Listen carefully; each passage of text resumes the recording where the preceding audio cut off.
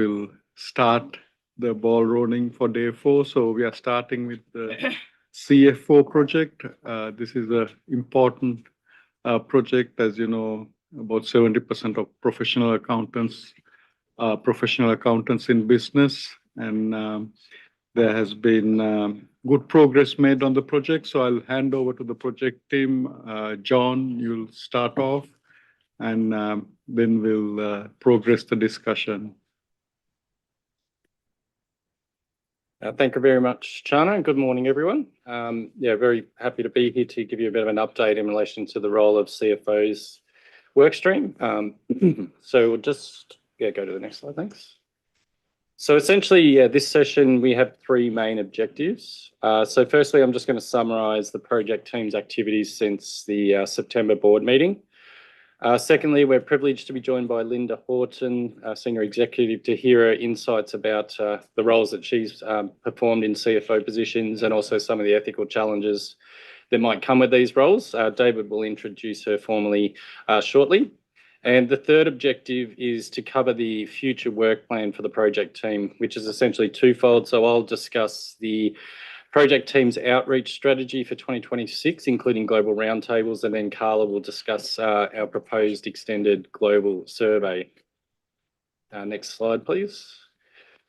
The project teams continued to be very busy in the last quarter since the approval of the terms of reference at the September meeting in Lisbon. A large amount of this time has been spent towards preparing for the planned outreach activities in Q1 and Q2 next year, and we'll cover that later this morning. We've also engaged an academic, Dr. Mukesh Garg from Monash University in Melbourne, to undertake some research. Mukesh has undertaken research for the International Public Sector Accounting Standards Board and also the Accounting and Auditing Standard Boards in Australia. He was also a participant in the IESBA FCG Roundtable in Melbourne earlier this year. So he's well versed in the work of the standard setting board. So essentially, Mukesh is undertaking an evidence-based literature review of global research on the role of CFOs and also the implications of that for this work stream. Essentially, he's focusing on the objectives in the terms of reference. So in particular, he's looking at the evolving role of CFOs. And as we discussed at the September board meeting, we're also looking at equivalent senior finance roles within the public sector and also the private sector. So he's looking at how that's evolved over recent years to try and identify and understand any ethics issues and challenges that might be faced by individuals in those roles. He's also looking at the nature and extent of the involvement of CFOs that are not members of a professional accounting body. And a big part of that is also assessing whether the global research adequately addresses these matters. And then that will enable him to provide recommendations to IESBA with respect to any further actions that might need to be done to address those gaps. So far, we've had 3 progress calls with Mukesh. His work is progressing well. He's undertaken very comprehensive research and in the process of synthesising that information. At this stage, it does appear to be a lack of recent empirical evidence on the evolving role, because obviously the evolving role has been fairly recent and it does take time and a lag for that publication of academic research. So what that highlights to us is the importance of our global outreach activities that we plan to undertake in 2026, which will help us to potentially fill any of those evidentiary gaps. So Mukesh, the plan is for the final report to be finished by the end of January next year, and we anticipate the presentation of the findings from that report at the March board meeting. We also had the privilege of presenting at the IESBA, the December meeting. Carla will go through, we'll cover that more towards the end of our presentation. So I'll now just pass to David to introduce our external speaker, Linda. Thank you, John. So it's an absolute pleasure to introduce Linda, who's a chartered professional accountant and a member of the Institute of Corporate Directors. So she's got experience not just in finance, but also those charged with governance. She's an experienced executive and has extensive experience, not just in financial matters, but also operationally as well at both the national, the regional, and the international level in the technology sector. She's currently a principal of Georgian Business Services, providing interim CFO direction and consulting on strategy and operations. She's a director at the Ontario Health and chairs the Finance, Audit, Risk and Compliance Committee, which oversees a budget of 48 billion Canadian dollars and serves a population of 14 million people. Previously, Linda was the CFO and Vice President of Operations at the Electronic Products Recycling Association, which is a not-for-profit, industry-funded organization looking at how you recycle technology products at end of life. She also served as CFO and Vice President within Hewlett-Packard, both nationally, regionally, and at the global level. She's got experience in a number of different disciplines, including mergers, acquisition, strategy development.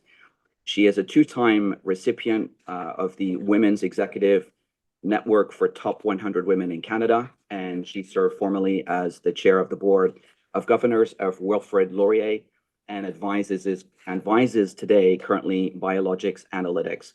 So with that introduction, Linda, I'm going to turn it over to you so that you can walk us through and share with the board your perspective on how the role has evolved, and then we'll open it up for questions. Thank you very much, David, and good morning, everyone. It's a pleasure to be here, and this session, I'll actually have us go to the next slide, so I'm not looking at my picture. Thank you. And this session, I am very pleased to join. It's a discussion. David and John and Carla invited me to provide perspective as one who's been in the CFO role. And so I did want to emphasize that because I think this study that the professor is doing that John referred to on the empirical evidence is going to be critical and valuable. And this session is the opposite. It's more, not the opposite, it's just personal experiences, observations. I've often equated to, I can watch all of the YouTube repair the car engine that I want, but you lift the hood, it's different. Or I can watch 100 cooking shows when you're in the kitchen, it's different. So today is just really to talk through with you what I found are some of the opportunities, challenges in the CFO role and as it fits to the ethics discussion.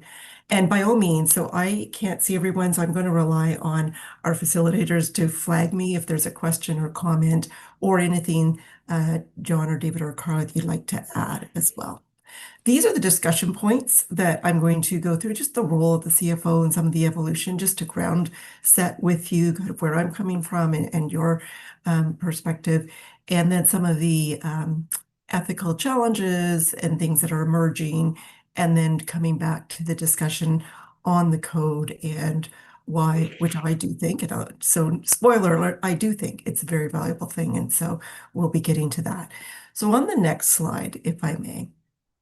So the role of the CFO, there's two views. Everyone globally has the traditional responsibilities, whether it's, we get that it's overseeing liquidity, return on investment, forecasting, reporting, investment growth. So those are core, and those remain core to the Chief Financial Officer role. Where we spend our time, though, is not generally deep in the accounting side or deep in the tax side, because we have experts in the organization that take care of those. It's usually at the higher level on general risk management, general strategic direction, speaking actually more with non-financial people on the executive teams or external to the company than internal. Organizational leadership, that's, I would say, has always been there and remains incredibly relevant, especially when we get into the ethics conversation. Operations oversight, the CFO is an external representative, particularly to the markets, but you will hear in many, many conversations, there will be the CEO view, and then there will be the CFO either quoted or interviewed or speaking to it. So it's that second voice that often represents the company, and it's a really relied upon voice. And I think that comes back to the responsibility that's inherent in a CFO role.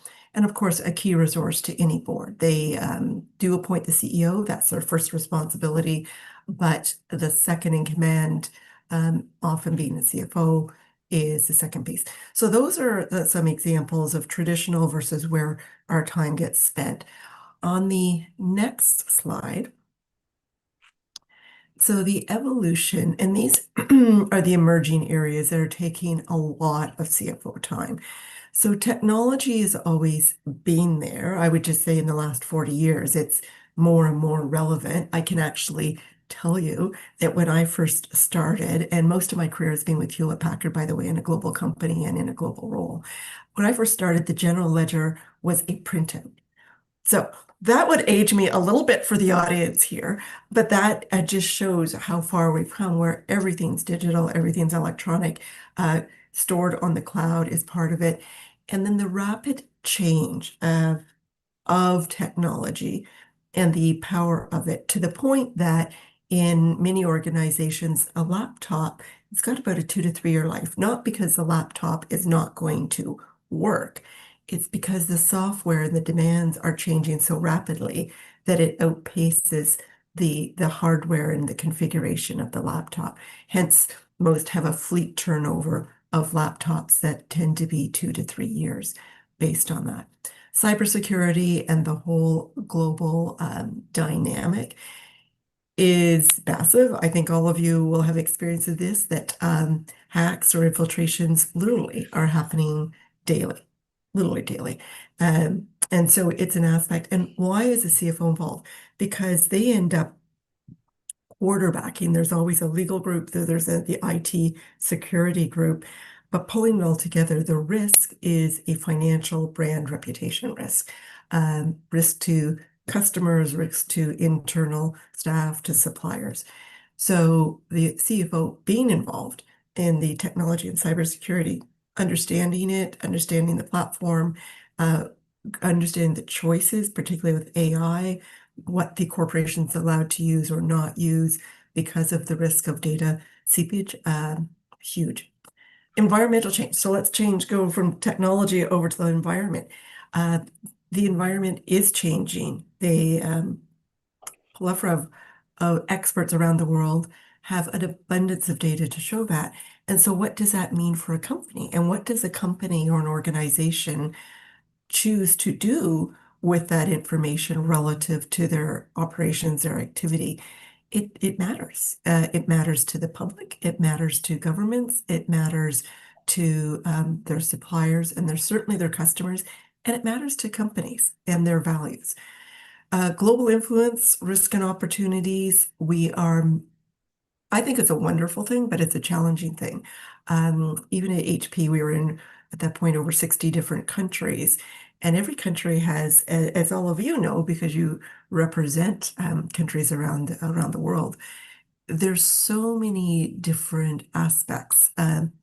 Legal local accounting standards, legal local requirements, and then you get the types of business, and then you get the supplies. But we are moving, and we saw even with something like the COVID virus, it can move within hours between countries. So it's an opportunity, but it is a risk, and it does mean that the CFO has to understand the interplay between countries and operations and business and finance, not only money moving, but all of these dimensions. Trade wars or upheavals, we're certainly in a challenging time. Have we been as a world before? Absolutely. Is this one of those? It is. And I think we're all very aware, very concerned. But as CFOs or running organizations, you have that additional level of responsibility for the company. And it's partly risk management. It's making choices on where you award contracts. It's making choices on what customer orders you may take, what you even include in your forecast. And of course, then legal complexities. So these things, and the reason I put at the bottom here that they've always been there in some way, shape, or form. But now the complexity is magnified and the speed of change is absolutely accelerated. And so you take all of those things and it's like, okay, my job is just now as a CFO, bigger and more complex. So the next slide, and I do recognize that a lot of what I'm covering is material that most of you already know, if not. So it's setting the ground, and thank you for going through this conversation with me. So this was an Egan Zender study that just did speak with CFOs, survey CFOs as to how is your role changing. So the light green, on my screen, it's sort of a lovely lime green. We're going to go with that. I don't know if it's yellow or green for you. And that question has the CFO role expanded significantly in both scope and complexity? And you could see the vast majority are yes. The orange is it has expanded significantly, but I think it's stabilizing. And I believe this survey was done about a year and a half ago. And then in the turquoise, on my screen anyway, there has not been very significant expansion in the scope of role. And the feedback here, so the Latin American feedback from CFOs was the one that saw perhaps more stability, less expansion, but they're all seeing it. And then certainly when you look in MEA and North America and Asia Pacific, well over 2/3 are seeing massive. So it makes sense, but it's sometimes nice to have these surveys and this validation that what we're looking at, if there's increased complexity, increased speed, then what do we as standards and as CFOs need to take away from that? So the next slide is let's drilling down on some of these, because if we understand what's changing, then we can understand what the CFO is facing, and then we can understand what the CFO is trying to decide, including factoring the values of the company, factoring in the risk to the company, factoring in ethics.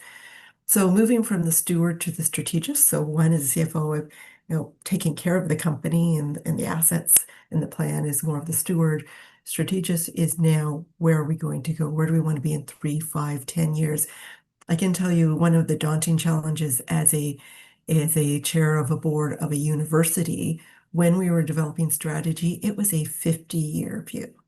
Now that's daunting because none of us can really picture 50 years out. And yet, because these institutions are over 100 years old, we have to set a framework that will survive, that will serve the institution well without knowing the specifics of that time. And it's really a wonderful exercise. It's a challenging one, but it really does test the assumptions and the future direction. Data and digital transformation leaders. So it's one thing to have your IT team, which are fabulous, and saying, here are the new tools, here's what we can do, but someone still needs to ask what can be done. Someone still needs to guide, here's what we need. Someone needs to understand what the competition is using, or what if you're in public sector, what the other parts of the public sector or the public are expecting.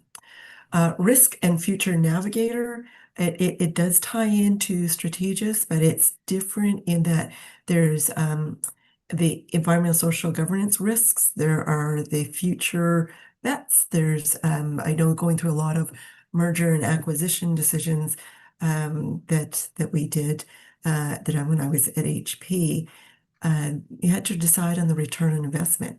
And a lot of times, if we didn't get an adequate return within 3 years, we didn't always go. We went through about 28 that I was personally involved in mergers and or acquisitions, but there were probably 3 times that we turned down because time horizon was too far out. And if your time horizon's really out there, you're taking on a lot of risk that the plan may not unfold as you're planning. And that again is a CFO role that is absolutely at the table leading those discussions. Being a change agent, so it's not only understanding the risk, it's actually motivating everyone in the company to adapt, to adopt, to participate, and making sure that what is being done is aligning with the strategy and culture, and then the value integrator, linking with all business units. So one of the questions or topics that came up in the discussions is, well, why is all of this falling on the CFO? I don't think it really should be the CFO. I think there's a lot of other people in the executive team that should own this. And I would say they do all own it. The CEO owns aspects of it, certainly legal counsel, certainly the CIO. What I have found, and my colleagues in CFO roles, though, is that everyone does turn to the CFO for that level set, for that rational thought. And the other aspect, not only do people turn to the CFO and count on that judgment, the second piece is that all numbers every part of a company feeds into your financials. Everything that it doesn't matter whether it's marketing or HR or operations or sales or environment, it all shows up in one shape or form in your P&L, your income statement, or in your balance sheet, or in your assets or your liabilities. And the one group that can spot trends, can spot anomalies, does forecast the future is your CFO and the finance community. And so with that comes an opportunity, but a responsibility to say, hey, I see something unfolding here and I need to understand what it is. Or we need to forecast for this. I need to understand the variables. So a lot of context there, which I think will sound familiar to you. So the next slide is highlighting the responsibilities then and drawing on those previous ones. Strategic foresight, technology expertise. We just have to have it. It's not enough to know that others in the organization, including the information group, know. I, as a CFO, have to understand it enough to have the conversation. The data storytelling, as I just mentioned, understanding what that data says. Talent management. So we've always had talent management, and every group does. I think the comprehension we have now of the impact and the importance of the diverse talent is heightened, appropriately so. And we've always, I think I had the privilege at HP of understanding this, that if your customers have a spectrum of diversity and your suppliers have that diversity and you don't, as the organization, you're going to get maybe a B- or a B, but you're not going to operate at an A level. So that is where the talent management, so how we attract, develop, retain, remains more important than ever and more complex than ever. Capital allocation, smart investment, that will be familiar to you, and the environmental, social, and governance, which is taking on heightened importance. The one thing I'm finding there too is that also as I went through the director designation, is it's not enough to know your country. When you're managing global, you have to know what's happening in other countries on particular environmental, social, and governance. And we've seen cases, certainly for mining cases, where they thought there was a mine being developed in a country. They thought there was this or that. And in fact, it either wasn't happening at all, or it was drastically different than the company expected in terms of how either the people were being treated, the development was being treated, what was being extracted. And that's just one industry. It can happen in every industry.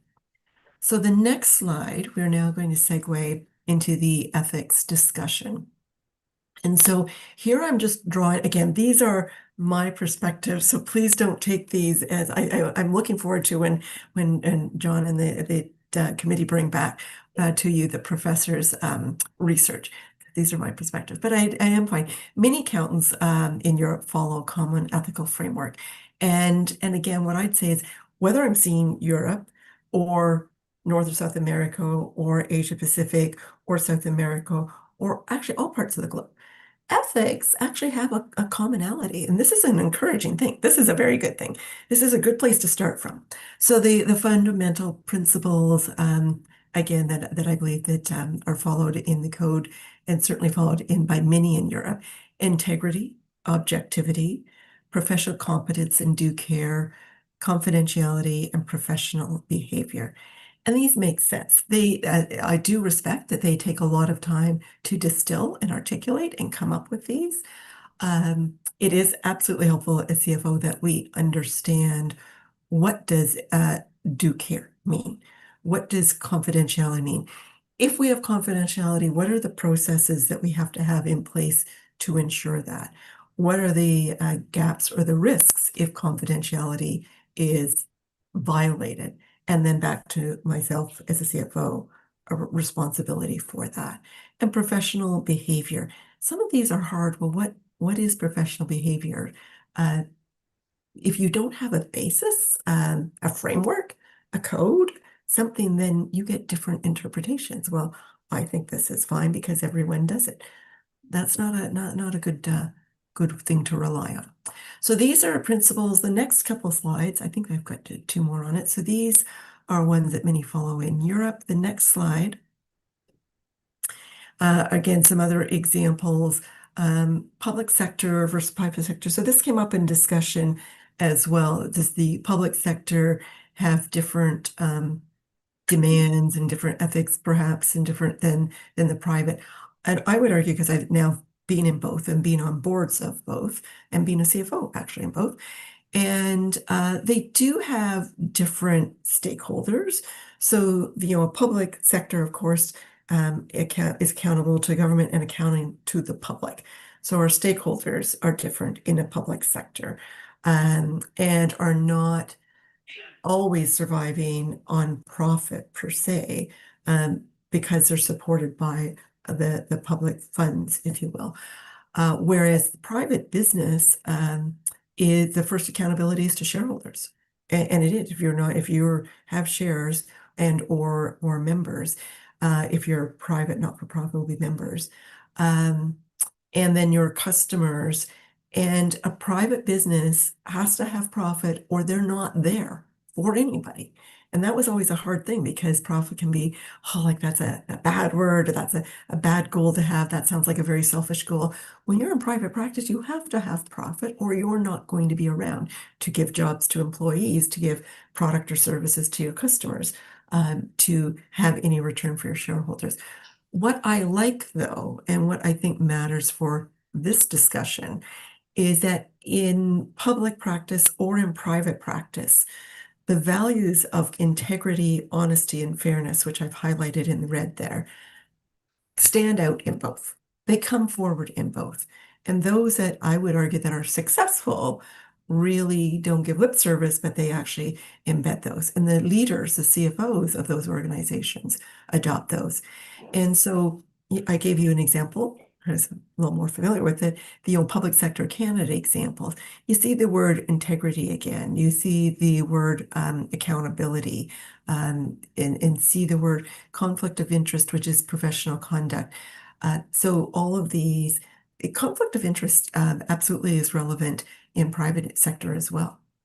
And your auditors will be asking, they do me as CFO, are there any conflict of interest that the executive might have? If I'm awarding a contract, might I have? It's important. And that's why we have blackout for our shares, that we cannot be selling shares of the organization that we're leading unless it's in certain windows or certain, I've done a forward call, because of that risk of conflict of interest. So the next slide, I think, is one just speaking to examples. These are general private sector examples that they have. Again, your fiduciary competition, that you're going to act ethically as opposed to unethically, and it matters. Customer focus, employee welfare. So I'm going through these simply because I would say, having been on both sides, having ethics, code of ethics standards like that of how to conduct, I find similar. I have never felt, I can make a different value call, a different ethical call, whether in public or private. Do I make it maybe a different investment call? Possibly. Do I look at cost and choices for revenue? But those are all within accounting practices. Those aren't ethics. Ethics, I think, is to me, very commonly shared between the two. So the next slide, I'm just looking at time, and this is good because we will leave certainly lots of time for discussion. So the conversation. So if we've got this expanding CFO role, which hopefully you'll agree with me, because I'm feeling it that we do, there's the complexity and speed of change. Then what is ethical is increasingly difficult to identify, perhaps difficult to explain. Certainly, it's harder to defend decisions because of the multitude of views. And so the group here asked me to share a few personal examples of things I've had to deal with. A common one that comes up globally is bribes. And what do you do? What do you do with bribes? And so that's where you start with your company's stance that we will not engage in unethical behavior, and bribery is viewed, paying to get business that you don't win through a fair and open, transparent process is a form of bribery. And I did come across that in an HP view, and this is why it sounds easy, but it's difficult. I came across a couple times because we were in many, many countries. One example was, well, this is how we do it. Everybody does it in the country. So that's always the first argument, that it's the norm. And to be the term Boy Scout, I don't know if that translates to every country, but to be very good and say, oh, I don't do that, when everybody else does, just means that you don't understand the market and you don't understand how to get business done there, and you won't have any business. The second thing that was offered to me is, but don't worry, we don't have to give the money directly to the customer. We have this lobbyist group, and they're our government lobby arm, and then we just pay them, and they take care of it. So it's also alarming just how sophisticated these choices are. So, and our choice was no. Our choice was no. Why that's a hard choice is that you're knowingly giving up revenue. You're knowingly giving up customer. You have demands. Your shareholders are looking for that return. Your leadership in country have been given a quota by me and the others executive to beat. And yet I'm saying to them, but you can't do that because of this. I would say the additional thing, though, you have to protect your people. So you can't be naive. You can't say, I'm not going to support that. I'm not going to let you participate in that creative way of getting business. But I'm going to hold your quota up here and you're going to miss your number. It's important that you don't pretend, because people will go underground. If you set up practices and policies that just discourage them from being open with you as a CFO or CEO or executive, then you're not creating the culture that's going to actually support ethics. You're actually creating a culture that causes them to go underground. And then the other example was another country. They didn't have really the creative solution. We did end up finding that bribes were done. We did end up terminating the roles at a very senior level, because you have to address it, and you have to address it visibly more for your team than anyone else. This isn't even really an external call. It's an internal call. So those are some examples. Revenue recognition, on your board there, David Ray is an expert on revenue recognition. And that's where we first met in the past in our business careers. There are many ways that people will come and say, well, we need this order for the quarter, so we need to book it, or we need this revenue, or we don't want to book that discount. And as a CFO, you have to, again, know where you stand, not be pressured because you too have just told the street that you're going to hit a certain share price this quarter or a certain revenue. You have to be able to say, I'm sorry, we cannot book it. And here's why. I always do try to go through the conversation, especially if it's a revenue. I have had customers flown to other countries to take title to product. And again, as long as they take title and they own the product, you can recognize revenue. And that's a very simple example. Software is much more complex. But as long as you first know what needs to be done for proper accounting. But secondly, you have to know from an ethics, what's the appropriate call to make, and the courage to make the unpopular call.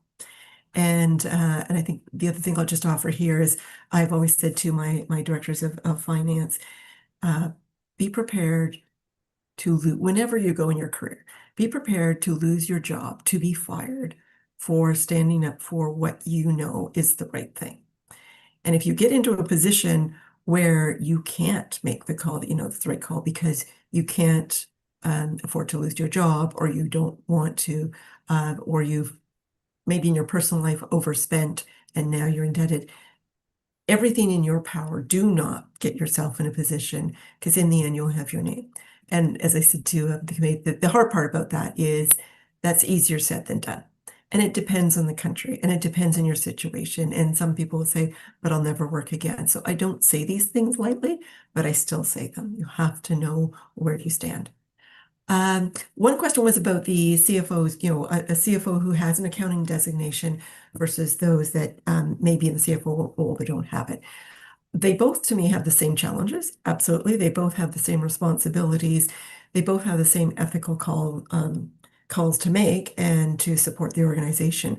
I think those of us, and I'm one of them, so speaking to that point, when we have an accounting designation, we have been put through a lot of training. We've gone through courses, and we are required annually, most designations around the world, to now do ethics training. It's always, there's a certain amount of hours. Now there are many, they're saying, like, for example, I need 4 specific hours of ethics training every year. And they'll give the choice. So I think this is good. Where those without an accounting designation, and this is perhaps where you can include them or embrace them to their extent, is they don't have that. They don't necessarily have those resources or the mandate. And I think, and it's sometimes hard to reach them because there's not a way to know. If you go to an accounting group, you can at least say who are all your members. But if they're not a member of a professional organization, how do you reach them? So do they need to be reached? Do they need to have these resources and these codes and backbones and materials and teams and colleagues? They do. I absolutely, it's just a question of how to reach them, would be my view. So the next slide is CFO and ethics. So again, it's the organization's financial conscience. I have found in every group I've been, there's this underlying assumption. And so CFO said, well, it's not my job. You know, it's an implied part, it's an expected part, and everybody else is relying on you to be that financial conscience. And as well as the crucial ethical role model for the cultural integrity. And these are where you get into the soft skills of leading by example, ensuring the accurate reporting, managing the risks, the culture, the communication. It's one thing to say, well, I believe in ethics, but if I don't convey that through the organization, how can I really expect them to step up and upholding confidentiality and objectivity? So the next slide, and we only have a couple more. I think there's a next one or two. There we go. And so this does get to hopefully, not hopefully, you are discussing it and my thoughts on it. It does matter because without a code or framework or tools, there's a lack of a benchmark. There's a lack of sources for guidance, even a lack of discussion. Like even if 2 or 3 CFOs disagree, but they can have a discussion and they can refer to code. It's a method and a resource for training and a direction. Trust and reputation matters for a company, public or private, individuals or corporations. And if it lapses, then the shareholder value goes in question. And so you need trust and reputation. You need legal and regulatory compliance. Aside from brand and reputation, the cost of that and the lost customers and the long-term value. So ethical practices are foundational. I certainly believe this for sustainable growth. And it doesn't have to be, well, I can't be profitable if I do these things. You absolutely can be profitable. I'll give you a quick example. Someone was looking at environmental, and it was actually one of the large publication houses. And they actually wanted to reduce the demand on paper and ink, and also, but they had costs. What they ended up doing, so the biggest cost of was magazines. I call them magazines, publications, periodicals. I'm not sure what everyone calls them, but magazines. The biggest cost was not even the writing of them or the print. It was the cost of the paper to do the gloss and the shipping, the postal costs. That's one of the biggest costs. And so this company found when they focused on environmental, how to reduce the paper content. But also by doing that, they made it lighter, easier. They actually reduced their postal costs dramatically. And it was just, I always thought a beautiful example of you do a smart thing for business and profits, and you can do a smart thing for the environment. So I thought it was just one of many, many examples where it doesn't have to be either or and shouldn't be. And navigating gray areas.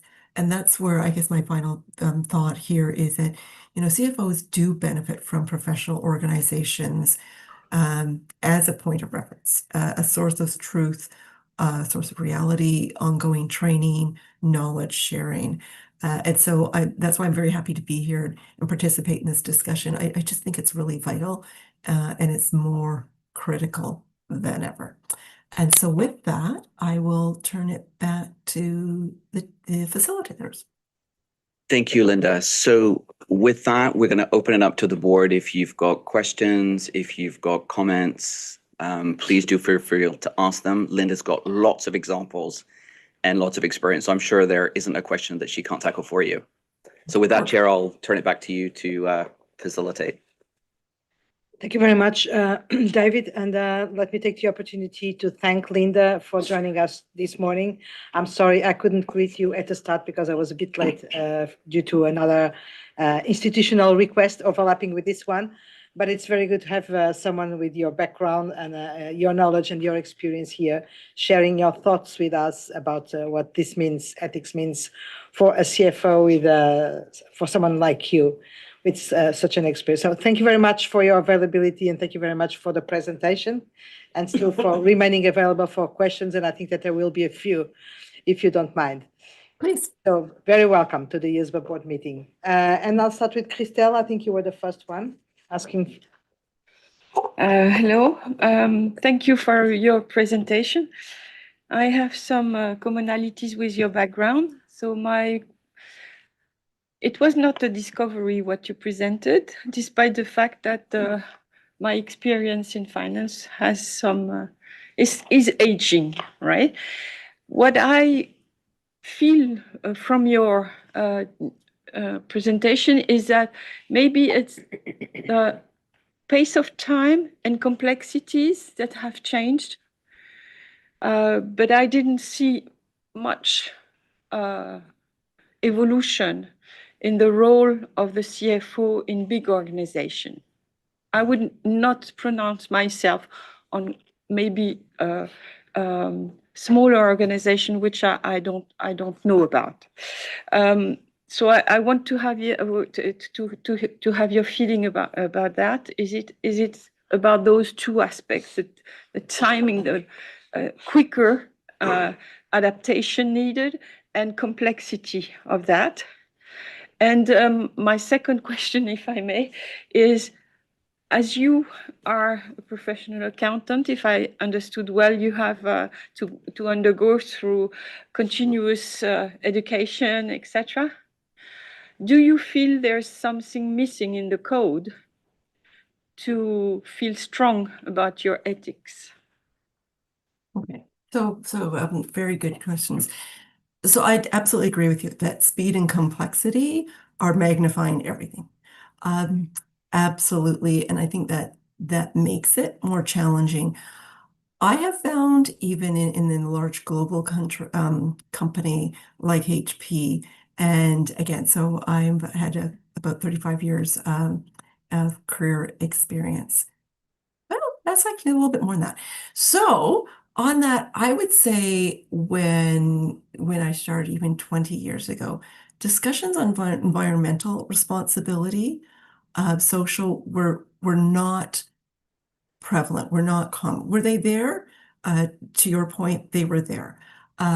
Now there's such a heightened awareness of what can happen, what has happened in the last 20 years that makes it much more of a time demand for a CFO, pulls in the CFO to those discussions. Technology isn't, have we always, actually, I came in the tech sector, so has technology always been there? It has. The use of technology, the impact has dramatically changed in 20 years.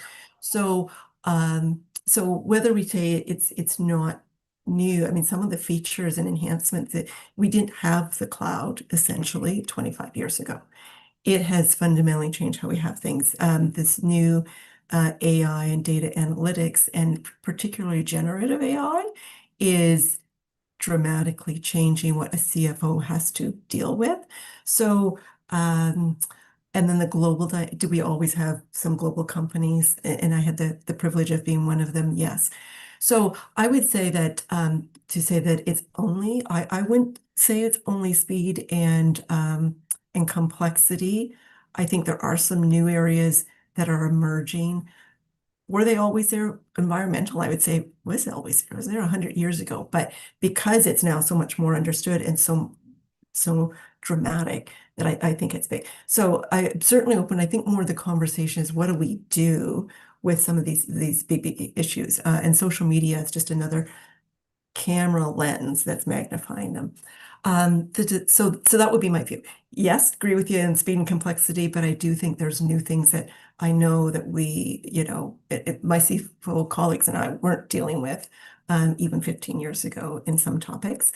Then on the accounting code, and do I think something's missing? I'm not certainly as an expert as much as the team here on that.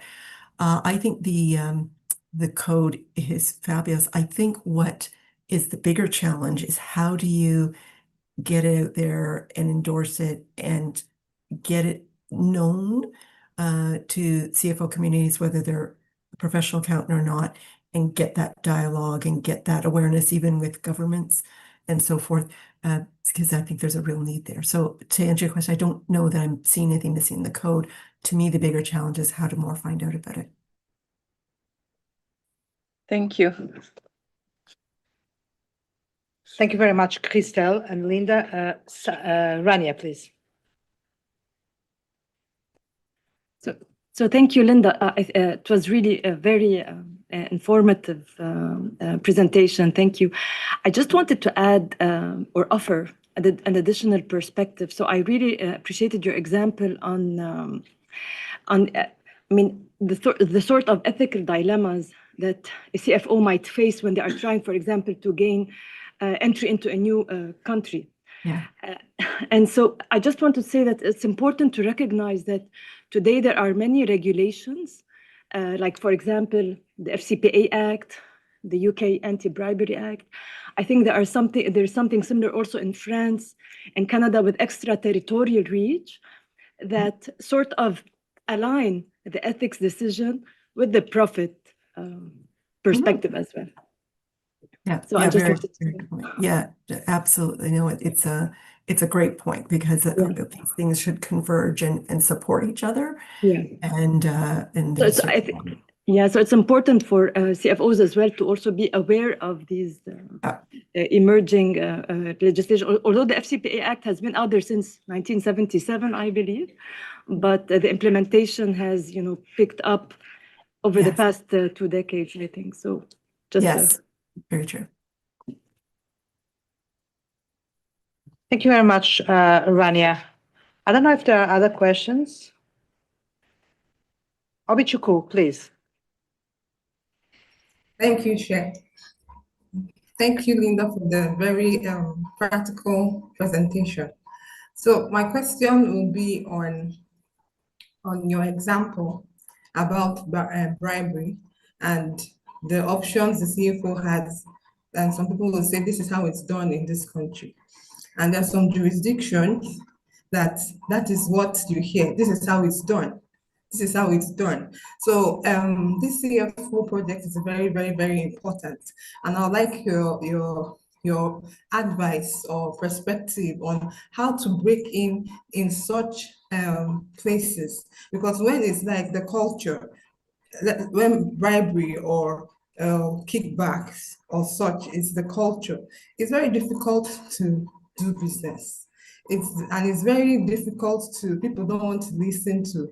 When you talk about ethics, there's like ethical muteness everywhere. Everybody's just quiet. I think not quiet, but people don't want to acknowledge it. It's just a silent risk. So how can the change or the message come? How can you bring it in and succeed? Because that's a serious threat of revenue and loss for big companies and small companies alike. Thank you. Yeah.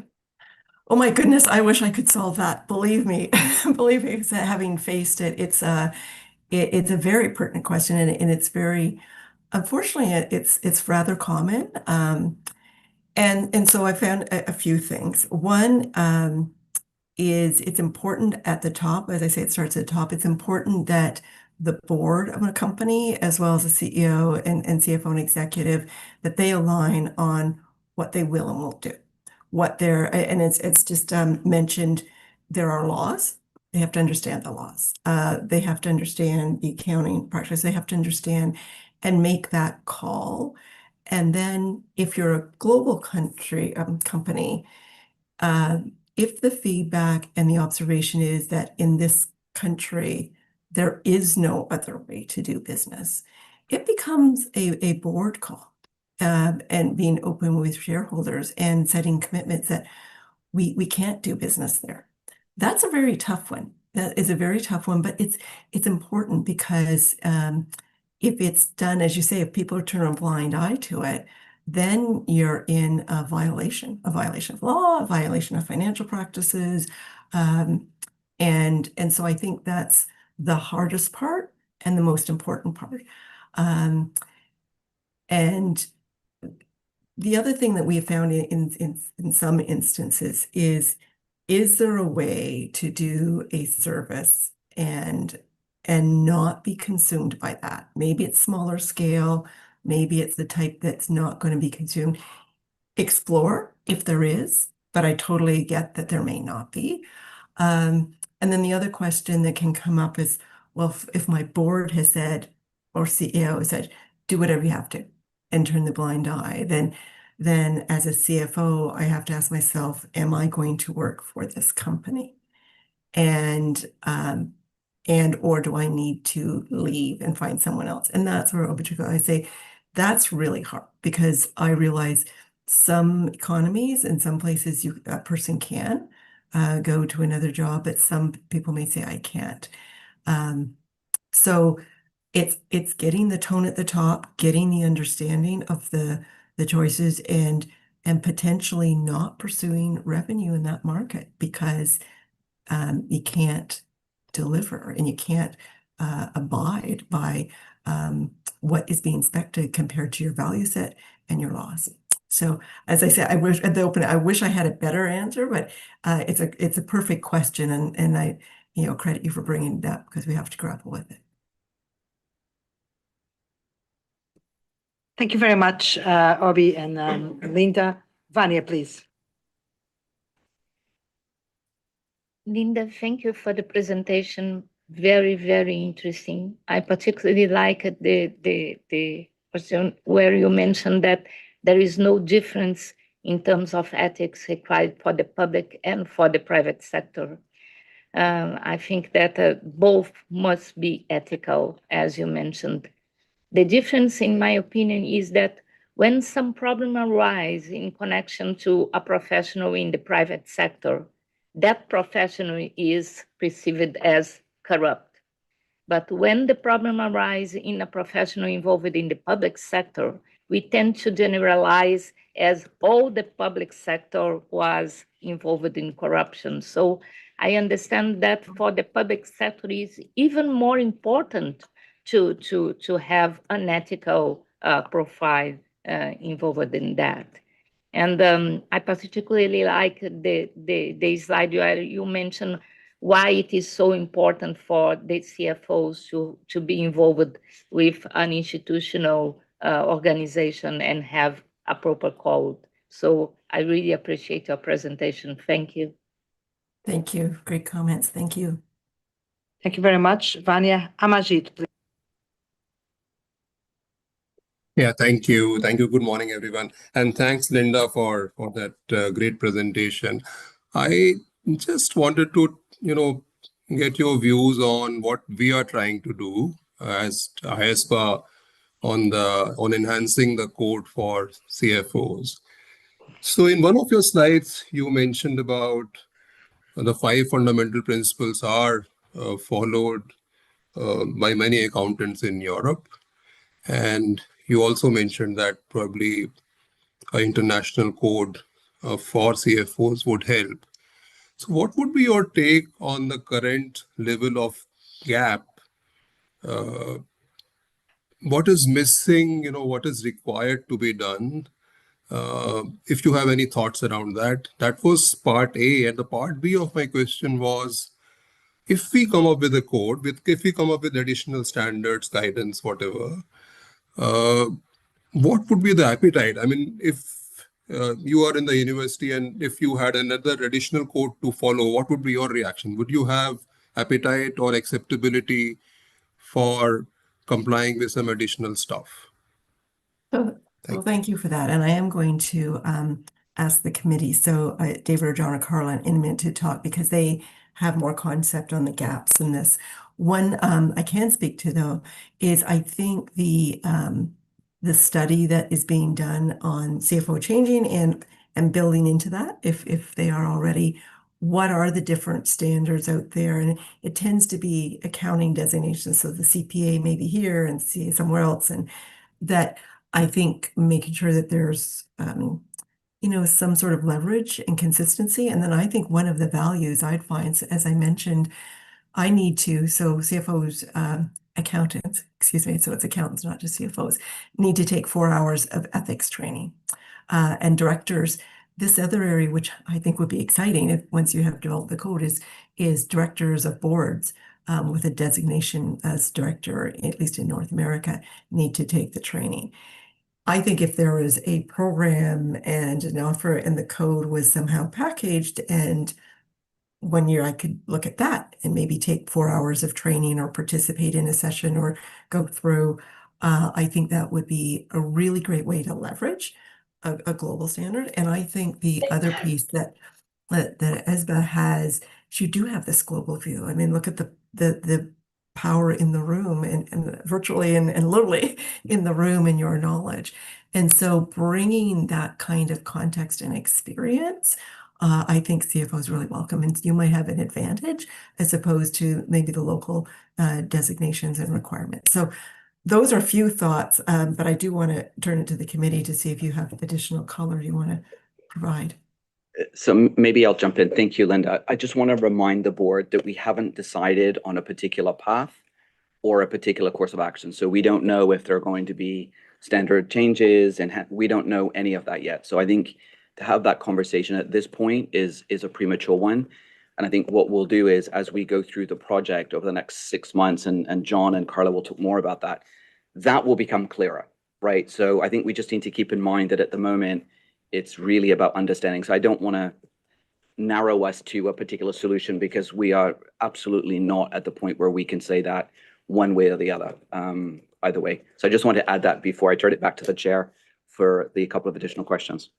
Yeah, thank you, David, for reminding the board about. I think that everyone is more or less aware of that, but sometimes our mind goes in a certain direction very quickly. Yeah, and I fully agree that the time now is to understand the gaps, the possible gaps, the needs, where we can be more useful, if anywhere, and how. So one step at a time. Hector, please. Thank you, Chair. Thank you, Linda, for your presentation. I have a question for you from your hat of board member and board chair, vis-a-vis the appointment of the CFO. At what point in your experience ethics has been relevant in the choosing of the profile of a CFO, and the fact that the CFO is part of a profession that follows a code has been an advantage or a consideration that has moved the board in the direction of a certain candidate versus another? Have you had that experience before? Yes, and it's very relevant. It comes up in a few places. So one area is actually in the interviewing of the CFO. Examples. And we use often the behavioral interview, which is, can you give me an example when, as opposed to theoretical? Because I think we all get better at doing the theoretical answer, but when they have to describe, like the one we're speaking earlier, give me an example where you had to make a difficult ethical decision for the company. What was the situation? How did you handle it? What was the trade-off? What was the outcome? So right from interviewing, certainly the resume and the experience and the credentials matter. That's where those with a professional designation do have an advantage. But one thing that I would stress, and I really do stress this, just because someone has a designation, it doesn't matter whether they're an engineer or a lawyer or an accountant or a dentist, or just because they have managed to get through the technical training doesn't mean they're great at their job. And we always have to remember this, right? And so it does mean that they have gone through certain amount of work and they've been exposed to it and they've hopefully done well enough to receive it. But you can never assume, ever assume anything. And so I think the credentials, and then the other piece that we really do a lot of with CFO is searching, not just the traditional reference checks where these, with CFO, here's 3 reference checks that I've handpicked because they like me, and here you go. You do social media extensive. You look at the past, you look at the results and any issues. And I've come up with some of those where and we didn't end up hiring the person. This was the university example where, and it had been a she in this example, had been involved in controversial activity in the organization that she was CFO. And, we researched that and we decided that wasn't the tone, the culture that was appropriate for the CFOs of the university. So it's very relevant, but there's a few different ways of evaluating that. So hopefully I've answered your question, or at least shared my experience with it. Thank you, Linda. Sadia, please. Thank you for an excellent presentation. I think you've answered some of my questions as we've been taking through them. But let me reiterate, I really appreciated the aspect of public versus private. I think that is an important aspect for a CFO. And I realized we touched on fundamental principles, and if we had done it via threats, it might have been a very longer discussion because the threats on both of those are very different. The question that I have I'm not sure if the question that I have is on the one that says lead by example, because what's becoming apparent is that the CFO doesn't work alone. He or she has a lot of responsibilities, but there is some level of trust that's involved. And you mentioned these 4 hours of training, and I wondered what's in your ethical toolkit when you're dealing with experts, pressure, time pressure, and also different subject matter that you're expected to make decisions on. What's the ethics threats over there, and if you have something at your disposal that CFOs are currently using. So it's so relevant what you're bringing up because of the complexity of different areas. And I would say that I don't know that I've got a toolkit more than a standard practices. And so when I'm thinking in global, I have tax experts and I have the supply chain and the purchasing and procurement department. And I mean, huge, you've got your legal experts. What a CFO has to do is to be able to ask the questions, to listen for what's not said as well as what is said. And I know these sound like ambiguous things, but oh my goodness, they are the most critical. And then be able to look at data and to look at trends and then to be able to validate. So saying, okay, I was just given this advice. Who else is following that advice? What would be a different view? Only relying on one source. So for example, let's say it is tax and you have your experts in tax and even maybe depending on a VP of tax, especially with global tax. But other resources are your external auditor or your external accountants or professional organization. Have you run across this? And this is where CFOs are starting to use in the professional organizations or like yours, these, sometimes they call them discussions, sometimes they call them, or they might issue white paper or they might issue emerging trends. I would say to the toolkit, the thing that I probably use the most is reading and following on emerging trends from reputable resources and sources, because it helps me just ask the question and then having a couple of viewpoints and encouraging that discussion. And then the other piece on the ethics is just reiterating, no matter how senior, my executive are, is we have to understand first what is the right thing to do.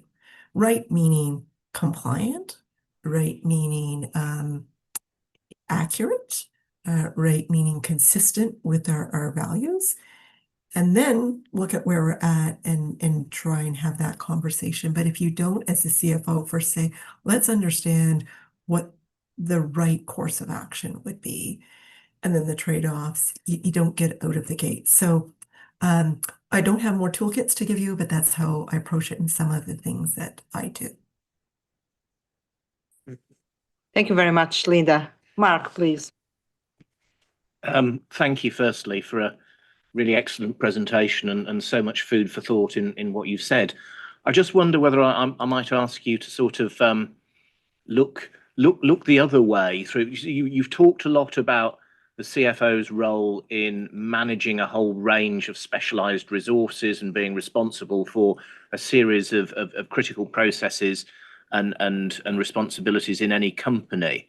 If you look up the line, you've also got the board, and you know, very mindful of the fact that in the UK model we have a unitary board, which is collectively responsible, and that board is also responsible for some of the really important things that you've referred to, like, for instance, the appointment of the external auditor, oversight of internal audit and other things. And I wonder how your model sort of deals with perhaps the challenge of ensuring appropriate management of ethical challenges where it's not in an executive reporting line, it's not necessarily am I allowed to use the word rational? Yeah. And it's just I'd be really interested in your perspectives on that. So yeah, so let me just explore that with you, Mark. So where the decision within the management group wasn't rational, but how did the board deal with that? Can you just, I want to make sure I answer your question. It might be just recognizing that ultimately the board is the decision-making body. And it's a non-executive body. It is collectively responsible for those decisions. Yes. And won't have the level of day-to-day insight and understanding that your executive management team might have in the sort of level of depth. So yes. How do you deal with those challenges in your model? Yes. So that's square on board responsibility, board training, board development, and Mark, I can say from both being on a university board as well as being on the health care board now, that it's absolutely key, because you're right. We only get reports from the management team. So if they don't tell us, then we don't have access. We don't have that. So this ability, so a couple of things as board members, and then I'm also chair of the Finance, Audit, Risk, and Compliance Committee in this very large healthcare organization. And so we have to ask the questions. We have to say, what are your processes? What are the policies? Read the material. Like, there's a lot of work to being a board member that does the due diligence. Here I'm speaking to a board, so you know this. But asking, and then I also ask for, what are the risks? I always ask the auditors, what were the conversations that were maybe challenging that got sorted out before you came up with your audit report? Because the auditors will say, well, we actually had discussions on inventory and this was what about, but then we sorted through and this is what we concluded. So being willing to ask that question. The internal audit reports not only to CFO, but reports directly to the board. That's another line that's important to instill that, so that the board knows that they've got that independent view. Again, all of these pieces fit together. And then I would say, just like we talked about CFO training, board training is vital. And we have to go through board training, because not knowing is never an excuse. It's just not. You might think it, and we also say in board training that just because I'm not on the, let's say I'm not on the governance committee, on the finance, when motions come to the whole board, to your point, Mark, the whole board decides. I cannot, as a board member, abdicate my responsibility. Oh, I wasn't on that committee, so I didn't understand really what I was voting for. It doesn't hold water. So you have to be, stay current, stay knowledgeable, ask questions. I always ask, what's keeping you up at night? to everyone who gives me a great presentation, from the IT group, where's our biggest risk? And then making sure you're not penalizing executives. If they come forward and they tell you, whoops, we messed up, you gotta have a support for them, so that they'll do it again. Meaning that not that they'll make a mistake, that they will come forward, or they'll say we're grappling with it. And sometimes as a board, we have not endorsed the management preferred recommendation, but we always explain why. Thank you very much, Linda. I know that we are beyond time, but if you still have 2 or 3 minutes for a question from me, I'd be grateful. It would be great. Quickly, and this is probably a little bit of a self-serving question, because we want to understand exactly how and where and if we can be useful some ways. So in your presentation, you actually say that there are public sector codes, private sector codes. As we started this work, sometimes we have been faced with some remarks, some statements from some people saying, well, we don't need anything else because we, the companies, we already have our own ethics codes. So we don't need anything else. Now, on the one hand, I see here a very interesting nuance between the public sector codes and the private sector codes as you describe them. For instance, on slide 12, it says that while private sector codes emphasize profit, shareholder value, competition, customer satisfaction. I'm not going to make any judgment about this, but this is clearly different from what the Code of Ethics of the IESBA, the level at which we operate. It's not a higher, it's not lower, it's different. And I'd say it's different also in the sense that it's not different. It's definitely not different for the public sector or the private sector. So my question to you is, all this exists as you describe it, and thank you very much, because it's very important to know exactly what exists. But do you think that there is room for a framework for something which sets ethics in a similar way for everyone, for all the sectors, and at the same time that focus on professional ethics in the sense that the principles that you said that are common to everyone, but also the standards that we set for CFOs and other professionals on how to do the job. Do you think that there is role for something besides the individual ethics codes that the companies have, and that this can be useful? I think so. I think I would absolutely defer to this initiative and the research and the project that you have the committee doing. I'll be interested actually to see that outcome eventually when that becomes shared. And I think with a lot of harmonization, it's different companies all come up with their own. I do think it's just great to have some sort of standard code general that guides these and that companies can draw on and lead to. So my sense is that yes, that there a umbrella and overarching can be useful.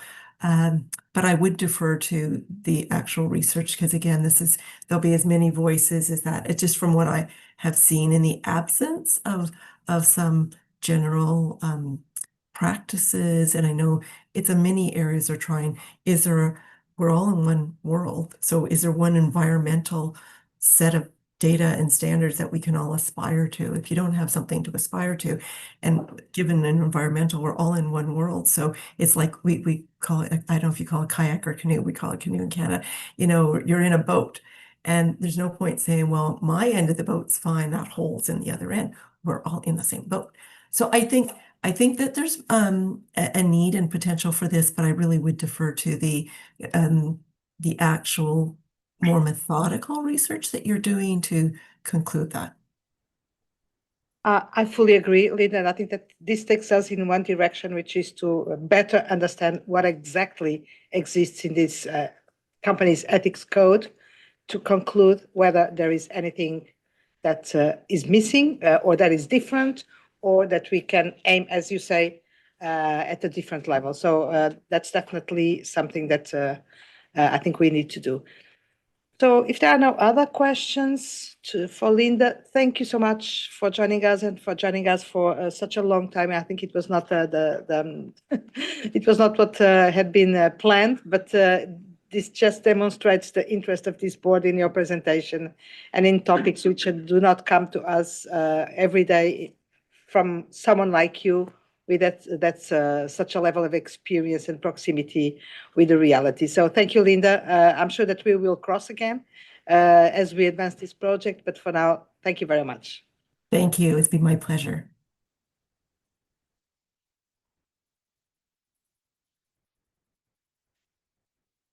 Okay, so David, project team, I'm gonna turn to you. I think that we will need to distill and process a little bit this presentation and some conclusions, but I don't know what your plan is, so I'm gonna give the floor to you.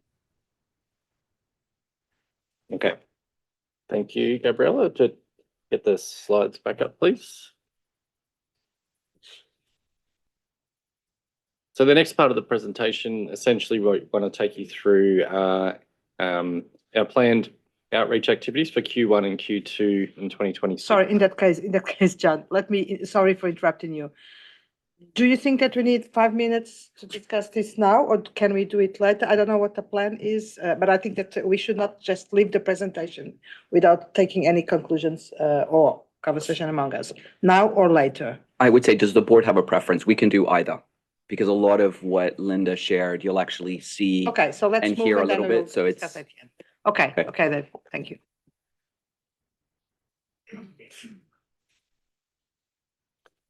Okay.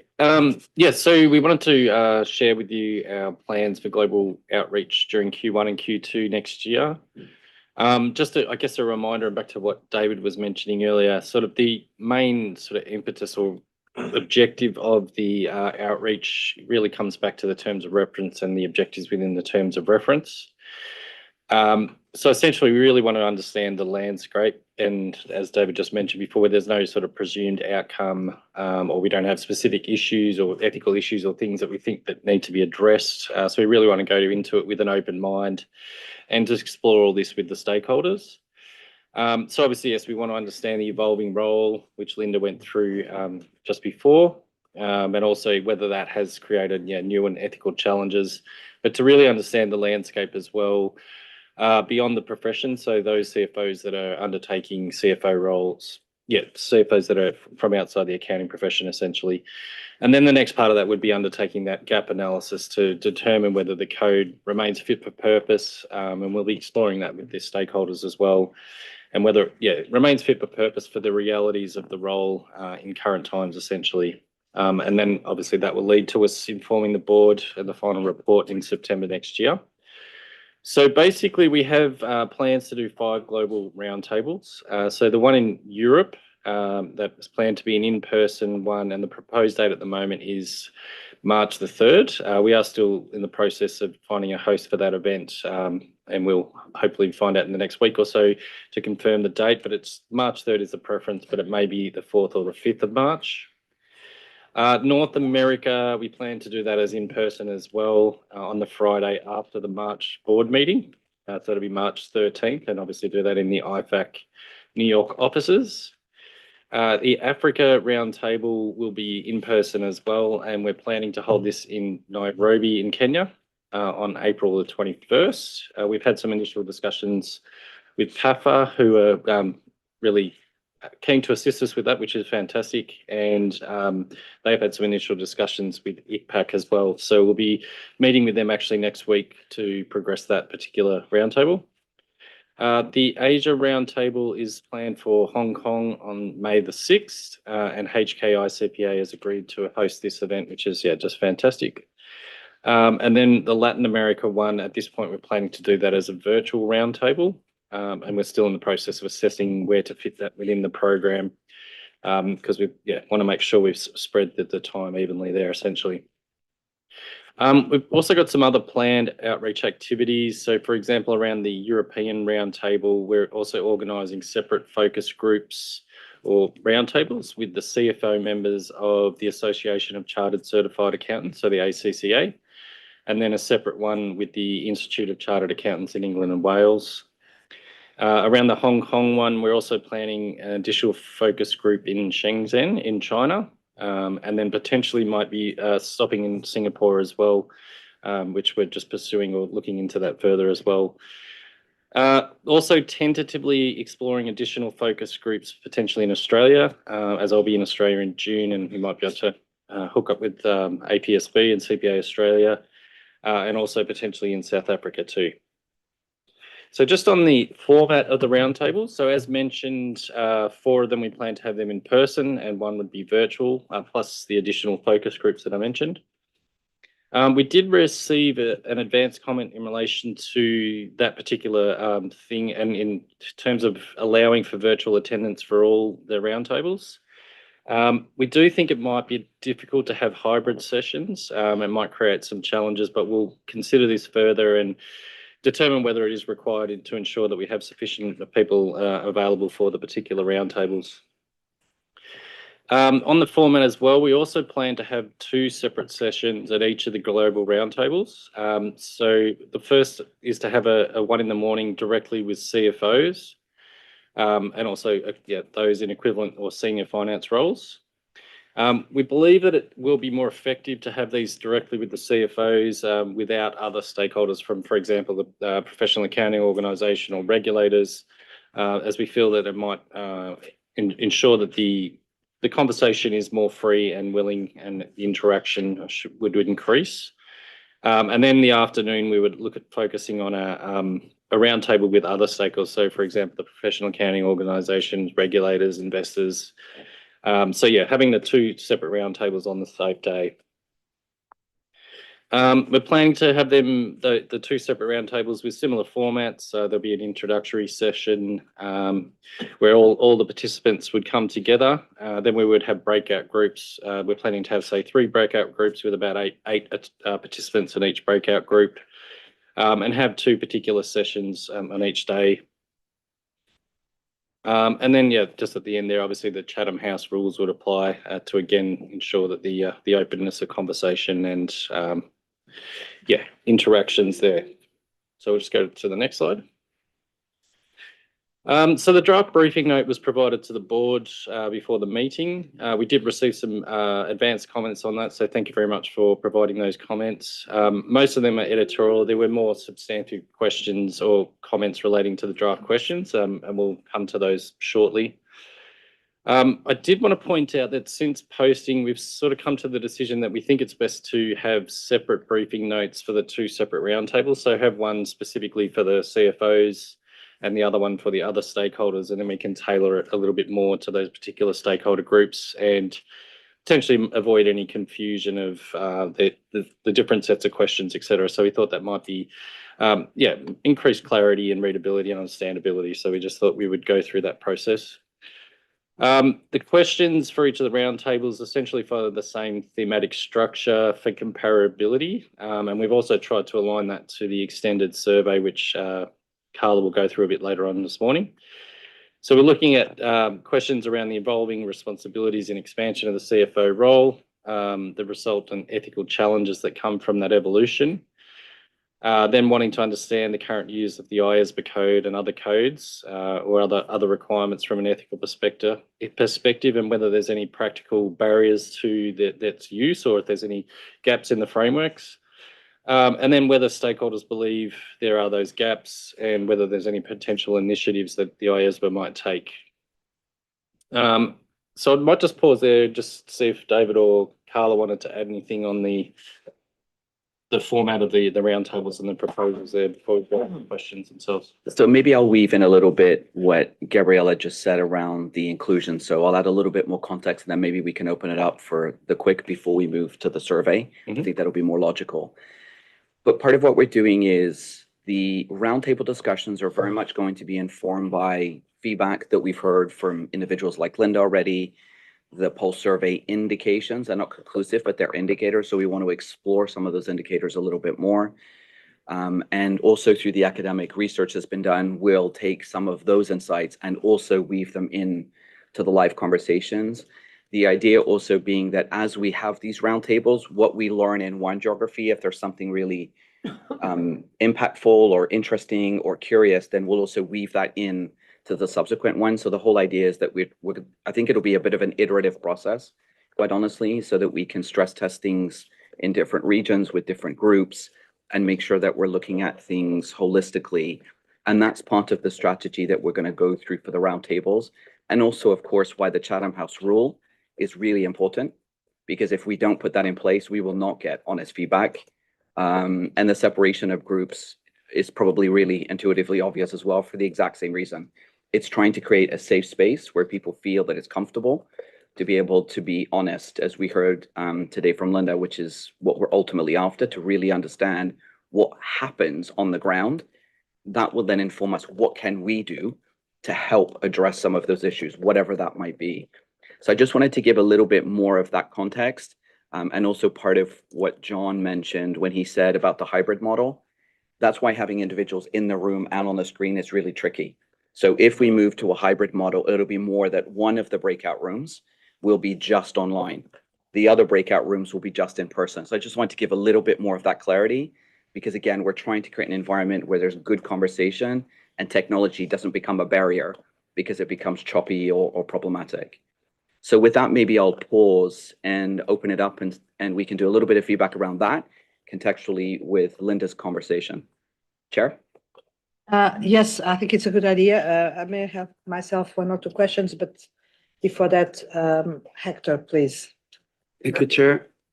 I'm struggling with this comment because I'm afraid that if I tell you, I mean, for the reasons you were explaining, it doesn't make sense to have a virtual roundtable in Latin America, because people will not be telling you what you want to hear. But I'm worried that if you do it there, people may not come. So it's a chicken and egg. Yes. Why are you afraid that the organization? Because we're building our presence there. Sorry? We're building our presence in the region. So we need to make sure we have the convening power to get the CEOs we want to have at the table. So to be fair, I'm 99.9% confident. I'll always leave a little bit of risk. I'm a finance guy after all, that we can actually get CFOs from both the profession and the not the PAO bodies, certainly from Mexico, Argentina, and Brazil for sure. You know, I would look to people like you to help us with Chile and other areas. We could do it, but then I would need to look at Ken from a budget perspective. I completely understand, but the thing is that for the same reasons you mentioned, I don't think you're going to get from Latin America, which is, according to your presentation, already an outlier on some elements, the feedback you need. Yes. Please. Hector, to clarify, the reasons that John laid out that virtual roundtables might be challenging in some areas. When we go on site, we're relying on the third-party technology and everything is recorded. So to make CFOs feel safe about the discussion, we're trying to not encourage hybrid participation as we have no control. If it's a full virtual with Latin America with our system, we can guarantee that there's element of confidentiality. But that is separate to your point. I just wanted to add that. No guarantee, but yes.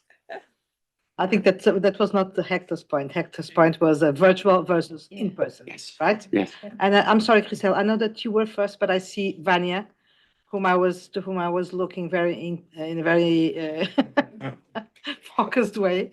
No, we've been engaging with many representatives from Latin America, mainly from AC and the Association from the United Nations as well. So we can bring them together. I see the main difficulty in terms of the language, because they would rather have Spanish than English in the presentation. So that I think it would be the most difficult point for us to work on. But in any way, we can work around that. I can help you to engage with some. I still need to address the budget And issue we as I'm can looking at Ken always as have well. it- Maybe we need to make choices. That's it's not Well, that's- add that's on, it. but make choice. And we can always have it in Brazil because Latin America representatives love to travel to Brazil. Ah, okay. Yeah, I think it's a good point. It was one of the questions that I was going to raise. Let's see how this evolves. But actually, I think that we should not at least put it aside from our, as you say, we are building our presence, but we saw the number of people who registered to observe this session, which is absolutely unusual. So something is happening.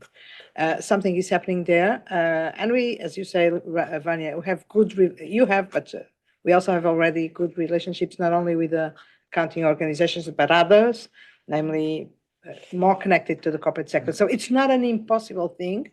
It's just that I'm going to be very clear. We cannot do in-person thing everywhere. That's No. not possible. There are budget limitations, constraints, and even resources.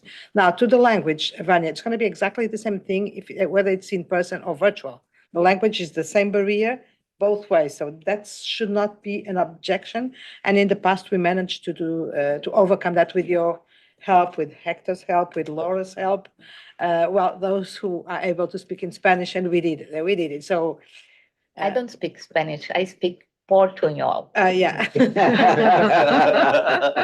Me too, but the difference is that I don't dare speaking in public. That language. Okay, so let's see. Next one was Christelle. Thank you, Chair. I had a question about no, two questions. One was when you explained about the London version, you were describing that you have support of local CFO or accounting organization. So I suppose it will help reach UK-based people. If I understand well, there is a vast majority of the CFOs who are PAs. So my question is double. How do you expect to be expanding outside the UK area, and how do you expect, and this is more general, to try to capture the non-PA CFOs views and both PAs and non-PAs views on how to expand the impact of the code on both population? Thank you. So I can answer that question. Of the 3 that we're doing in London, 2 are with bodies, so they will be more heavily weighted to PAs. One of them, it will be to non-PAs. And there are networks that are working with us specifically to get CFOs from a number of different sectors, size of companies, industries, not just from the UK, but across Europe. So it won't just be one country that we look at. The other thing to keep in mind is probably contrary to popular belief. Contrary to popular belief, in the UK, most CFOs are not necessarily PAs. It's probably a higher percentage than France as an example, but it's not as high, for example, as Canada. So I think we've got an opportunity through a number of networks that are not PA focused to get, and that's true, just to give you a bit of context, it might be a question that others have, is that's true in Europe, it's true in Latin America, it's true in Asia, and it's true as well in Africa. So we've really got, I think, a lot of opportunity to get a constituency group that historically has not engaged with us, and because that's the feedback that we need to understand the total system. So I'm less worried about that. I think it's more just making sure that we can juggle all of the stakeholder groups because there's a lot of outreach to do. Sorry, what question addresses the ideas that they might have to expand the impact of the code? So maybe we'll get a little bit, I think, later into the sorry. specific questions. So we'll perhaps hold that.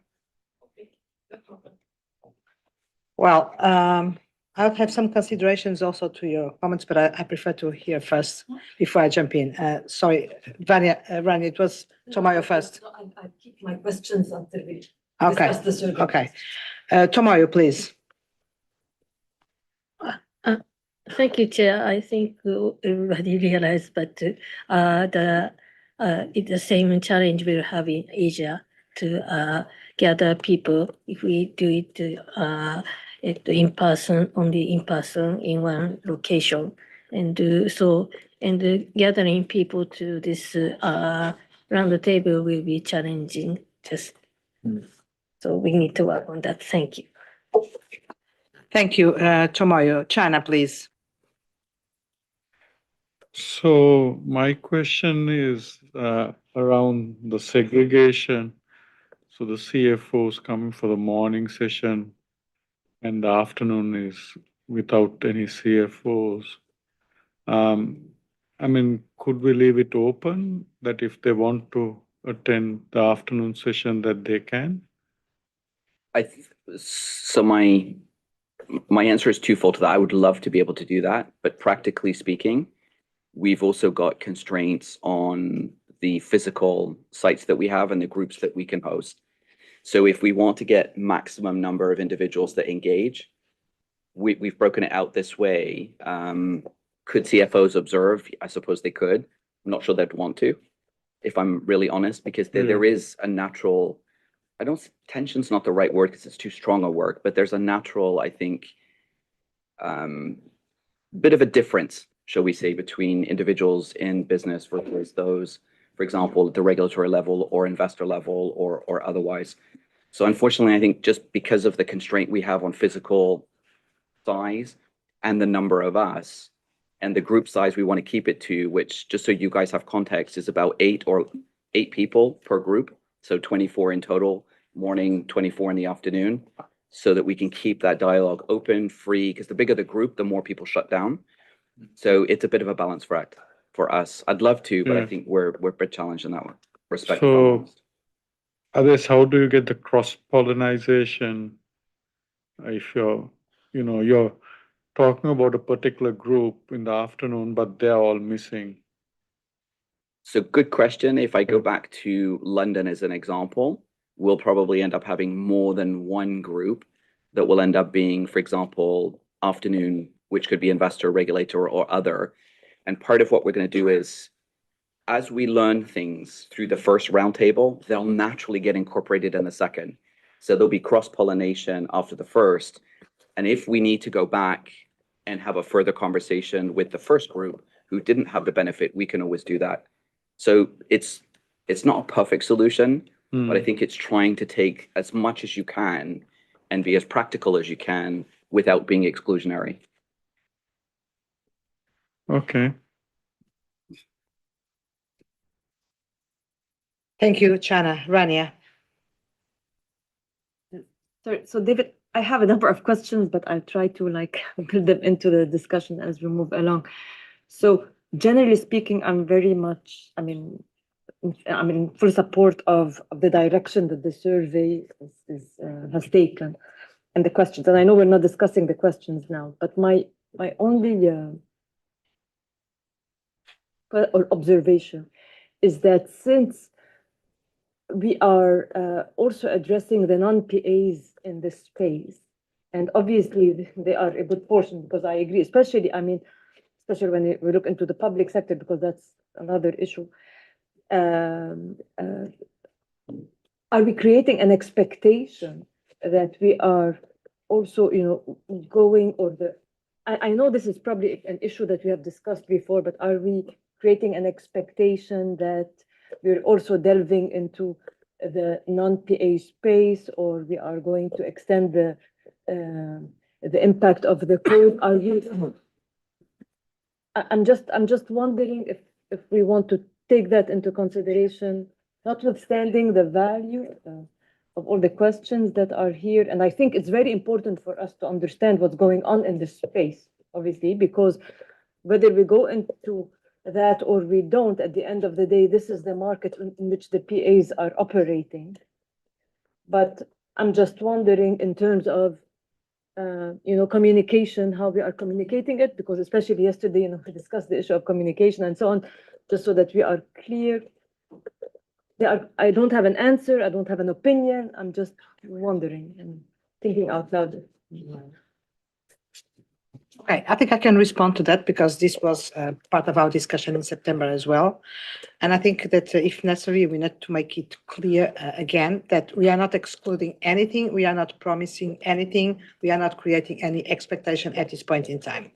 This is the initial work to understand what's needed, what are the gaps, if any, how we can be useful, and etc. If at the end or at some point along the journey, we will decide or agree that there is something needed beyond the accountant's circle, and secondly, that we can do it and should do it, and we'll do it. But the idea is not to create any expectations, but also not to hide anything. So I think that David, John, Carla, we may say that at this point in time, everything is open, and it's exactly that these questions and this exercise aims to address. It's understanding how we should move forward. So I don't think if there is anything in terms of communication that we need to adjust, of course, but I think that this is what should be made clear. There is nothing promised. There is no hidden plan, no secret plan to do this or that.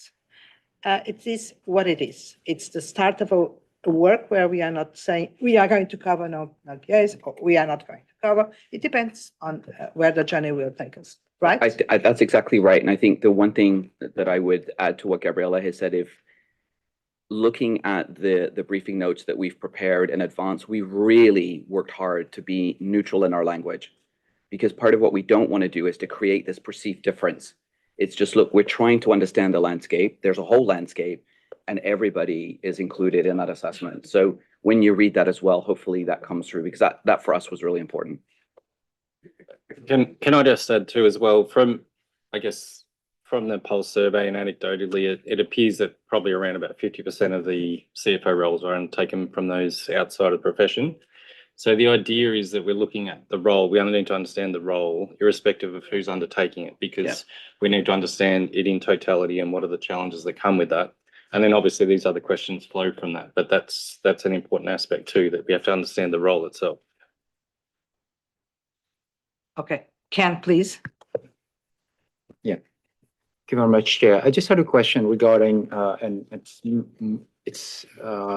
maybe it's a reverse side of the communications coin, so to speak, not in the sense of what IESBA is going to be doing with the input, etc., and what's the intended destination, but more specifically in terms of the participants that we are aiming to invite for the roundtables or in the different regions and so forth, and how we communicating to them the value that they would get in participating in those discussions, so that in fact they would be willing to give up, in a sense, half of their day.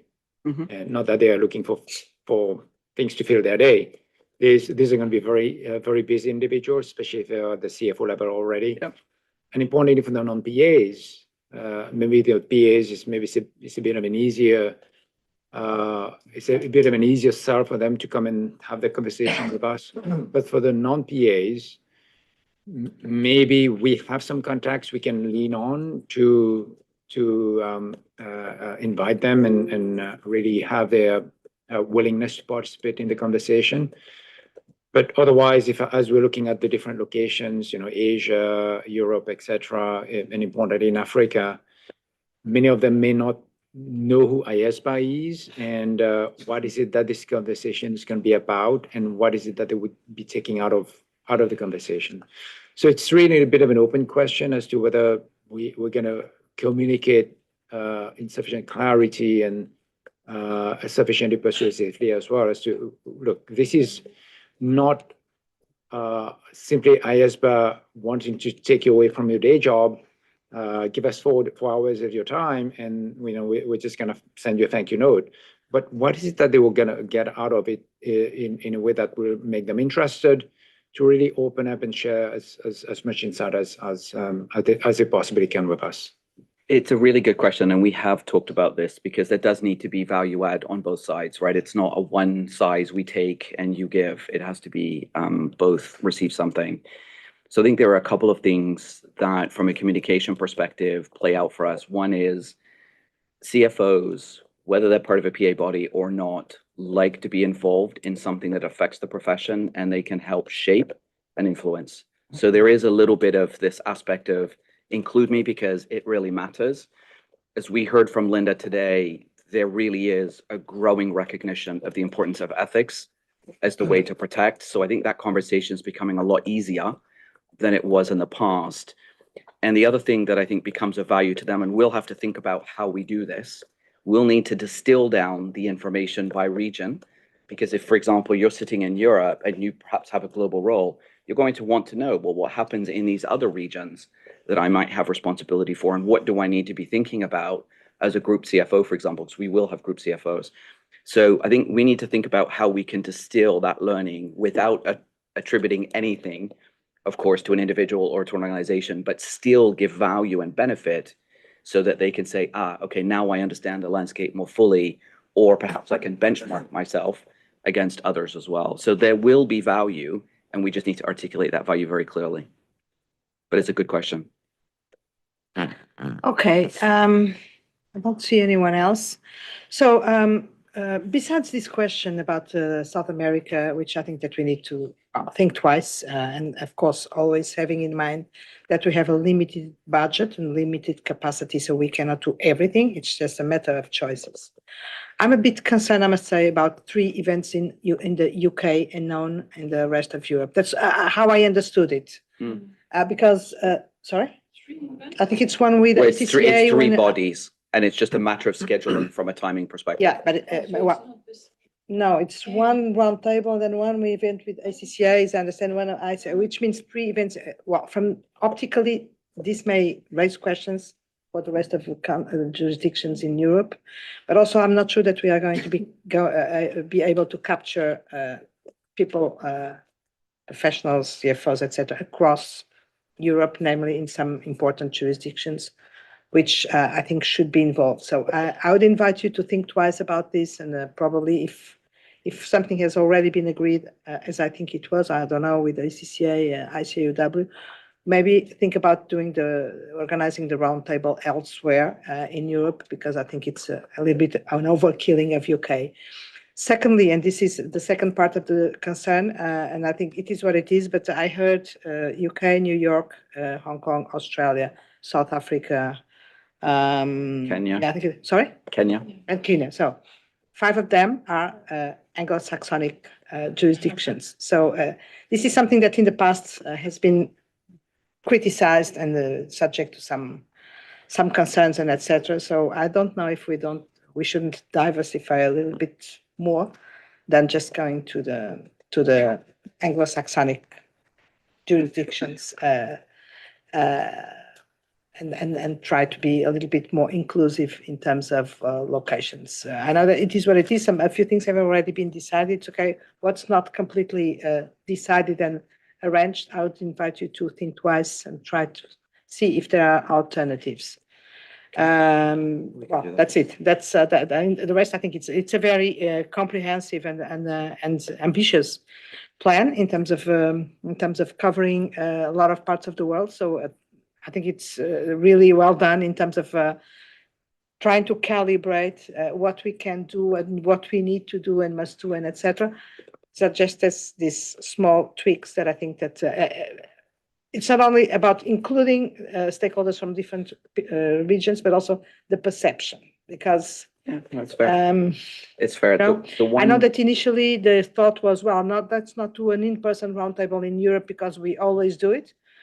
But then we have 3 events in the UK and none in other jurisdictions in Europe, and we know it's not exactly the same thing, and there is some competition. It is what it is. I mean, I'm not saying anything which is not known for everyone, but it's really about trying to cover as much. If you're going to do 3 events in Europe, then trying to do it in different locations, at least one of them, I think it would be recommendable. But this is just something that came to my eyes when I heard about three events in the UK. So we can look at that. The one location that is new for us completely, which I think will be really interesting, is Shenzhen in mainland China. So just going the other side of the border from Hong Kong into Shenzhen, that'll be really interesting from us. And there's initial conversations with IMA to help us, who have a lot of access as well to both PAs and non-PAs. So we are trying to diversify, but your comment's well made, and we can go back and rethink that. Thank you very much. So back to you. I think that we are 7 minutes away from the break. I don't know if you want to break now and then start with the survey. I think it's probably better. And yeah, and at some point go back to Linda's presentation, because I need to take all out of this presentation. And I think that there are a few things that we might want to process here. Okay, so let's break now and come back at 11, sorry. Ken? Yeah, we were supposed to have a half an hour break. I would suggest we'll have a 27-minute break. So 3 minutes cut. so that also the board come back at 11:25. 11:25. You know.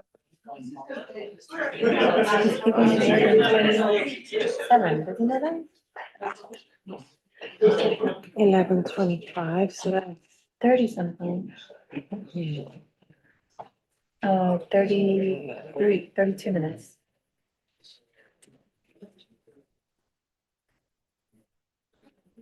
Oh, maybe that's what it is. Okay. What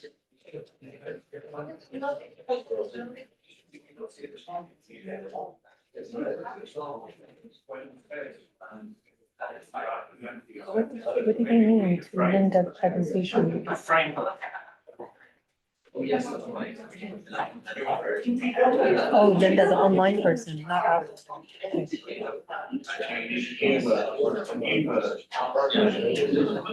that go okay? I completely forgot that she's presenting.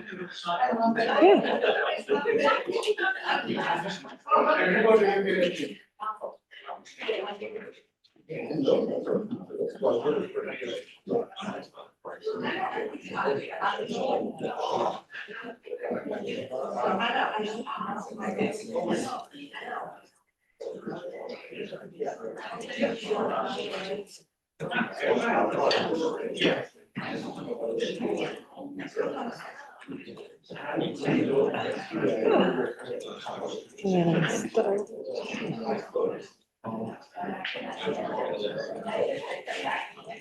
Did you get the Omicron?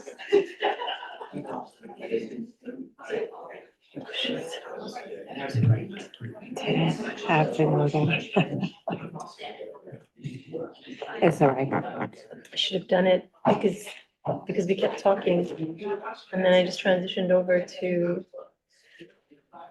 I'll go during lunchtime. It's just, I was not looking forward to the cold because it's very cold. I know. And then I'm like, I thought of going this morning, but then I was not gonna have enough time to set up for breakfast. I was It's like, right there. It's right there. that's all right.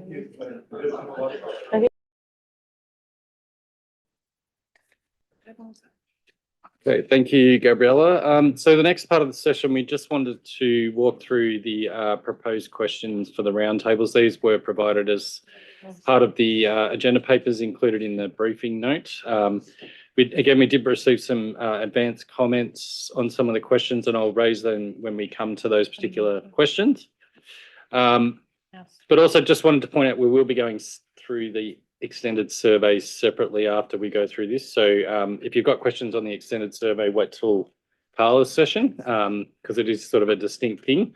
In saying that, we have sort of made efforts to ensure that the questions for the roundtables and the questions in the extended survey somewhat align, so as that we can sort of bring the data together in a way. But also it means that if people are unable to attend the roundtables, that there is the option of doing the survey as well. So, and as I mentioned earlier, we've got a set of questions for CFOs. So we'll go through them in just a moment. And then there's a set of questions for the other stakeholders. I think due to time limitations, we won't go through the questions for the other stakeholders. They kind of mirror the ones for the CFOs, but they're from a sort of slightly different perspective because of the backgrounds of the respondents or the participants for those particular ones. So we essentially, with the both of the roundtables, we plan to break them out into two sessions. So the first session is going to be looking at the evolving role of the CFOs, the related ethical challenges, and the CFO landscape. You can see the text there in italics. So what we're planning to do is when the participants register for the roundtable, we'll ask a series of sort of basic demographic questions, and then we can use that data to sort of tailor the questions a little bit to the particular jurisdiction or the region where we're undertaking the particular roundtable, so that we can come with a little bit of insight around the region and how things are in that region, and hopefully that'll help with the interaction, but also not having to go through certain aspects, so to be able to save some time to some extent. So the first question there is really just asking about the evolving role. So what is the scope of your responsibilities? Has that changed? And whether there's any new or different ethical challenges as a result. The second question is really just looking at what's the underlying causes for those particular ethical challenges. And then the third one is, and it kind of goes back to a little bit what Linda was talking about earlier, that potentially CFOs are subject to sort of multiple different ethical frameworks. So there might be a corporate code, there might be obviously if they're a professional accountant, they'd be subject to code of ethics from their professional accounting organisation. Or if they're not a professional accountant, they might have some other sort of code from their particular professional body, or there might be some sort of industry standards or requirements in law regulation. So that third question is really just trying to understand the lay of the land, essentially, in terms of what are the ethical frameworks, and also around whether they've been effective or not. So we didn't receive any advanced comments on those specific questions, but before we go to the next slide, just see if there's any questions on those ones or comments. Oh, sorry, Mark. Yep. Yeah, it's just one thing that struck me, John, is that the questions that we've got for CFOs are very much about how the changing nature of the role of the CFO has potentially made the role more exposed to ethical challenges. Mm-hmm. And equally, the backdrop is that the landscape that you work within also provides ethical challenges. Mm-hmm. Like things like, for instance, if you are operating in a recession where your business is under greater pressure, you know, and we talked in the presentation about the need to hit targets and so on. And I wonder whether, you know, we also need to bring that out a little bit, because otherwise it just seems that, you know, the big issues are because your role has broadened. Mm. And actually the bigger issue might be that your role has broadened, but your share price has fallen by 40%. Good point. And it's not one or the other, it's a sort of bit of a mix. Yeah. Mm-hmm. We can.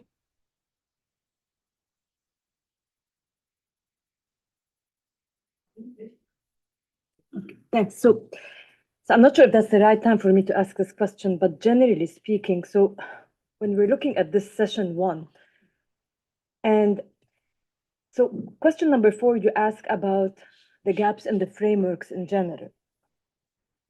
So I'm wondering if you want to separate between, the sessions between the PAs and the non-PAs, so that, okay, so just hear me out here. The idea is you're trying to figure out if there are gaps and where the gaps are. So that's number 1. So if you get if your question addresses all the frameworks, I'm assuming that includes IESBA code, yeah? Okay, so if they say no, there is no gap, then how do you know? If it's, for example, it could be that it is the other codes that are like addressing their needs, that's one. Or if it's the IESBA code, that is addressing their needs. So don't you want to have that separation so that you figure out where the issues are? One. Two, and I think that's also important, if they are being, let's say, if they are resorting to other than the IESBA code, the CFOs are resorting to other than the IESBA code, if they think that those other frameworks are helpful, doesn't necessarily mean that they align with what the IESBA code requires, or with the same values, or I mean, not necessarily there is alignment. I mean, not all the frameworks are the same, obviously. That's why we have such a variety of frameworks. And so my question is, don't you want to, while you are like asking those questions, don't you want to know, like, basically where the issues are? If there are any issues, don't you want to drill down a bit further to figure out if, let's say, these non-PA CFOs are facing a certain ethical dilemma? And basically that's, I mean, that would have been my next question is, I mean, if they feel that the frameworks that they have at their disposal are helpful, then maybe we should drill down a bit and see, I mean, would those frameworks really serve them or align with the IESBA framework? And so if you want to really have that kind of a drill down and that sort of an understanding, then in my mind, you'd have to perhaps tweak the questions slightly differently and address the PAs and the non-PAs separately, so that you can, not because you want to separate between them, but you want to, because of course, based on the assumption that the PAs will be relying on the IESBA code, whereas the non-PAs will probably be relying on other frameworks. I mean, at least that's my assumption. And so, yeah. So it's a good point. We know that not all PAs rely on the IESBA code. We know that already from the pulse survey. And I think there's a little bit of a balance. So the question specifically on what code they rely on is actually covered in the extended survey. There's a very specific question about that. So do you rely on the IESBA code, your PA code, some other code? So we actually do address that. But in the context of the roundtables, I think so my initial thought, and again, we'll see as we get into this, because a lot of this will evolve, right, as you start having a real conversation, is we'll want to identify what individuals are relying on. I think to a conversation we had yesterday, we don't want to necessarily drill down into everyone, because you can imagine there could be hundreds of them. I think we want to just have an understanding of what that landscape looks like, and be able to document that and say, well, what kind of gap, if any, does that create? And I think we want to make sure that we're managing clear of what's regulated in a country or what's mandated, because as we talked about yesterday, that's a really complicated area, and I think moves beyond what we want to think about. So for us, we want to identify what is it they're relying on. Will we take some look, and will we be familiar with some? Yes. Will we drill down into every one of them? I'll probably tell you honestly, I don't see that happening, but the extended survey will capture what are you relying on. Sorry, could I just add to, because when I mentioned at the start of this part of the session was when we do the registration, we're going to ask specific questions around demographics and that's the sort of question we would be asking too. So we may be able to tailor the question to the direct, whichever region we're in, because depending on what responses we get from the participants. Yeah. But also I think it's probably important actually to have the PAs and the non-PAs together in a sense. They might, the non-PAs might hear about what the PAs are subject to, for example, and then that might trigger, but then actually in our framework, there might be a gap because of what I've just heard from. So I think it's an important part of that conversation is to bring them both together, if that makes sense. The cross-pollination, we talked a little bit about earlier. So yeah, I definitely, I think there's value in that, but my only concern is that, I mean, I've never attended any of the roundtables, so I really don't know how these go, but I'm assuming that, you have different people talking, and it sort of makes it difficult to really pin down every response it came from. I mean, sometimes after having a discussion, you want to go back and remember who said what, and you just remember the basic gist of it, but you don't really remember who said what. And I think it might make sense, I mean, based on what John just said, to perhaps have a session where you have them all together. But when I'm asking about gaps, personally, I'm of the opinion that you may want to have them separate because I think the question we're trying to answer here is there a gap in the IESBA code? If there are gaps, and I mean, as they proceed with their work, as they deal with ethical dilemmas, and the other issue is, I think it's important for us to actually, and this is something, I mean, you're going into the conversation, David, and this is something I tell you, I've had experience with this in a different context, but I've had personal experience with this. You're going into the conversation assuming that everybody is on the same page with what an ethical dilemma is from an accounting perspective. And I think you will come to realize that that is not necessarily the case. We know. So I think it would be helpful to start the conversation with the different audiences separated, and then maybe have a session where you combine them. I think it makes sense. But then perhaps also socialize the idea of what is an ethical dilemma. And because and this really, it comes to mind based on what Linda mentioned today, because I've had, honestly, what people assume is like an ethical issue or not an ethical issue, or their understanding of things, you will be surprised that not everybody is on the same page of what is an ethical issue. And so, I mean, just that's important. Okay, thank you. Just on that last point, we have tried to address that within the briefing note and one of the appendices, and some overview of what the code is and what it does, and with some sort of, we'll come to that shortly, but yes, I understand that they may not come with the same understanding, but we're trying to address that, through the briefing note and the pre-reading as well. Can I just, Yeah. I'm sorry, I just want to give one example because this is an issue that Linda raised today. So I have attended, I mean, I've basically, I was an expert consulted on exactly that kind of an issue. And it had a group of small and medium-sized enterprises.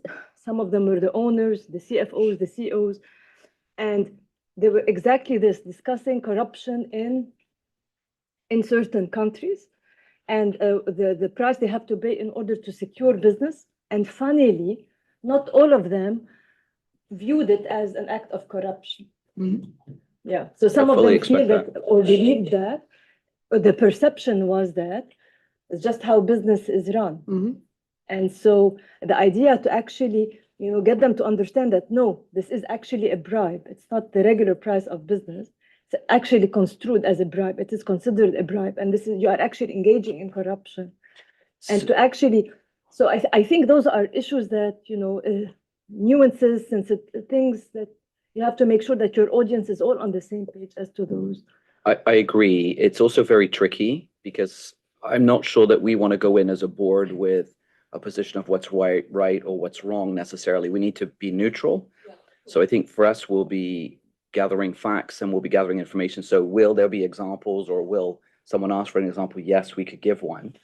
But I think we're going to be very careful about making sure that we're as neutral as we can be in the fact gathering phase. Otherwise, I could see people shutting down. I could see tension being created, none of which would be productive for us. You get the definition. We will need to level set for sure. We'll just need to do it delicately. Okay. Thank you. Hexa, please. Thank you, Chair. Just in case you find this useful, I think all your questions deal with the challenges that the CFO faces more or less alone vis-a-vis his work or her work. And I was wondering, in line with the question I made to Linda, I presented to Linda, whether you might want to ask them if there is demand from outside, body committee, the board, regulator, for ethical standards, for accreditation of complying with ethical standards, or demand for signaling adherence to a code or something like that. And maybe there is also a case for feeding something that is already there that hasn't been addressed. Yeah, good point.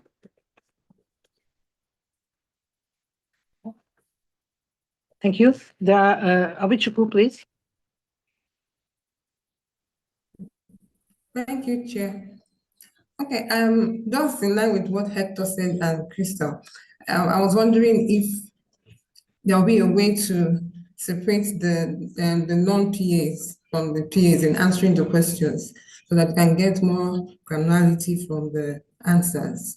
And also, if we can include in the questions to the non-PAs, if they see what is their benefit or what they think is the opportunity to have a standard they can refer to, so that we can have a sense of actually what they think, so that when we are doing not really that we want to do a standard, but to find out their interests, so that will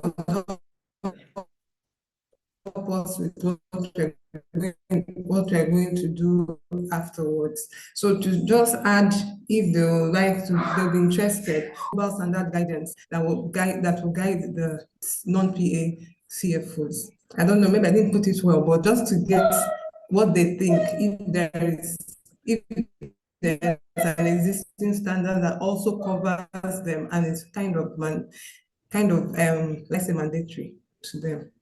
I don't know if you get.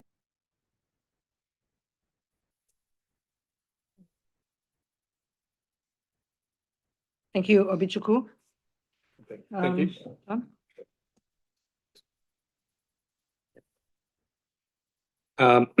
So this just sort of continues on from those questions. So the other one, I mean, it's an extension of the previous question about effectiveness and whether they believe there's any gaps.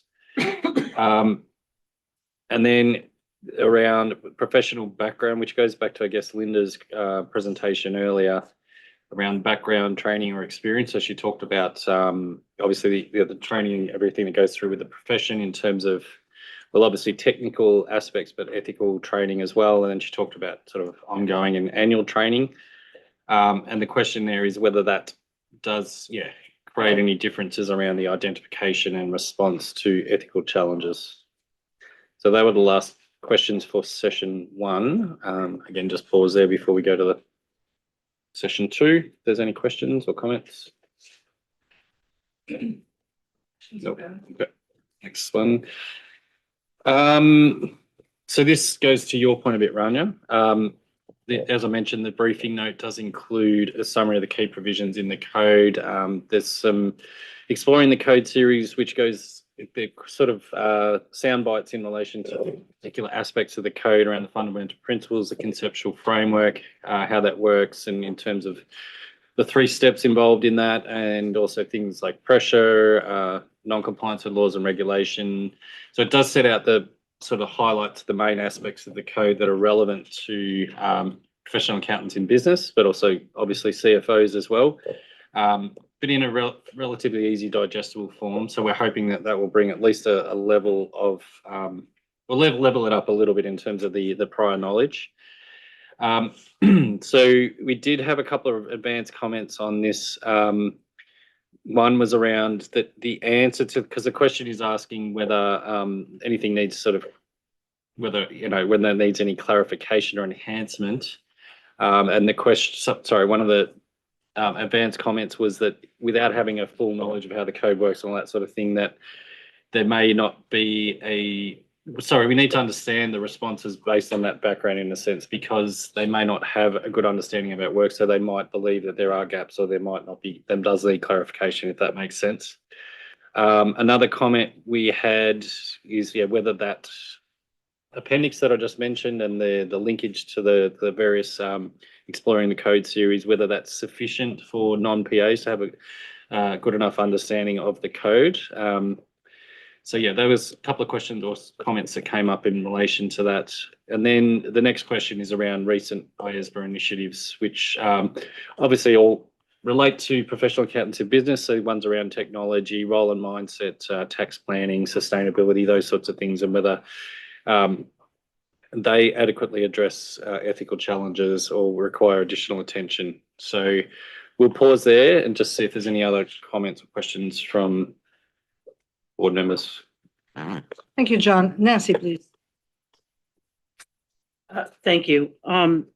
In general, I compliment the staff. I think that you guys have done a great job on creating what I would consider to be largely open-ended questions that are free from bias. And that doesn't mean that I'm leading into that I think this question, anything in this section is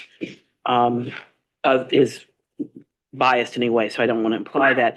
But I do think that, and I think this is reflective perhaps of David, a clarification you made before the break about that we are not necessarily, we are being very open as to if this is an information gathering stage. And so I just wonder on question 6, and it leads a little bit into question 7A, is this notion of anything that requires clarification, and maybe this gets to if you don't understand the code, you know, that's a bit of a challenge, but I wonder if we can make that a little less specific to what to me would imply, you know, a specific change to the existing code, and perhaps make it a bit more open-ended. It's something along the lines of that you would believe additional information or guidance might be necessary just to soften it a touch, and something similar in 7A about, I'm sorry, 7B about that. And I think 7B is a little bit better, but I just want to soften that a touch and consider that. Thank you. Thanks. Maybe what do you think to this, Nancy, as an approach? I'm actually building off of something that Gabriella said a little bit earlier, is maybe we ask the question, what could IESBA do to be more helpful to enable you to reflect the realities of blah, blah, blah? Maybe if we took something like that, would that be something that would work? Yeah. Okay. Yeah, just a quick reaction in response to your remark, David. You know, that sort of question might just elicit a very generic response to say, well, we'd like more guidance, right? So I think having some specificity about what type of guidance or specific areas where they might be struggling if they were to come across some of those ethical challenges or situations. So, you know, just think about what exactly we want to get out of the question, right? You're completely right. That's the nice thing about a roundtable. You can then go further. You can't do that in a survey. A survey, you're very close. So the survey does need to be more specific, but for the roundtable, I think it's just perhaps a way to open, and then we can probe. And if you say, well, yes, we'd like more guidance, great. What kind of guidance? What would that look like? And yeah. Okay, thank you. Tomoyo, please. Oh, sorry, it was Rania. Rania was first. Rania. Thank you. Okay, so look, again, I really think this is great. I'm just trying to see how best you could like collect the information in a way that is, you know, as helpful as possible, that at least in my view. So my question is, and perhaps maybe I'm like, you know, like anticipating things, but so session 2, we're assuming that the audience knows the IESBA code, yeah, to a certain extent. So they are familiar with the IESBA code. So let's assume that session 2, the general output of it is that yes, there are some gaps. Let's assume. I'm just assuming. So, but then, or let's there are some gaps. But then you go into previously the CFO session. If let's say they say no, there aren't any gaps. I'm just assuming that this is the sort of information you get from the different sessions. And so this is specifically for CFOs. This is still CFOs. This is not for the other group of people. This is still for the CFOs. This is still for the CFO. This is still for the CFO. And so, okay, but then, so again, so you're asking them about the IESBA code, but not all of them are PAs? That's my question. So keep in mind that part of the briefing note Yeah. included enough context that you would have a working understanding of the key aspects of the code. Because to be frank, we cannot ask CFOs to come in and read 200 pages. I promise you no one will show up. Of course. Yeah. So we've tried to distill it as much as we can so we can have a fruitful conversation. Yeah. So we've used the short videos, the short one-page summaries. So we've tried to find a balance so that we can have a good conversation, recognizing that frankly, they won't have read the code. They probably don't even know the code exists. Yeah. So we're trying to achieve that balance so that Yeah. we can get that insight, but there are limitations around that. That's the truth. Can I just add a couple of Yeah. points on the logistics of the roundtable? So there are quite fastidious notes that are taken, and we Yeah. do like make sure we attribute. We'd never attribute it like publicly, obviously, Yeah, but when but you we're know doing the who is notes, we saying make it. sure we know what stakeholder the group they've come from, their background, that sort of thing, so that we know that that particular comment, and then we obviously combine those into particular themes that relate to those particular stakeholder groups. Yeah. Mm. Does that make sense? So it helps us to understand if there is a disparity in, for example, understanding or Yeah.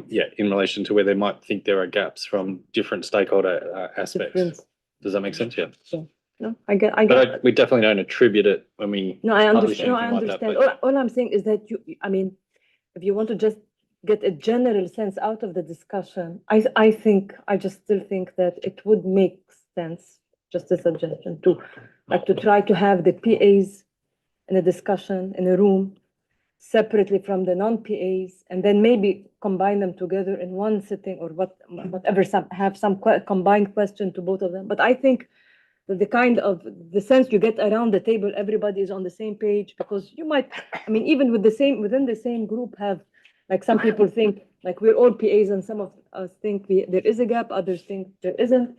And so you have a discussion, and then you can have a more meaningful discussion, because they all have the same sort of background, and to a certain extent, of course, and the same sort of knowledge and understanding. And I think if you have them all around the table and they're all PAs and they supposedly have some form of education with regards to our code, and they tell you there is a gap, then in my mind, it will weigh in more heavily than, I'm not sure who is, just as a general sense around the table.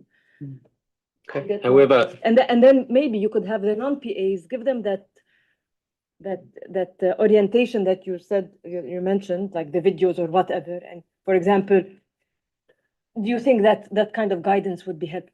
I don't know, but in my mind, I think if you separate the PAs from the non-PAs, at least for the initial part of the session, I think it will enrich the output that you get from the roundtable. however, could I just make a point that you're also assuming that the PAs are aware of all of their obligations under the code, whereas from our pulse survey, it actually showed there was up to around 40% that said they didn't believe they were subject to a code. So you're kind of subject, you can have the same issue even within the PAs. So I just wanted to raise that. Rania, sorry, I think that they will take that for, we have a lot of people, I'm sorry, and we're running out of time. I think that your point was well understood by the project team, and they will take that into consideration. Okay, I'm sorry, but I have so many people and we have so many slides to go. Amajit, please. Yeah, thank you, and I'll be brief. So it's a bit of a catch-22, and I share Rania's concerns here. So this session to adequacy of the code. So, we are assuming certain level of prior knowledge. So I guess that may not be there, and it would be helpful what David mentioned. In some way, if we can send out advanced material, advanced background material for reading before you come to the conference, to the roundtable, that could be one way of handling it. Another problem here is, you will be talking presumably to all the good boys and good girls of the business world, and their worldview may be that, nothing is wrong here. Why are you doing this? Everything is great. We believe in doing the right things. You won't get to speak to the bad boys, right? So actually, I'll hold back my comment. Oh, you've gone on mute, Amarjeet. I'm sorry. You literally held yourself back. Am I audible now? Yes. Yeah, okay. So I'll hold back my comments. I think probably I'm just thinking here, you might get more valuable input from regulators like us, because, we have, for example, a corporate frauds investigation team. And if you talk to them, they'll tell you 10 things which are, missing. They look at the bad boys and bad girls of the business world, and they have a list of things to share. So I'll just hold back there. But I think the short point is this is a tricky kind of area to get in when you talk to CFOs and from the project's point of view. Thank you. Thank you very much, Amajit. Abichuku, please. Thank you, Chair. So I just wanted to respond to about having a separate session for CFO and PAs and non-PAs. So I think that if you separate it like that, they might and the non-PAs might feel a little bit slighted because there's always this kind of rival between people that are professional accountants and people that are not professional. But we can use the questions. I want to believe that the questions will be not written on paper, but it will be on the system. So there'll be a way to, like, if you click PAs, then the questions for PAs will come out for you to answer. Now, if you click non-PAs, a different set of questions, but you all are also in the same room. So just a suggestion. Thank you. Thank you, Obichuku. Can we move? Okay, so if I may, we are getting a bit late. There are a lot of slides and important things that we still need to discuss. I would kindly ask everyone to be as focused as possible. And we also assume that the questions have been distributed in the briefing note, or so that they are read, so that we can move a little bit faster. It's not this is extremely important, but it's also important to get to the end of the presentation because there are other important things. And I still want to go back to the initial presentation. So kind request. Tomoyo, please. Thank you, Chair. So, given that the participants might not know about IESBA, we're not only to provide high-level explanation about what the code does, but also we really have to be clear about our value proposition, and also why this is important from a public interest perspective. I think we should clearly explain that, because we are not only about changing the CFO roles, but what that might have adverse impact to the public interest is the most important point, I think. Thank you. Very much agree, Tomoyo. Sadia, please. I had a similar comments that has already been expressed, but I want to check back that are we redrafting questions 6 and 7 to be more open? Did we agree on that yet? So I think certainly we'll have a conversation about it later this afternoon, but yes, there would be openness to thinking about that. And I think, as I said to Ken, once you get the feedback, then you want to drill down a little bit more, right? Because the idea is that you start and then you start to focus based on what they say. Because just on sustainability and the use of the work of external experts, it isn't yet effective, right? So it's something that we must presume that the people wouldn't actually be well versed in. I think a more open question would be what's your commonalities, and it's for us after hearing it to see if it has been matched. I like that the briefing note does have some guidance for them, so that Appendix 2 does have these things, but the expectation of reading the code before you come is too much. So we need to find a bridge between the two. Totally agree. I really think I did not want to mention this at this point, but I really think that the level of understanding that the people that we'll be discussing have about the code, about ethics, about even identifying, it's going to be a real challenge. And so it's very difficult it's really difficult and challenging to understand at which level should we set the bar, because we risk speaking with people who have no idea about what we are speaking about, and then this is going to be a strange conversation, but at the same time putting it very low. So it's really a challenge, and I think it's one of the biggest challenges here. In the work that we will be doing, is that we are dealing with a completely different audience. Even the comparison with experts. Experts were generally experts in ethics and independence, and so people who could be closer or a little bit less close, but they knew about the code, about the rules, about everything. Here, most of the times we will be speaking with people with whom this is going to be the first conversation ever, and this may raise then other questions and considerations, but I'll stop here for now. Yeah, I think Yeah, that's so- right. And oh, sorry. one of the things that we've talked about as well is the intent is for us to adapt, right? So if we find out after the first roundtable, it's pitched at the wrong level, we can adapt. So I think what we want to make sure is that we're not rigid in what we're doing. It's just like we're going in with this as an approach. If it doesn't land well, we'll adapt. If it lands well, fantastic, we'll keep moving on. But it might land differently in different regions as well. So we'll have to see. And also, sorry, can I just make a point too? Yes, I definitely agree it will be a challenge, but I think personally, I think that's a really important thing to understand is the lack of knowledge, if that makes sense. To be able to identify the gap between what is known in the profession. So in That's a the way, point. it's kind of like really part of the process. I think. Yep. Yeah. It's the point.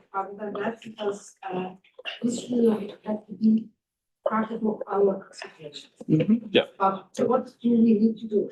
Mhm. And if we go back, then we will do other things. Mhm. So, good. You can now move some things. People have read the question. Oh, Amarjit just put his hand up. Okay. Amarjit. Just one very quick question. So David, do you are you looking at CFOs from different segments like listed, unlisted? So I would just like to mention about one segment which you may consider startup segment, and is growing big everywhere. Here also in India, we are finding that a lot of startup companies are coming to the exchanges also, and it would be useful to look at them. Look at the CFOs from big startups. Yeah, absolutely, Amarjit. We'll look at listed, unlisted, startups, different industries, different sizes. I mean, there'll be a variety of factors so that we can hand on heart later on say, look, we really looked at this holistically and not narrowed or excluded someone by design. So hold us to account for that when we get to the end. Yeah, also because we will realize that they are very diverse. Yeah. Very diverse in nature, background, depth of knowledge, and these things. Okay, back to you, John. Anyway, so they're the last questions on the CFO questions. And as Gabriella said, take them as read, but yeah, any comments on those? There are another set of slides which relate to the other stakeholder groups. So I don't propose to go through them. They mirror each other in a sense. They're obviously, like I said earlier, they're sort of pointed in a different way or asked in a different way, but it's really covering the same sort of thing. But so sorry, Mark. Yep. Thank you. It's just, and this may be more of the fact that my brain works in an odd way than the way you drafted the question. But number 8, can we recast it as a sort of what ways of IESBA engaging with CFOs would be most helpful to deal with ethical issues? Because when I read materials or support, I think big papery documents, and actually some of the things that may be really helpful for some of these ethical situations would be podcasts, would be other things online, would be more sort of bite-sized stuff. And it may just be sort of my prejudice, but I read materials or support and I think, does that mean another 27 chapters of this or a forest of NAM? So you're right. And I think that there will be generational responses to this. There's no question because different generations have different experiences. But to answer your question, yes, we can reword the question so it's more neutral and doesn't have people perhaps going down a rabbit hole. Thank you, Mark. Fully agree as well, because I think that the conclusion that we are coming to is that part of the project is going to be to raise awareness, make people understand what we are speaking about, what is an ethics dilemma, and this kind of thing. So it will take a lot of education and awareness raising before we manage to get to some results. Okay. Any other question on this question, proposed question? No more questions. All right, we'll pass over to Carla now to go to the extended survey. So we'll just flick through a few of these. Sorry, John. Yeah, I have a question. So the questions will be the same to all stakeholders. No, they are slightly different. They're covering the sort of same aspects, but they're asked in different ways because, obviously the ones for I think that, because for the regulators, probably they need to be tailored in a. Yeah. So an investor, you'll say for the company you're investing in, what would be important for the CFO to have, for example, as opposed to the CFO within your organization, how might you look at X, But you're Y? planning to engage with regulators as well, or? Yes. And for them, I think the questions need to be Which will be more tailored. detail oriented and perhaps more referencing the code or because they would be more familiar with it in many respects. Not all, but in many respects. And like I mentioned earlier, we're going to separate the briefing note and questions into two separate ones. Okay, So as to okay. avoid confusion and But maybe we can add one point, John, is if anyone has any comments on the other stakeholder questions, if you want to feed them back, please do. I mean, don't hesitate. So we can onboard those as well this afternoon and make sure that we amend them as necessary. So don't feel you shouldn't have the time to comment. You absolutely do. Okay. Before turning to the extended survey, I do want to anchor the work in the global context. The project team found there's no one single reliable global data set for population or CFO equivalent roles. So the project team did look at sources such as the World Bank and World Federation of Exchanges. And what we did found was on the World Bank website, it reports that small, medium-sized enterprises account for 90% of businesses worldwide. And the International Finance Corporation, IFC, which is part of the World Bank Group, estimates that emerging markets alone have 160 million micro, small, medium-sized enterprises. So when you factor that in with advanced economies and large informal sectors, there are millions of enterprises globally, and each one of these organizations have someone who performs a senior financial decision-making responsibility. And at the large cap end, the World Federation Exchanges reported 53,566 listed companies worldwide as of November 2024. So with that scale in mind, our pulse survey issued in July, August captured a small but important segment of that population. That pulse survey highlighted right issues, but we didn't have time to explore further matters to explain why those ethical dilemmas arise and how that pattern actually differ in jurisdiction, sectors, organizational contexts. So when the board encouraged the project team to explore issuing extended survey in September, the rationale was very clear to the project team. We needed to close several evidence gaps. First of all, the project team needed to understand underlying reasons behind the dilemmas that CFO encountered and described. And second, to capture the variation across the regions, sectors, and governance structure. So to address these gaps, the project team did make structural decisions along with our board advisor that I like to highlight. And as John mentioned before, just like the roundtable briefing note, the survey will be issued in two versions, one addressed to CFOs, and another addressed to other senior stakeholders that interact with the CFO group, such as the PAOs, the CEOs and compliance leaders, and those charged with governance.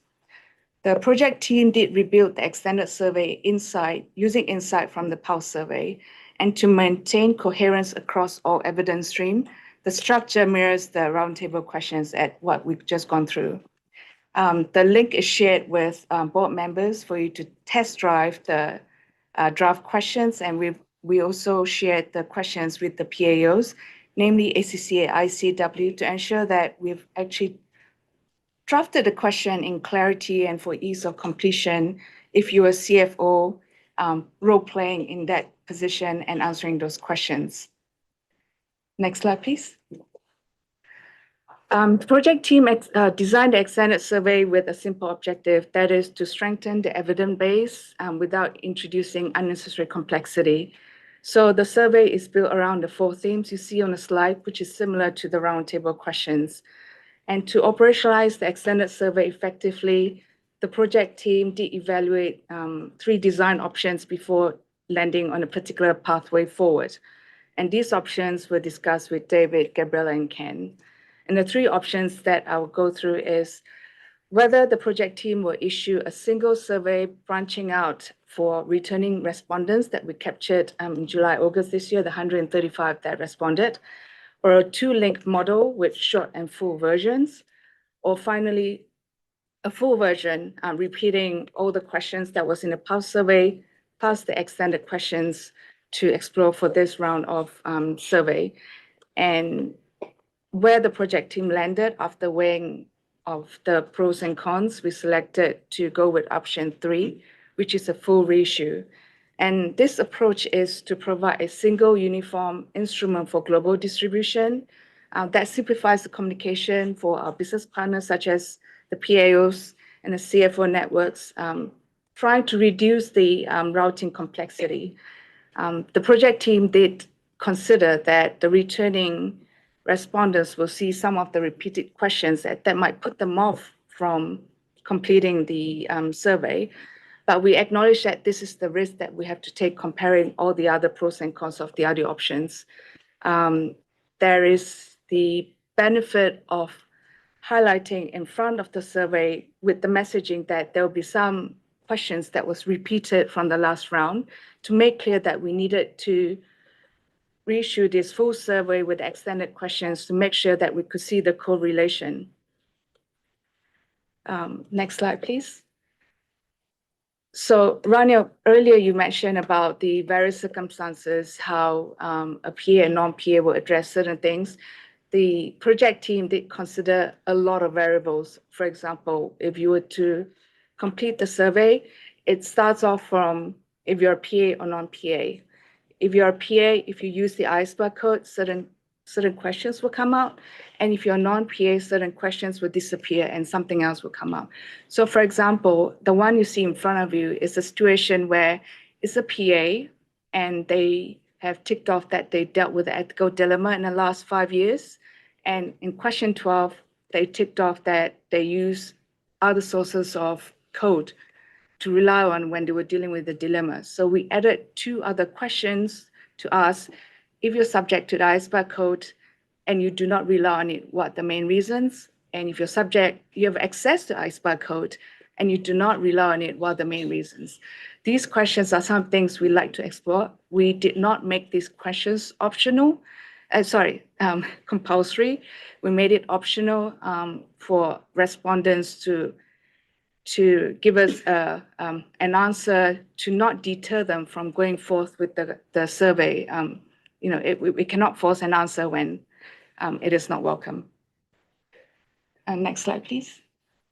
So in terms of the timing, the project team did have extensive conversation internally and within the IESBA team to make sure that we do not overload our stakeholders with our consultations. After several rounds of discussion, we landed on mid-January launch as being the right window. It avoids the 2025 year-end rush, and it also provides us with a clean 60-day period for participation. In terms of distribution channels, the board has been informed of the stakeholder management plan that we tabled in September, and we draw on the information and wealth of connections such as the IESBA subscriber mailing list, IESBA LinkedIn posts. Maybe we'll have 1, 2, 10 posts to encourage participation in the survey. We'll tap into the CFO network with the help of David, as well as such as the group of 100. And also we'll be doing extensive outreach to our PAOs, GSS, and investor groups such as ICGN. And throughout the process, the project team will be monitoring the response patterns. If we do observe imbalances, we'll consider further targeted outreach and encourage more participation. And perhaps this is a good time to pause for questions from members. Okay, thank you, Carla. Questions from the board members? Comments? Let me just ask you something on the last slide. So this period, it will mean that it will end exactly at the same time as the strategy and work plan consultation. Mid-April, right? That is the proposal, yeah. But we're happy to extend it. But we do want to have enough data so we have some preliminary findings for the June board meeting. I think that, well, I mean, this is one more option, adding to the 8 that we heard or 7 that we heard yesterday with respect to the strategy and work plan timeline, which Ken and Willie will consider. But I think that we need to have this in mind. But this follows another question, which is the plan, if we keep the date, is the plan to bring something to the June board meeting? Yes. Yes. So we'll have, well, quite a few. FCG, strategy and work plan, and the survey in June. Well, I'm just making sure that everyone is aware of this, because it's Not the strategy and work plan. no, not Because it's if not it, going to come you in know, June. if it goes 90 days from mid-February, it's not going to be ready for June. The board might receive maybe a 10, 15-minute high-level overview, but there won't be enough time for the project team to have digested Okay. and analyzed this on the SWP. It's So it's the scheduled date- for September, not June. Okay, that helps. That helps. We might need to have a longer meeting.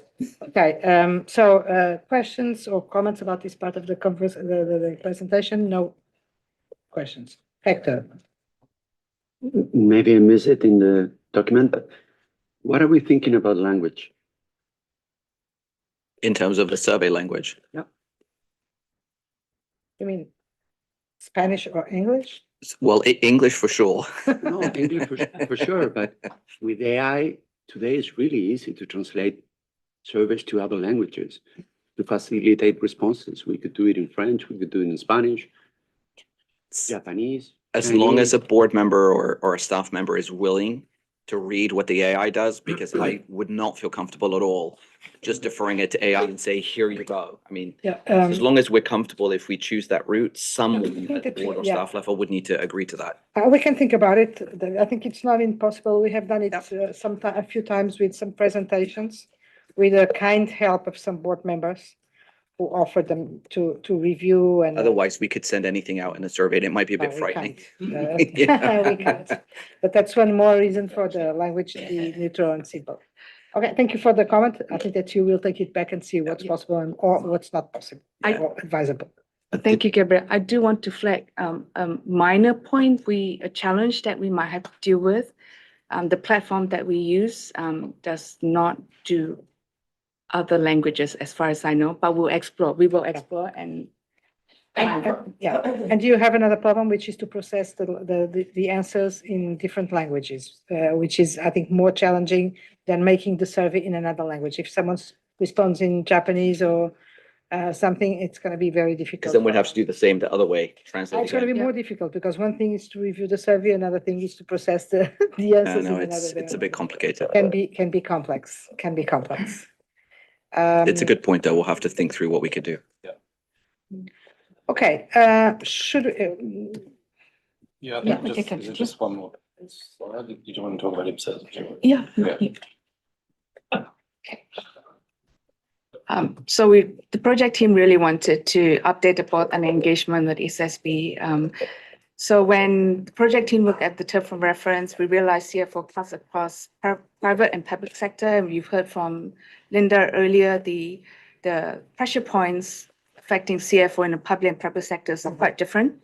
So the project team reached out to the staff of IESB early in the process to have that discussion with them.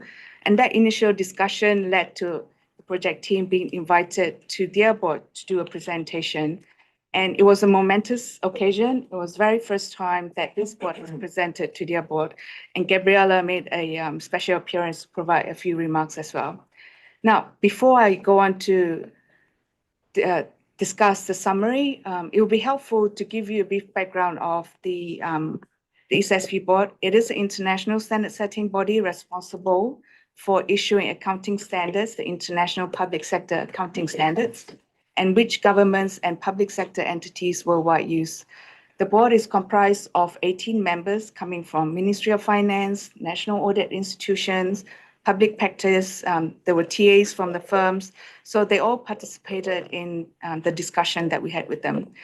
Now, the board itself does not set ethical standards, and the jurisdiction represented on the board, they vary in terms of adoption of the IESBA code, whether they partially draw on it or they have their own public sector ethics framework that sometimes could be based off the IESBA code.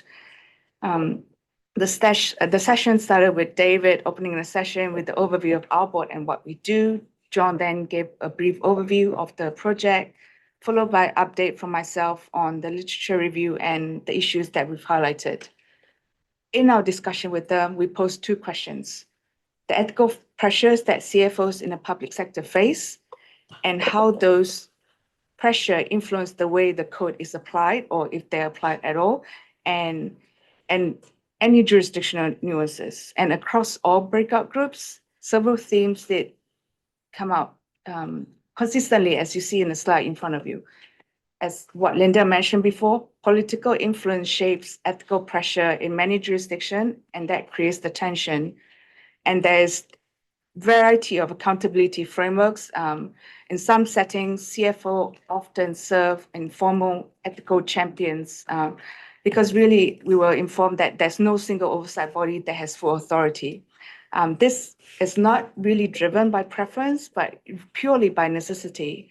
When functions become risk intensive or data intensive, they tend to migrate towards finance because that's where the strongest oversight capabilities sit in most public sector entities. We also heard that there's different qualification pathways. In several jurisdictions, public sector finance roles do not require professional accounting background. One such example that was given and informed to us was in France, that you do not have to be an accountant to work in the public sector. The other observation that was shared was public sector CFOs, they operate under intense scrutiny from auditor generals and parliamentary bodies, and they do rely heavily on the peer network for ethical support. And in my breakout group, a situation was shared with us in terms of what public sector CFO face. And it was something that Linda also alluded to earlier, is that they're responsible for certifying expenditure limits, but several approvals are governed and controlled by elected officials. So when that override was issued without documentation, the CFO may face a dilemma, or not may, faces a dilemma, whether they sign off and risk non-compliance or escalate and risk political fallout. So these structural pressures, in their view, are very different from public sector dynamics, and the project team was tasked to understand a little bit the different dimensions between public sector CFOs and the private sector CFOs. The board did invite us to come back next year to do a deeper dive with them, and that will allow us to deepen the line of evidence and refine our understanding of the role of public sector CFOs. So before I move on to take question, I would like to invite the board to ponder on this. With the public sector pressure in mind, what parallels do you see, with pressures faced in the private sector? And where do you think the interpretation of the code might diverge the most? So I'll pause here to see if we have comments on the session with IESBA engagement. Maybe I'll add just a tiny bit of color when we did the breakout rooms, because we each had a breakout room that we were facilitating, and the honesty of people and the issues they had faced, honestly, was shocking. And I don't say this in a bad way. It was very constructive and it was very good engagement, but we didn't have any problem in the environments that we created, getting people to be very open and sharing. And I think it gave us a new appreciation that we'll need to think through the code and the application of the code and how that works. For instance, a lot of the challenges they face, just to give you some color, were systematic, right? So these are systematic across entire government bodies. So you're talking one individual against a whole system, whereas in corporations, that's much rarer. Doesn't mean it doesn't happen, it's just rarer. So part of what we'll need to be thinking about in the months to come is how we end up thinking through these kinds of structural differences and how we can potentially support members in those various structures. So I just wanted to share it was really, really candid. I wasn't necessarily expecting such candor, but it was very healthy and it was very good. So that seems promising to me.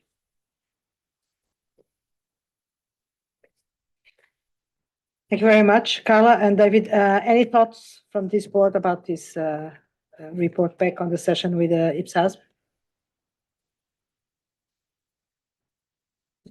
Christelle? Can you, maybe it's a repeat, but can you clarify what the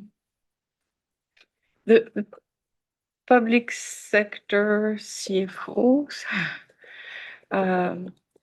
they might have knowledge of IESBA code because they are PAs. Yep. That's the point, okay?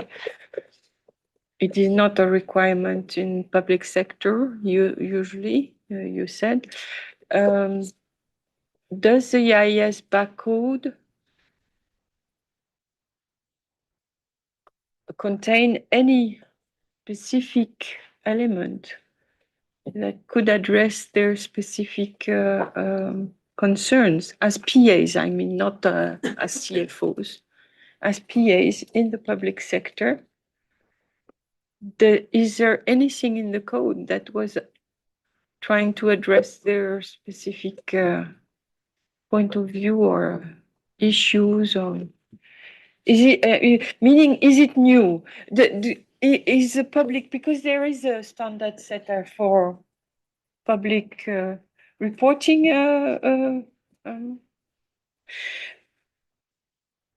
So did we have these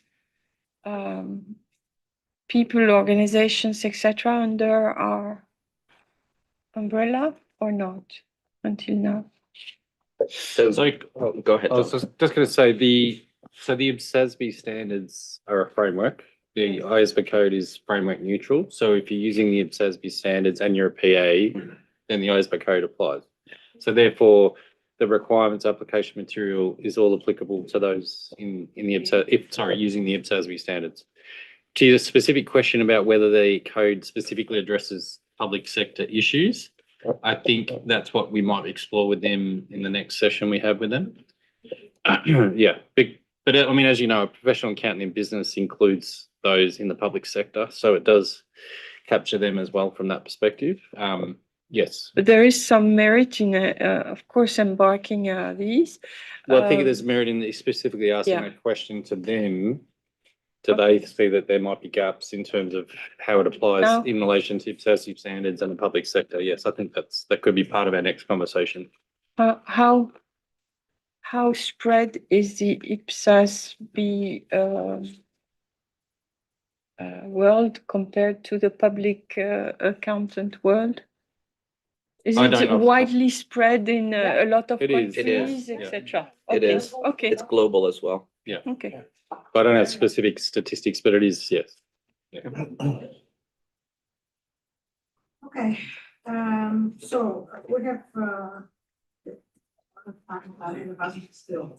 Any other comment? Now I think that we should, well, I'm assuming that on this slide there are no other comments, right? Oh, Amajit, please. So if I may, so I'm just thinking ahead of this project, and somehow FCT comes to mind. So, after 2 years of work, we are still at crossroads as far as FCT is concerned. So I would suggest we should factor in all the relevant learnings from the FCT project into the CFO project. And and Gabriela, you and David have very helpfully clarified that this is purely an exploratory exercise at this point of time. So which is this clarity helps. So we have to manage the expectations well. Second one, two more thoughts. One is these roundtables. We've had a fairly good discussion, but broadly, broadly the question is how we can make it more effective, how we can make this whole exercise a little more outcome oriented. So who do you talk to, and what exactly do you talk, and what are the limitations that we see already, and how we can cover those limitations by proper planning. So one specific comment, one specific suggestion actually. I know the targeted participants have been listed out before the survey questions, and I would like to suggest some more category of participants who can add value to my mind. So these would be proxy firms. These are the shareholder activist kind of firms. They are looking at companies very closely and they would have a lot of insights. Investor activist groups, which are not the proxy firms. Some of the proxy firms in some jurisdictions are registered. For example, in India, we do register them. Then you have the journalists of reputed papers like Wall Street, Financial Times, and many more who are covering specifically financial crimes around the world. That could be another set of people to talk to. And also the desk-based researchers. I know one professor is doing it, but let's not limit it to just one university, one professor.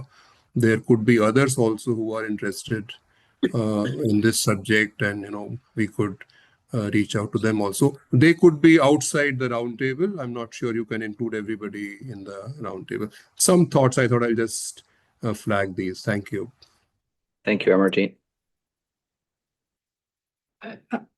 Yeah, Sorry, I doubt there might be the same kind of candidness and transparency if there are journalists in a room. Yes. So I'll just reiterate for the record, we are definitely going to make sure that the environment that's created for CFOs is very safe, inclusive, and will be protected to them. Otherwise, we know there will be issues. So you're absolutely right. If we want to get some specific feedback from a particular journalist because we feel that might be a relevant deliverable for the project, then I think my gut feeling, and certainly we'll talk about this, my gut feeling would be we would probably do reach out specifically if we felt it was relevant. But let's cross that bridge when we get there. Well, I understand your concerns, David, but I would advise the project team and yourself to have these suggestions from Amarjeet on the table and think about it, because this project at this stage is mixed in terms of objectives. On the one hand, we need to understand what's missing in the code, how they look at the code, how the code can help, and etc. But again, we need to create awareness raising and make people generally understand why this is important. And why this is important is not because the ethical nature of the CFO itself, but about the consequences of not being ethical. And this goes into the financial crime space, this goes into biased financial information, all these things. And the perceptions, the external perceptions from the users, from investors, from shareholders, from journalists, from whoever, etc. I think it's important to help close the narrative. One thing is public, which is the ones who will be targeted by anything we do directly. The other thing is the why we are doing this. And for that, I don't think that it's from the CFOs necessarily that the response will come, but from the users, the impacted ones, and etc. So I would definitely be supportive of having some kind, I'm not saying that it's all together or separated, but I think that this understanding and this perception, it's going to be also an important part of the project. Also to bring it additional legitimacy, importance, curiosity that we need to raise, because otherwise people will say, oh, this is a bureaucratic thing. I'm not saying that it is, but it may have that understanding from the ones who are not CFOs, and then they can be a little bit distanced from the story. So I think it's a good suggestion for you to take back and consider how this could be embedded in the project. Okay, so I don't see anyone else, and I know that lunch is waiting for us. But I think again that initial presentation deserved a better, deeper conversation. But for me, and from the conversation that we have had this morning, very interesting one. I think that there are some important takeaways. I'd like to ask Robert Buchanan to contribute as well. Do you want me to wrap up and then you speak, or how do you want to do this? I'm happy to speak now. Okay, so go ahead. And then you can wrap up. Yes, thank you, Chair. Yes, I thought I'd make some comments on this item. I approached it with some skepticism. It's an area I know a lot about, including the public sector stuff that's just been talked about, because that's been the nature of my legal practice over many years. I'm very conscious and aware of the important role that CFOs play in corporate governance. But I kept an open mind, and I very much can commend the board for its grasp of the issues at this stage. It's been very impressive. So thank you very much for the opportunity to listen and be involved in the discussion. I thought I might just summarise for the record where I think the discussion has got to on the scope question, following the presentation from Linda this morning and the consideration of the questions, roundtable questions, planning and questions in the survey. It's very clear that it's in the public interest for the board to have a look at the evolving role of the CFO. But as you acknowledged, Chair, it's an open question whether the ethics of that evolving role is fully a question for this board. Indeed, the extent to which the professional challenges of the modern CFO, which have been talked about, are rightly or fully described as ethical matters, as opposed to some other form of professional judgment and the like, and I think Linda acknowledged that point. It would be a project in itself to look at the role of the CFO as the financial steward, I think as Linda described it, the scorekeeper, or those with the accounting designation. Now that would be core business. So this is core to the code because it goes to the responsibility that the entity's senior finance executive has as a PAIB for the financial condition and financial reporting of the entity. And I think that's underlined as well by what you've just said about the IESBA discussion. The entry point for this project and the consideration of this project is therefore for the board to consider whether does the code need further elaboration in this area beyond the conceptual framework. After the board having spent a lot of time in recent years looking at the role, independence and ethical responsibilities of auditors, is it now time to turn to the preparers? And you'll all be aware that there's a lot of auditors who would be very pleased for you to be doing that. And I've heard some of that myself in my own work. It may be too early for the POB to express a view on the benefits of a more broadly scoped project, with the target of as she put it, the modern CFO as the strategist, and the stretch from that traditional role of steward. And in fact, it might not even be possible to confine a narrow project, without spilling over into the broader, wider evolving responsibilities. I think we'd all need to acknowledge that. I'll leave that question for future observations, but I'd encourage the board not to overlook the benefits of a more narrowly scoped project and not to be overly distracted by the wider questions that are arising. So certainly at this point, there's encouragement from the PIOB to do the work. Absolutely, we're very clear about that, but with a caution about managing expectations, and that the importance of the board basing its eventual scoping decision on clear evidence, articulating the problem that needs to be resolved, and linking it to a clear statement of the public interest, as you said, Tomoya. There's no doubt that, as Linda's analysis of the fundamental principles showed, that there's a need to ensure that the CFO as a strategist is conscious of and actively engaged in their professional obligations, which mirror to some extent the equivalent financial duties of general counsel as a legal professional whose sole client is the entity which is their employer. And I think, David, you made a point when we were discussing this just in the break that investors and users would expect there to be a level playing field in this respect. And I think that's a very important point which goes into the public interest consideration from the user perspective. But again, how far the Code of Ethics for Accountants is the appropriate vehicle for this has to be kept as an open question. And of course, the board also needs to recognise that deciding on that question will bring to the forefront the challenge that the board's been considering for some time about its remit, i.e. the profession agnostic issue, because it's pretty clear that there's a wide variance globally as to how many CFOs are also PAs.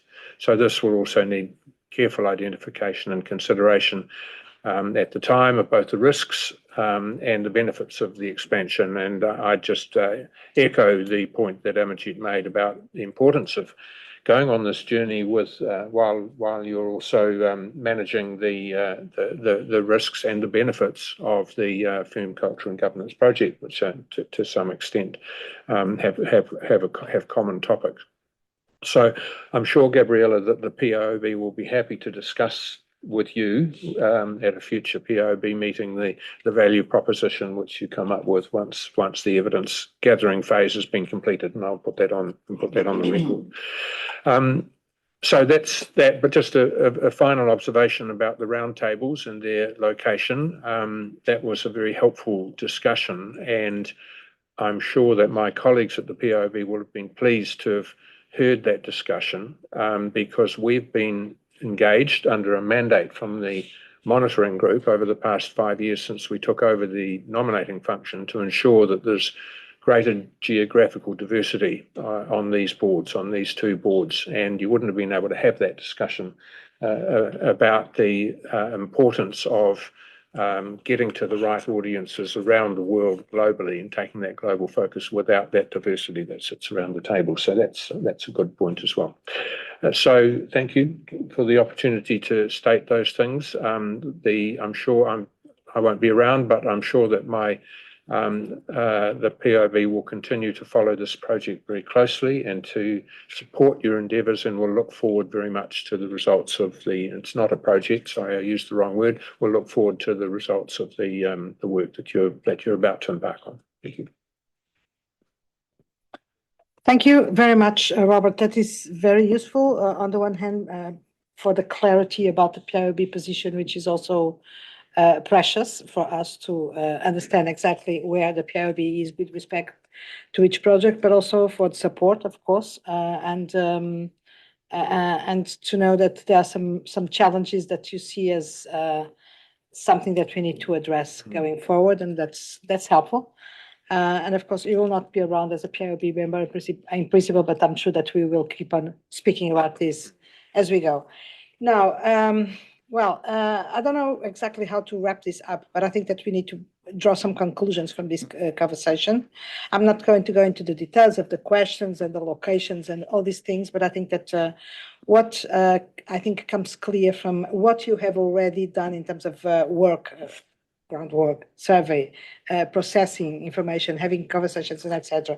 What we heard from Linda here and the subsequent discussions is that, as I have already said, the biggest challenge here is to understand how much the code, the topic of ethics, etc., is something there within the professionals. How much they know about this, how much they are aware, how much I'm not even saying think it's relevant, because if you ask, they will say, yes, it's relevant, but we need to know exactly how much they know and what we need to do in that respect. And that probably will constitute a big, significant part of the project.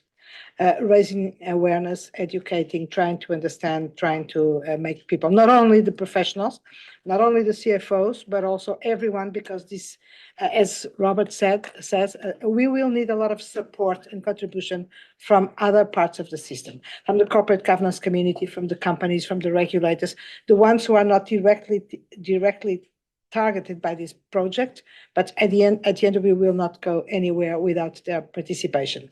And their participation depends on how much interest they will have in the project, and their interest in the project depends on how much they understand the value proposition mentioned by Robert, and they understand the consequences of any ethical gaps in a CFO's roles. So it's a huge challenge. Combined with what Amarjit said, and well said, that we need to be results or output oriented when we go out, do roundtables, consultations, etc. What are we looking for? What are we aiming for? while at the same time ensuring that, of course, not going too fast, but making sure that we make progress in certain directions. To the public interest mentioned from Tomoyo, and I heard it before from some board members, we still need to understand exactly which public interest objective we are pursuing. I think that after this conversation, it's a little bit clearer for us, more clear for us, but we need to make it very clear for the outside world. And again, these who are not, those who are not CFOs, but are the users or the affected ones by the work of the CFOs are probably the ones who are more able to provide us with elements about what this value proposition can be. Now, going back to Linda's presentation, and again, I made that question, but I was quite impressed by the fact that she mentioned differences between the codes of ethics in the public sector and in the private sector. And ultimately, what was on the slides was that the private sector codes of ethics focus on profit, competition, etc. I think that we need to understand much more because we will face this argument that nothing else is needed because we have our code of ethics. I always remember a meeting we had in Australia with a certain group who felt almost offended by the fact that we are telling them that they needed a code of ethics because they were like, we have 100 codes of ethics. Are you telling us that we need more than that? And I think that they do need. And today, if I had doubts, it was even clearer because we are speaking about different things. We are speaking mostly in the private sector. In the public sector, we can see some proximity or some things, but these codes that exist are very useful, important, etc. in the companies are not the same thing, do not aim at the same public interest objective that our code and whatever we want to make with the code or not as is aims to achieve. So the question here is very much, why do we need this project? Why do we need this code to be something relevant as is with some changes, with some whatever we intend to do? It's because it provides something which is different from the existing code of ethics. It's not about the codes of ethics. It's about having the code of ethics for everyone. Professional ethics, doing the job according to a certain benchmark or certain criteria. Now, finally, with the respect again to the to the non-PAs or PAs or non-PAs, etc., I think that we need to make clear that this is an open question. I would say that the value of having non-PAs covered by anything we do is undisputable. I mean, if you say, well, some in the company do the same thing that the others, some of them have a code of ethics, that doesn't make sense. Conceptually, it doesn't make sense to anyone. Now, we know that there are obstacles, difficulties, that we don't have the mandate to do everything. And again, whatever we can opt to do everything or to do just part of the story and then look at the rest as something that will progress in the future or not. Nothing has been decided. We need to keep this open, clear, transparent to our stakeholders, and trying to engage in a way that allows us to come to a conclusion with respect to what we can do. I think I would have more things to say. This is going to be a very interesting project, completely different, as Robert said, and this was my point, and I think our point since the start.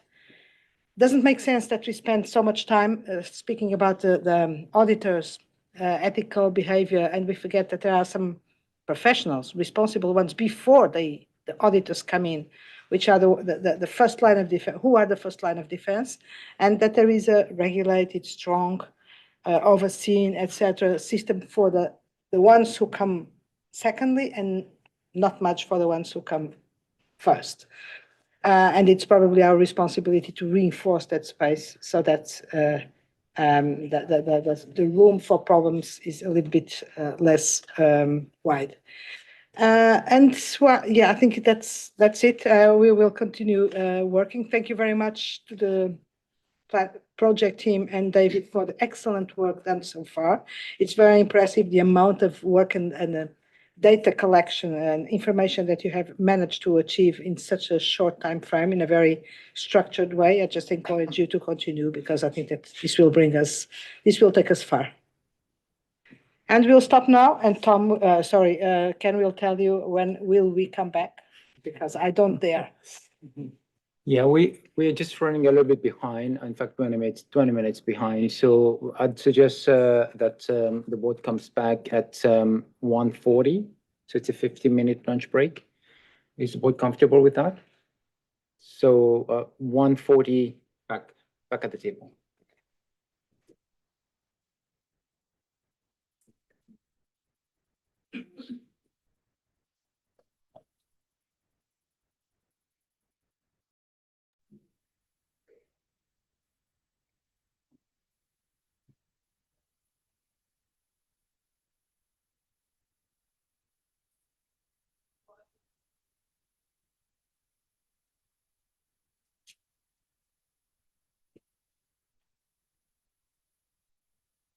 Okay, let's make a start. I acknowledge how late it is for Amajit, also Bichuku, but mostly Amajit, and that Amajit is the board advisor or the chair of this working group, which is going to be presenting next. So let's make a start. Amajit, John, Elaine, thank you very much for the great, huge work that you have been doing in this very new, it's not already new anymore, but it's a completely new approach to the IESBA's work that has been creating a lot of interest, impact, and allowing us to work much better by understanding what's happening out in the different jurisdictions, but also adopting, which was the objective of this group, a very structured approach to outreach, to adoption, and outreach in the sense of adoption and implementation. So congratulations before any presentation that you will make. And thank you for the work done. And I'm going to give the floor to Amajit, right? Amajit, please. Thank you, Chair. So we have a presentation. So while we get the presentation up, let me mention that the group has been meeting David, Rania, Vanya, Sadia, and Deepa. We've been meeting every month since the last board meeting. Our work has become more continuous, and we are trying to see, we make progress.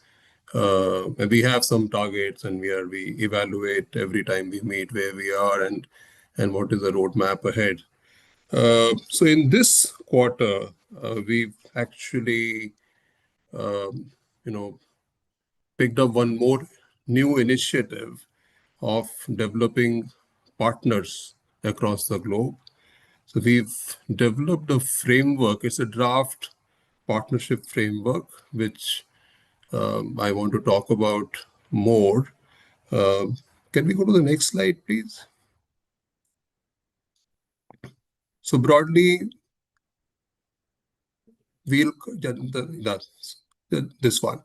So broadly, we'll cover three aspects. One is this partnership framework, then jurisdictional profiles, which is a continuous agenda, and the updated action plan. So before I, move to the next slide and talk about this partnership framework, the contours of the framework, just to give you a little background, when we did the strategy paper for this ANI working group, we did identify that collaboration will be one of the key pillars, collaboration for capacity building and also for creating, also for adoption and implementation, promoting adoption and implementation. We've been thinking about this through this year. We also tried to learn from IESBA. We took some inspiration from them. And just to remind the board that this group is primarily focused on adoption and implementation of IESA. So we also engaged with ISSB a number of times, and we try to learn from what they've done. They have a similar kind of partnership framework. And just to give you some details, they partnered with 48 organizations, and they note that their partnership model has actually enabled them in scaling of their efforts, especially on meeting the increased demand for capacity building. It's not all that new. IESBA is already engaged with a broad range of stakeholders, including IFAC, regulators, standard setting bodies, professional accountancy organizations. So what our effort here is to, can we bring more structure and more focus to what we are doing already? Uh, uh, and our belief is that a greater focus on the partnerships can enable us to conduct more outreach programs, more capacity building, and we can reach out to more jurisdictions and more stakeholders. Also, we can leverage the expertise and network of various partners to help in our agenda. I also believe if we do this well, if we can successfully implement this, it can really have a multiplier effect, which can help in IESBA in optimizing its limited resource. Of course, we need a minimum critical mass, a minimum critical level of support from IESBA to make this happen. But once it plays out well, it can really have a multiplier effect. You will have, I mean, there's a potential to have a lot of local champions around the world who can take forward our. This is my vision, at least. So with this background, as I said, this is rooted in what we had earlier thought of in our strategy paper. Let me now take you through some details of the framework. Next slide, please. So the objectives are that, as I said already, that we want to leverage the expertise, reach, and resources of the partners towards supporting ANI, contributing to capacity building at the local level, improving coordination at the regional and international level, and also, foster a global network of ethics-focused collaboration and create feedback loops, in terms of how our standard setting work is playing out and what is the feedback coming from the field. So those are the broad objectives. And next slide, please. So certain principles that we want to follow where this framework will be grounded in. Again, high-level principle of collaboration, where we share knowledge, insights, inclusiveness, continuity and engagement. Also having flexibility, no one-size-fits-all approach, and certain rigor and accessibility, so that it is effective. Next slide. So obviously, when you think of a partnership framework, one important question to answer is who would be the targeted stakeholders. So here we've come up with an illustrative list, and I welcome suggestions on other stakeholders if we are missing any. So broad thinking is, of course, the practitioners, professional industry bodies, regulators, and standard setters. As I said, some of these we are already engaging with. So one new set of entities could perhaps be non-profit organizations who are working in the financial sector, who are interested in promoting ethics. Perhaps they could also, help us in our work, and also the global and regional bodies like World Bank, OECD, ADB, African Development Bank, and if I understand correctly, they do have focus on promoting ethics in the markets they work. They work in, especially the emerging markets. So there again, we could find some natural alliance I mean, our objectives and their objectives sort of intersect and overlap. So there could be some interest from their side as well.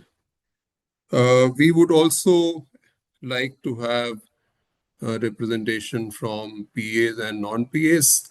Again, as I said, uh, since the mandate of this group is promoting IESBA, so that's how we've suggested non-PAs as well.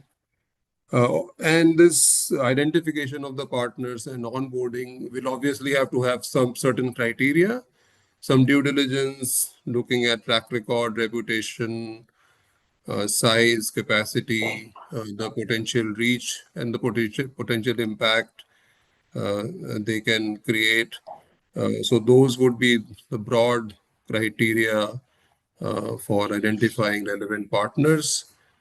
Also, we thought once we have this criteria, which jurisdictions should we go first? Again, due to our limited capacity, we can't go everywhere. And for example, ISSB has 48 partnerships. So the group was of the view we should not be that ambitious to begin with.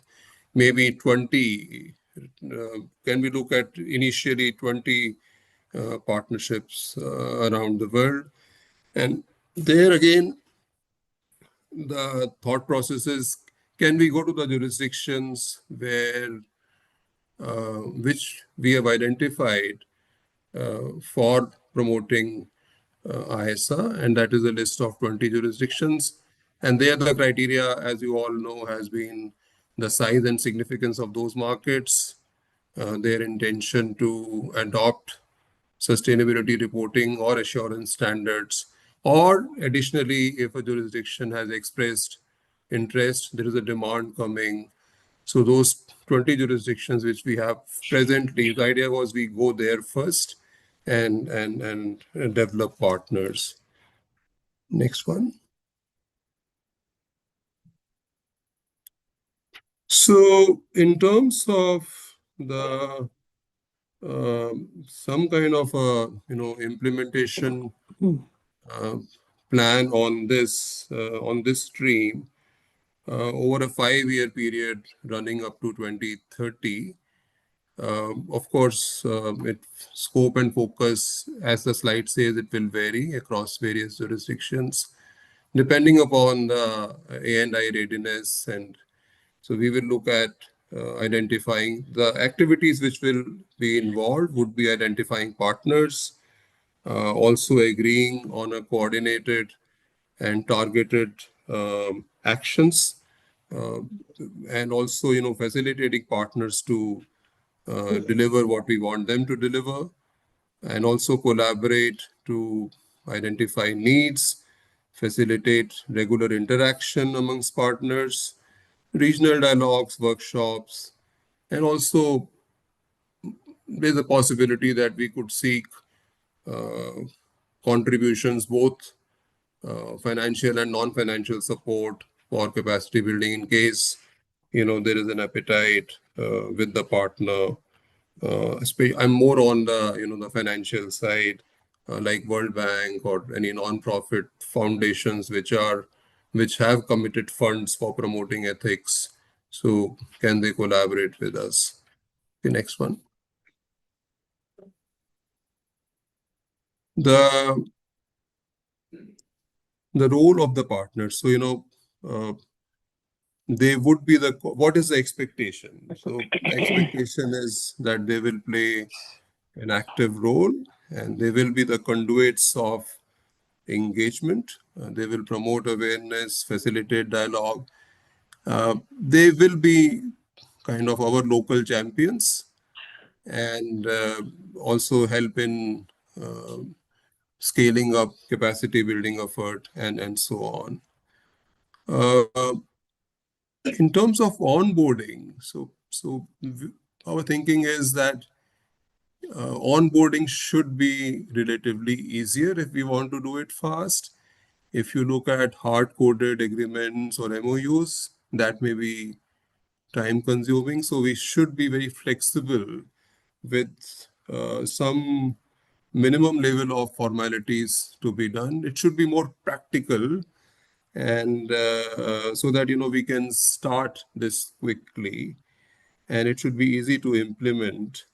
So that is our thinking on the onboarding, and we should also be willing to make changes depending upon the needs of that jurisdiction.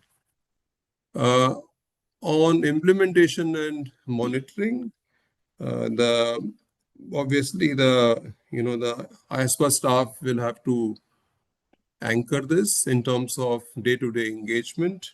But of course, the working group, ANI working group, will definitely assist and guide in terms of identification of the new partners, monitoring the overall progress, and also periodically reviewing the effectiveness of the framework. And we will also provide, subject to approval of the board, of course, periodic updates in terms of the number and natures of partnerships developed, capacity building activities, and what is the reach and impact across various jurisdictions and effectiveness of the framework. Next one, please. I think probably I'm done with. Yes. So this is important. So at this point of time, we have not really fleshed out details on the process and policies surrounding this piece. This is a high-level framework which we are presenting today, and we seek, board's approval, and then further details can be thrashed out. Next one. Yeah. So yeah, that's on the first piece. Happy to take questions now, or if you want us to complete our presentation, and then the next set of slides is on jurisdictional profiles. But I'm open. Amajit, I'll just stop here to see if there is any board member who would like to make any question or comment to the part of the presentation, since they are slightly different topics. Yeah. Are there questions to Amajit? Well, no questions. Seems that you have been clear, and no comments. So it seems that everyone is happy with what you have presented, and you can proceed, Amajit. So I'll take it as board is approving this today. Yes. Thank you. Yes. Thank Let's you. leave it for the end of the session, okay? Right. So the next part then. I'll hand over to John at this point of time. Yeah, go ahead, John, please. So John and I will discuss some of the progress made on the jurisdictional outreach strategies. So we have four main categories here that are color-coded, and the first several jurisdictions, we believe that we've had really good interactions with them. We have somewhat robust profiles, and we don't have any particular action proposed at this time. So this doesn't mean that we would not remain flexible, and if there are requests or needs that arise, we would certainly take those into consideration, and then take it to the working group, and then put it into the process and the plan. And so other countries, moving on to the bottom middle, we think that there is some support still required. So we have some plans for some activities. There may have been some requests for supporting materials that line up already with our action plans. And so we don't think that there is a very big ask from those countries. And then both Sungnam and Kite have been very helpful in assisting us with assessing any requests from South Korea. And Kenya and Nigeria are the two countries where we have gone into a more detailed and targeted outreach plan, where for those countries we had some significant requests as well as some, significant interest. And based on our discussions and criteria, we've put together those plans to move forward with providing more extensive outreach with those two jurisdictions. And I might pause there if there's any questions or. I might just add a couple of points. With the draft jurisdictional profiles, in Q1 next year, we're sort of looking at taking them to the next step around potential publication. So we want to, obviously it needs to be focused on more so on the public information, as it does include at the moment aspects which have come from discussions and coordination with the IFAC. So we'll be pairing those back to some of the public information and vetting those with the relevant, whether it's professional accounting organisation or standards that are in the particular jurisdiction, and then moving towards publication towards the end of Q1. That's the sort of idea behind that. And also with the outreach in Kenya, we're trying to connect that with the roundtable that we're planning for the CFO work stream, because obviously we'll be there when we're on trying to take some in-person outreach at the same time to cover both bases there. So, sorry, just wanted to add those. No worries. Next slide. Yep, sure. And so this, seeing where we have gotten to a stage where a number of jurisdictions that were initially presented as high priority, we think there's additional capacity to sort of move on to a second phase of additional jurisdictions. And I will mention that these are our proposed additional jurisdictions, so we welcome comment and feedback. Amarjeet had mentioned the criteria in his presentation earlier about how we had discussed the economic size, the sustainability reporting adoption status, as well as the sustainability assurance requirements and other factors that may warrant escalation. So, if there are particular demands from that jurisdiction, or we have IESBA board member presence in those jurisdictions as well. And so going through those criteria, we have proposed to start the jurisdictional profile process for Argentina, Chile, China, Colombia, Hong Kong, Mexico, and Turkey.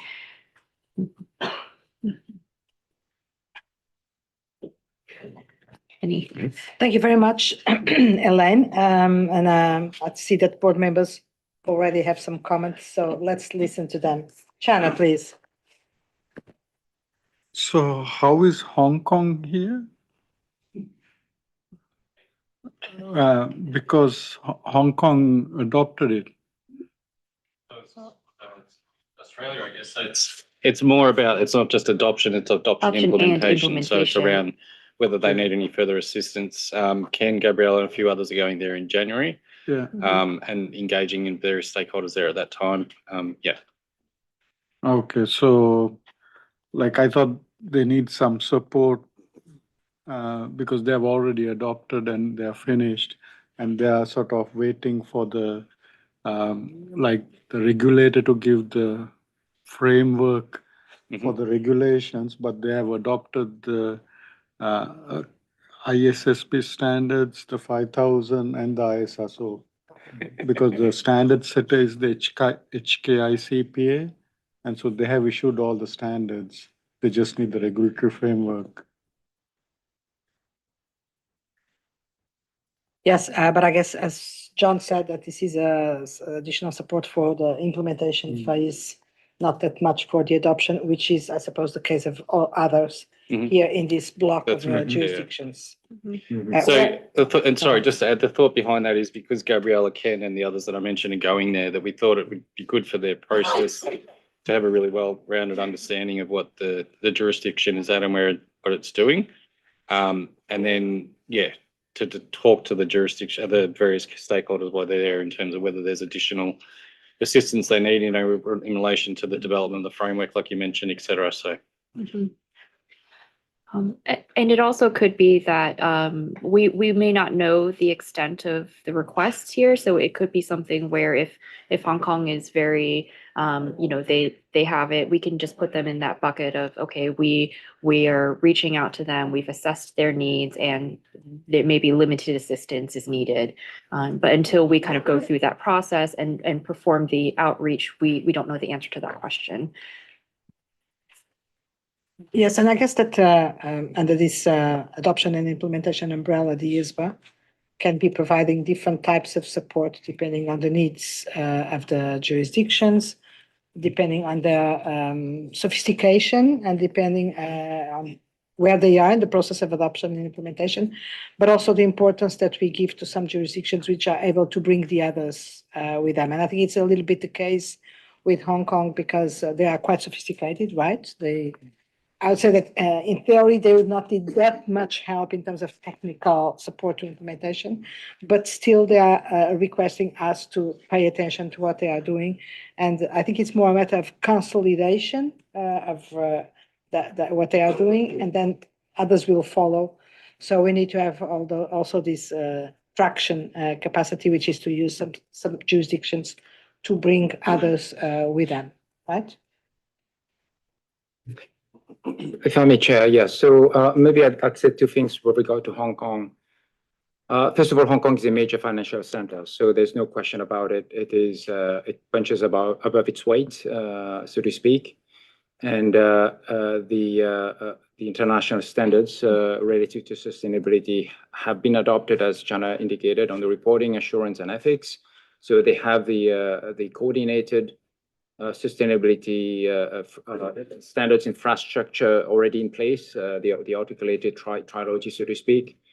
And they're just awaiting the AFRC, which is the sort of the regulatory arm of the Hong Kong government, to essentially put in place the legal and regulatory framework to address mandatory reporting and assurance and so forth. And my understanding when I was there early November is that the AFRC was almost kind of nearing finalization of issuing a set of proposals for public consultation.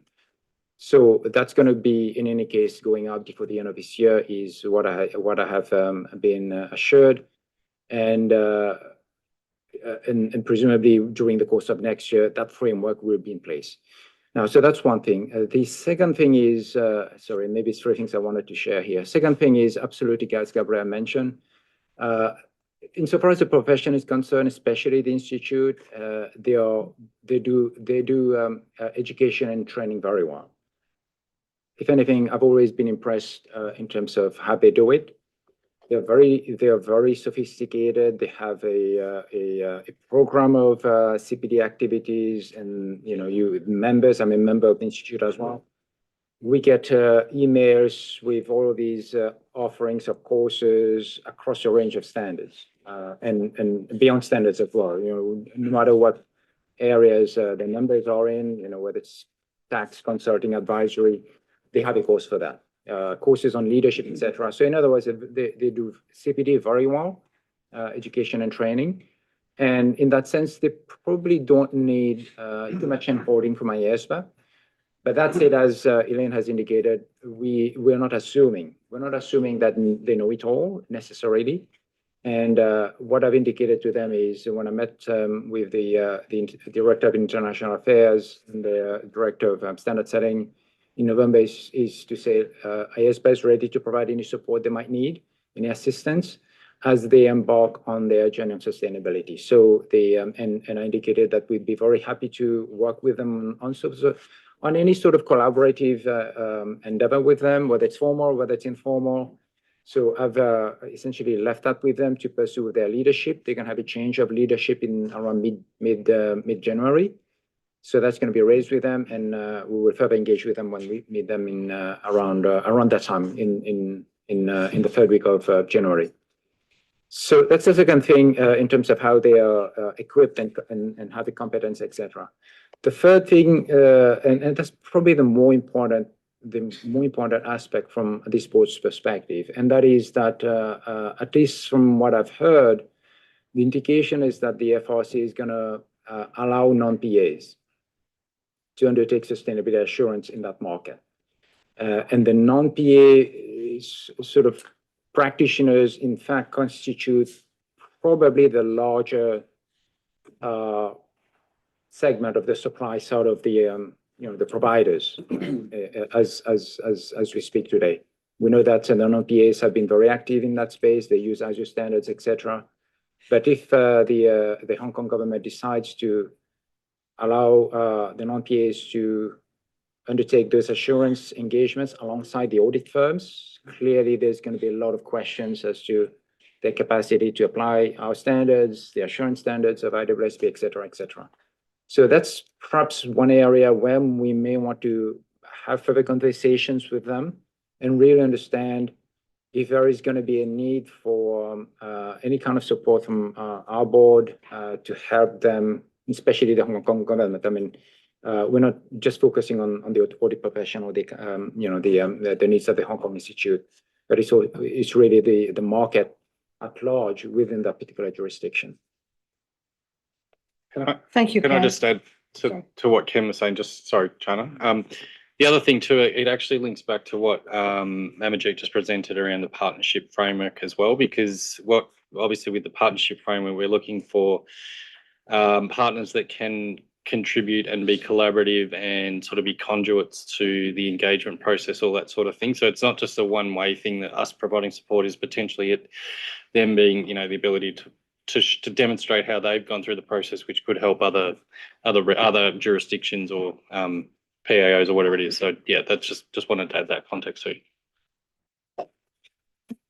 Yeah, so to add to Ken's point, I think the expectation is that the government will allow non-PAs to do the work, so much so that the HKICPA has added non-PAs to the ethics committee. So when I was in Hong Kong, I met with the ethics committee as well. And some of them, the non-PAs, were disappointed in the stalling of the IAF process, and sort of had some questions to me about which I have communicated back to you. Yeah. Thank you, Chana. Hector, please. Thank you, Chair. I'm familiar with one of the countries in that list, and which one? Unlike the case of Hong Kong,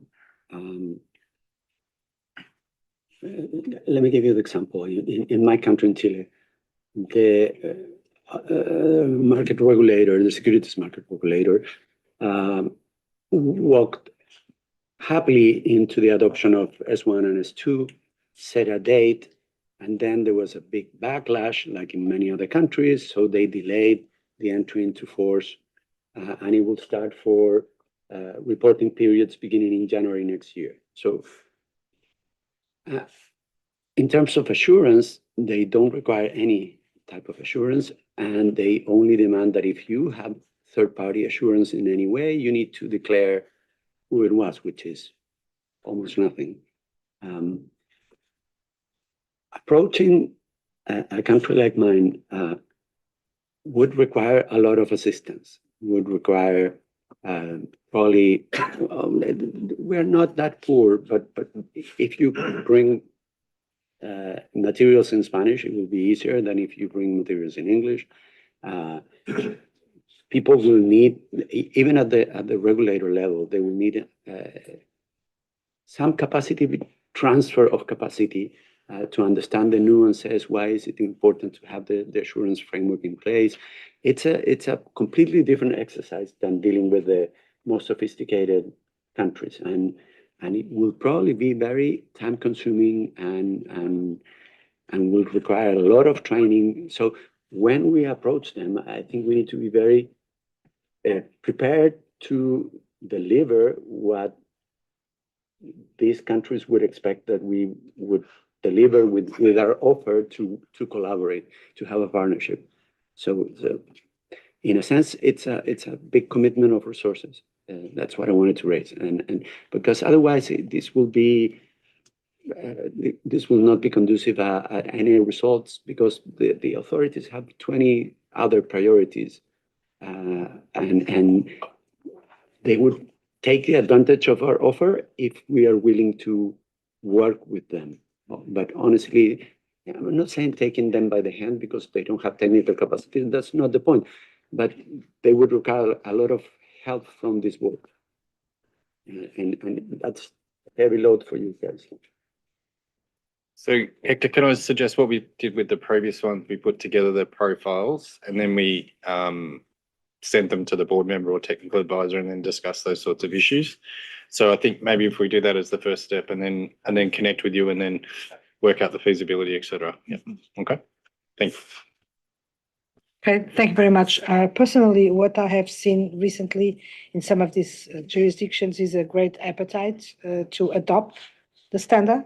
Now, I think that the big lift will have to be done afterwards because some of them will move fast in that direction, but then we'll have to support them in terms of implementation than necessarily in terms of adoption, because it's where the big challenge will lie, I suppose. Anyway, I think that we should keep some focus, but we'll discuss. Anyway, any other comments? So do you want to finalize the presentation with the updated work plan? Okay, so the updated work plan was provided by thanks. So I don't intend to go through that in any particular detail. There was just a couple of things I wanted to cover off on this particular slide. The first one relates to the in the bottom left there, the IESBA IESB fleet coordination of adoption status. So the IESB have published, it's a very high level reference to whether particular jurisdictions have adopted or they're in progress for adoption or under consideration for adoption. And they started with the JSS members. So what we intend to do is do a similar process next, starting in Q1, and we want to coordinate that with the survey that's being undertaken for the Part 4B project in terms of contacting the SSBs just to confirm the status of adoption in their particular jurisdictions. And we've also started to connect with some of the regional bodies, like for example, PAPA, CAPA, and a whole range of other ones, to find out what intelligence or information they have around the adoption status of the jurisdictions in their region. So the plan is, from next quarter, we'll do a similar sort of publication as the IAASB around those to get high-level information around adoption in progress towards adoption or under consideration. So the other thing I wanted to highlight, which goes back to what Carla was mentioning before, around the IAF and the progress with them. So we met with them recently, November 26th. So Ken, myself, Sylvia, and also Elaine met with them. We're actually discussing with them two separate projects, and a Part 4B project, and also the status of the work that they were doing around the mapping of the accreditation framework for the IESA. So I'll just focus on the IESA side of things. We raised a lot of the feedback we've been receiving. So, for example, what you mentioned around Hong Kong Charter, but there's also a number of other jurisdictions where we've been asked about what the status is with that work. So there's Qatar, Mexico, Japan, and we also provided them or talked to them about the sort of developments in Korea and also the UK as well. They did mention that there are certain examples where regulators are asking for compliance with ISA 5000 in particular. When we asked them about how are they meeting the at least this demanding aspect or that criteria, and it wasn't really clear as to how that was being assessed. It doesn't necessarily sound like it was being assessed by a relevant appropriate authority. They did mention that obviously the initial push towards doing the mapping was based on the situation in Europe, and then the changes due to the omnibus. That's why they've gone through that course. So they sort of reiterated that aspect. We also noted that we have been receiving comments through the IMAG as well as the IAASB, equivalent the TICG, I think it's called. So there has been some requests and comments as to what the status of that work is. From a UK perspective, there is potential interest in continuing the mapping by UCAS. So there was some discussion around that and that potentially could go forward, but they have to talk about that internally, so we don't have a specific answer on that at this point. And that would an internal discussion with UCAS, but also with the IAF as well.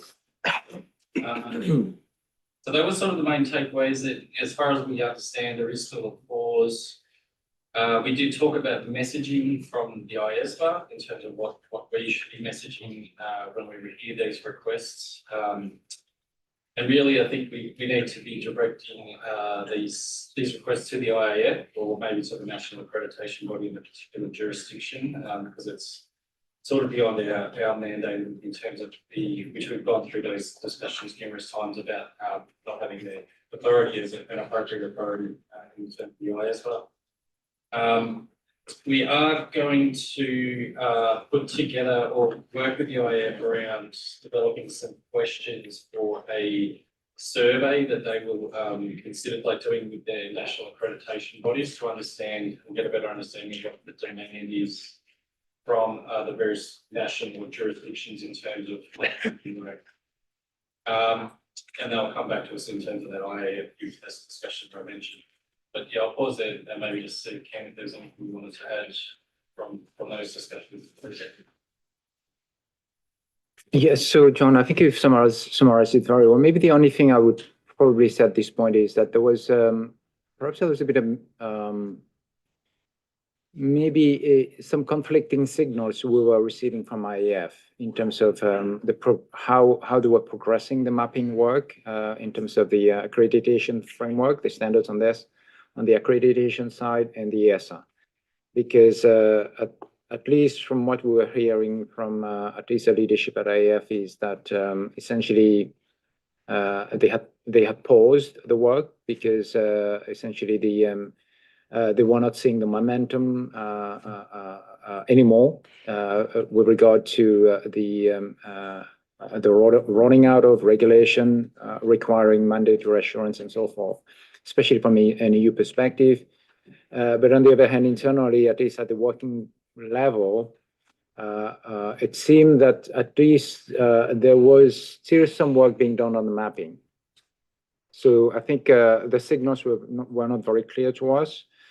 But equally on the as we are reaching to stakeholders in different jurisdictions, and as John and the ANI group themselves are connecting with different parts of the stakeholder community, and I think John has been in the Middle East and in other regions as well, in collecting information.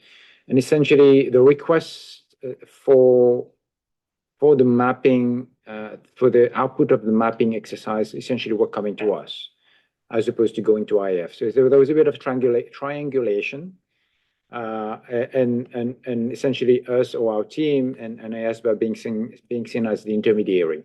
So what we said, or internally at least, what we sort of said amongst ourselves is essentially, as we're going to have those further conversations with, especially the non-PA organizations, the conformity assessment bodies, even the accreditation bodies, etc., and as they are raising those questions as to the status of the mapping exercise and how whether there's anything that those bodies can use as a base to make an assessment of at least as demanding with regard to the ESA, for us to actually route them directly to IF, as opposed to us taking the requests and actually providing the responses, because we're not actually privy to the work that they're doing and how much progress they've made. So that's essentially more to say on a go-forward basis, as we are hearing those questions, as we're receiving those requests for updates and for particular outputs, we're going to refer them directly to the leadership at IF, so that at least there's going to be a sense of so the need and the demand for that sort of work to be done and for the output to be provided to the relevant members of the accreditation world. So that's a bit of what I wanted to share, which is to say we and our board should not be essentially the go-between, but really the members of the non-PA community should really be going directly to IF to seek the answers. Right. And we will see the next episode of that story. Any other comments? John, Obichukwu, please. Thank you, Chair. I just wanted to say that the framework is a great one, a very good initiative, and I commend the work group. I also want to, I'm just thinking, in respect of that, it's going to be, is the IESBA staff that is driving it. So I'm wondering the resource allocation, the resources available to drive this and bring it to an effective actualization.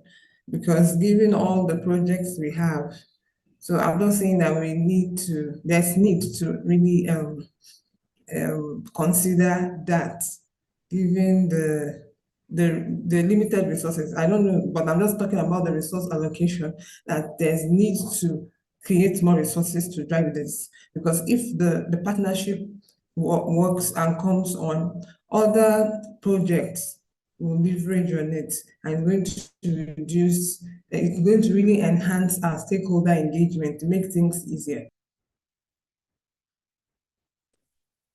Thank you, Obichukwu, for that heads up and alert. This is actually a topic, nothing less. And we will need to see how to resource these groups, working groups, project teams, and etc. Appropriately and in a balanced way over the next months. This is a challenge, of course, mostly at the time when, as we mentioned, as Ken mentioned in the first day of the meeting, we are losing two people from our team, plus an absence for a few months, all at the same time. So it's going to be challenging, very challenging. But we will work on it and can, but mostly because we need to see what we can do, but conscious that there are some limitations and some challenges in some places. But thank you for putting that forward for consideration. I'll maybe take the opportunity. I was going to say this at the end of the meeting, but maybe this is the right time not to lose the momentum, to remind everyone here around the table and possible ones listening to us virtually that first, we have an open position being advertised for a senior manager, maybe more than one, we'll see. But there is an open position for a senior manager to join us.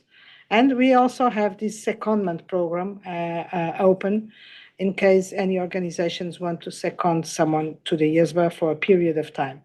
So I'd ask the board members to be attentive, at least, even if you cannot do anything proactively, be attentive and sign all these open positions to anyone you may think that could be useful, because we truly need very good people since we are losing very good people. So we don't want to go below the capacity that we have currently. So I was going to mention it at the end, but since you brought it, I think it's the right time. And it's not only because of adoption and implementation, but if you look across the different projects and a few things, maybe the next session will also bring us, you'll see that we don't have too many people, on the contrary.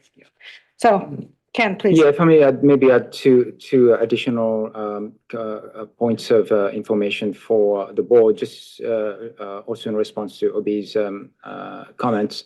First of all, in terms of vacancies and the also relative to the staff fellows. So what I will do after the meeting is share the links to the staff vacancies to the board, all board members, TAs, and others who are observing the meeting, who can hopefully share those links to those across the networks, within the networks, who might possibly be interested in those positions. So watch out for an email from me after the meeting. Secondly, Obi, more specifically to your comments, yes, absolutely, as Gabriel indicated, after we're done with the board meeting and as we turn into the new year, I will be sitting down with the staff team to work out the staff assignments and to see how best to rebalance workloads, etc., in the light of the resources that we have, and making sure that we prioritize what needs to be prioritized, of course, in consultation with Gabriela and the planning committee. But importantly, we are trying to leverage as much as possible what we're doing on urban initiatives to cover some of the priorities, some of the commitments, especially in the context of AI. So John mentioned earlier, for example, that there is a plan for holding the roundtables in Kenya on CFOs, the role of CFOs. And as part of that, we will be exploring holding some outreach meetings with some key stakeholders in Kenya within the umbrella of ANI. So that's one way we try to leverage the resources and the time that we have available to try to cover as much ground as possible beyond just what would be the immediate focus of, let's say, a particular outreach engagement or commitment. So that's really what we're trying to do. And Amajit, of course, has indicated earlier, as Amajit, you work through the plan for the partnership framework, that we will try to leverage as much of the flexibility and the willingness of potential partners to work with our board. We have existing groups already, as the board might know, for example, the jurisdictional standard setters, and we will explore with them potential areas of collaboration or support that they might be able to bring to our board in terms of the different initiatives and priorities that we have set out, especially in the context of ANI. And earlier this week, we talked about CIVs and essentially the plan to develop non-offer tissue material. And also there, we discussed the possibility of exploring avenues of collaboration with some of those partners, whether they are firms, jurisdictional standard setters, professional accountancy organizations. In other words, those partners or stakeholders that might have a particular expertise or background or experience in the particular area that potentially could help us and therefore enable us to maximize the use of a sort of extensive network. Yeah. Okay, thank you very much, Ken. So Amajit, John, Elaine, on your side. No, that basically brings us to the end of the presentation, unless the working group members wanted to add anything else, or Amajit, before let's see if there's any final questions or comments. But Yeah, and back to the approval of the strategy, the partnership framework. Yeah. Formally. Yeah, so I really don't have much to add, except that I'm already thinking in terms of the next steps for developing the partnerships. And there, I think we would reach out to board members in terms of helping us identify the potential partners in their region, because they would be more familiar than us. So nothing more to add as of now, but I'll request my fellow working group members if they want to chip in at this point. Thank you very much, Amajit. So we did not formally approve the partnership framework because I thought that it was better to finish the presentation.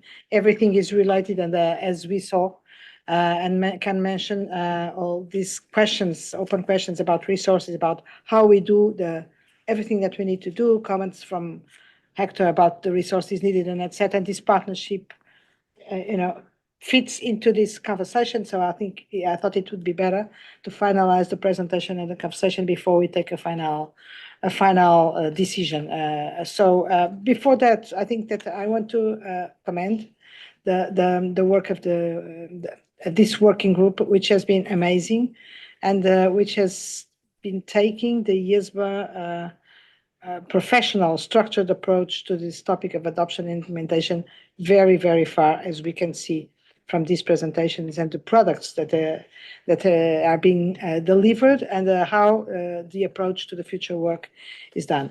This partnership framework, it's going to be critical as we go in terms of leveraging our impact, leveraging our work with the help of others. So it has more than one objectives and benefits, not just add to the resources that we don't have and the capacity that we don't have, but also spread our message broader than just speaking with individual stakeholders. So very hopeful that this will work well, and thank you very much to Amajit and the working group for the proposal, the structured proposal that you made.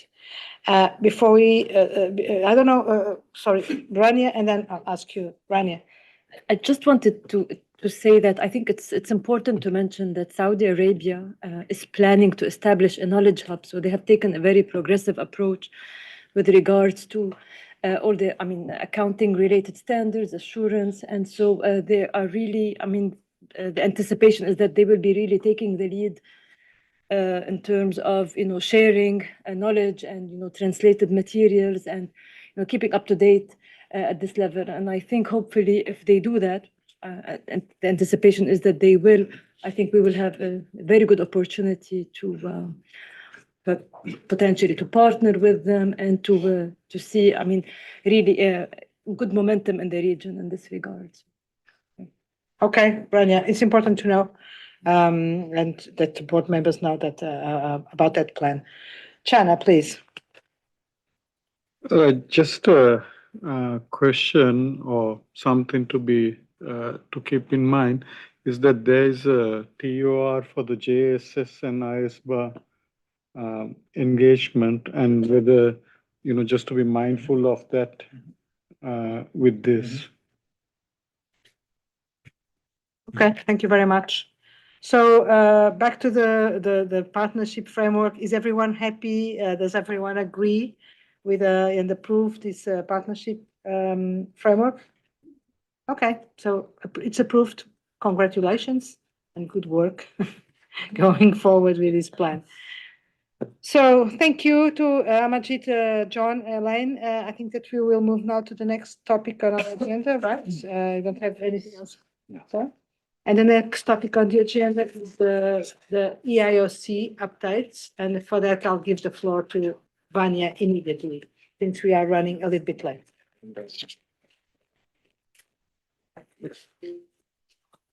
Sorry, Linda, I didn't wait for you. It's all good. You are Kill anybody on the participating on the move. All right. Actually, I have two angels at IOC that will be running the presentation today and keeping us all up to date what's happening. Okay. So I think, thank you. I think the presentation is going to be shown on screen. So while that is happening, I'll just kind of walk you through it with what I have. The first screen you're going to see is the introduction, of course. How nice. I want to point out to everyone that the name of this committee is the Emerging Issues and Outreach Committee. And I think so often when we think about this committee, it's emerging issues. Have they identified emerging issues and everything? But really, outreach is a very important point as well, because this board and the staff does a lot of outreach. And so at the November EIOC meeting, the 2026 is being declared the year of outreach.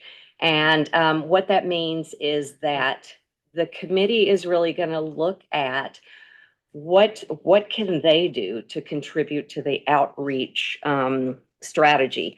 So, might there be thought leadership pieces that they could be drafting? Could there be enhanced procedures for, say, standard speaking notes or standard PowerPoint presentations? What can be done really to make the outreach process more seamless, I believe. And it's kind of interesting. I think the stars have aligned because I had a chat with Rui recently, very recently, and I think his mind is in the same place. So Rui's been and the communications team have been working on a document that I'm not going to steal your thunder, but anyway, they'll share some more tomorrow. But it's really kind of working in the same direction. So just note 2026, the year of outreach for the EIOC, in addition to emerging issues. So the agenda, very quick agenda. we've got two issues on here, emerging issues. I'm going to share highlights, and then John is going to speak to private equity investments in accounting firms and kind of what she's experienced over the past few months. After our presentation, Gabriella will engage the board in a discussion about the way forward for PEI. So we're going to keep our part brief, so there's enough time for you all to comment on some of the issues. Anyway, I want to kind of share. Oh yeah, maybe I should give this to you to drive. Anyway, so these, you see the boxes up there, all right? And these are issues that we've kind of been tracking for quite some time now. Obviously, private equity investments, the board issued or staff issued an alert back in the summer. That's received a lot of traction, continues to get a lot of attention, and that's why it's going to be discussed a little bit later. Deregulation was discussed at the, actually, I think it was at the Jurisdictional Standard Setters meeting and also at the IESBA Ethics Conference in Lisbon. So a lot of attention there. The integrity and financial crime. Anyway, all of this to say that these are emerging issues that we are seeing on the horizon, and we're seeing them in all kinds of, or they're coming from all kinds of different sources, and they're not mutually exclusive. So, you know, deregulation may have impact on the attracting talent, and technology is going to have an impact on probably all of these things. So we're tracking the individual topics, but we're also looking at, okay, how are these interacting, and what is the impact on ethics standards, and also what is the impact of ethics standards on these issues? That's something to consider as well. So it kind of flows both ways. We have a variety of sources for our tracking, our horizon scanning. So we meet with the jurisdictional standard setters. We meet with the Stakeholder Advisory Council. We've gotten some good information from those meetings. We get weekly reports from the Media Intelligence Platform. We do outreaches and more. And that's something that's really key with respect to outreaches also. It can't just be us putting out information. It has to be information flowing back into the staff and the board as we talk to the people that we're meeting during these outreaches. So lots of exciting stuff that can happen there. As we gather this information, we maintain a list and we triage it based on urgency and impact. So those issues that are impactful and urgent are going to come to the board. Otherwise, we will just continue to monitor, and the EIOC will discuss what needs to go to the board. So it's a very methodical system that we use in determining what to bring forward to the board. I think that's all I have to say on this matter. You're up next. So I'm going to turn it to Jean to talk about private equity investment in accounting firms. Thank you, Linda. So as Linda alluded, we issued the staff alert on private equity not too long ago, which we gave update on how well it was received. Subsequently, the staff and the IC has been monitoring what has been happening on private equity. It has boomed. And I just want to touch on two things that we were seeing. And the first is actually where I had the privilege of attending the PE Summit, Private Equity Summit, this year in November in Chicago. It was the second year that this was held. And this is the purpose is where firm leaders actually come to understand how private equity works. So that is the purpose of this summit. And to cover growth strategies, post-acquisition integration, regulatory compliance issues, as well as how PE is reshaping the public accounting industry as such. Interesting, this summit was a little bit different than the previous year. It was over 2 full days, of which the first half of the first day was just for accounting firms alone. So private equity firms were not among them. So they had this opportunity to engage and talk to one another, kind of understanding what are the issues. They covered not just private equity, they covered the aspects of remaining independent, for example, not accepting private equity or other types of structures, whether they're doing ESOPs with staff or whether they are family owned. So different structures as well was discussed during literally the first half of the first day. It also looked at like workshopping a typical deal, how that would look like, what drives value, how to capitalize into it. So very, very firm orientated. The second half of the first day and the last day was where the private equity firms joined the accounting firms. And this is where they were talking about what the private equity thesis were, the firm's thesis, how they were thinking about acquisitions, what would be their drivers, kind of the state of play, how they are currently investing, as well as the PE perspective. So it was very interesting, very similar to what we heard in the first year, but is still showing that this is really an area of boom that is booming. I must note this is just US focused. So this is how private equity is currently happening in the US as well. The central message was that PE is evolving very, very rapidly and will continue to do so, reshaping the accounting profession. Some statistics, they said from 2021, it was only like a few top 25 mid-sized firms that had PE backing, but since then, a lot more has joined. And they had very nice slides showing how it actually grew over a period of time and how many other firms are actually joining into this phenomena. But also that it is about roll-ups, for example, or motherships or hybrids. So it's not just having this private equity firm investing in an accounting firm, but maybe whether it's investing in a platform firm where other firms are being rolled up or invested in. So it has different structures, how private equity is actually disrupting the accounting profession. They did say that by 2030, the accounting space would look very, very much different to what we are seeing at the moment. And it's more than just preparing financial statements and doing tax returns or doing audits as well. But it's also very much technology driven, automation, AI. So, and also on offshoring. So where private equity allowed this opportunity of scale. So it's reshaping service delivery as a whole. So some of the advantages that was raised during the discussion is why would accounting firms look at PE backing? And we spoke about this previously as well, is to gain access to capital for growth. So obviously there's other ways creating debt, but private equity is one of the main reasons of getting that. Investment in technology. So these private equity firms have also this professional backend and they have access to technology. So obviously that is one of the drivers for investing in technology, automating processes, make it more efficiency. So that is one of the advantages thereof.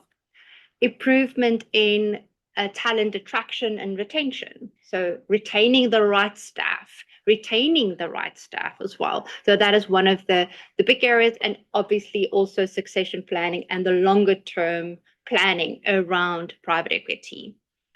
They did say, and they made it very clear, is that this is not for every firm. Private equity is not looking at every accounting firm, and not every accounting firm wants PE backing. It is whether it is a good fit, whether it's a good cultural fit. Do they have the same vision for the business as a whole? And how it's structured is very diverse as well. Very much flashbacks on CIVs that I had while attending the session as well. But it also, the message was whether you are looking at PE backing or whether you need to remain independent, you need to seriously think about your strategy. So that was kind of the call to action to the firms out there. Very, very much technology was highlighted, saying that besides private equity, the biggest disruptors in the profession is technology as well. So they did a little bit of predictions for 2026.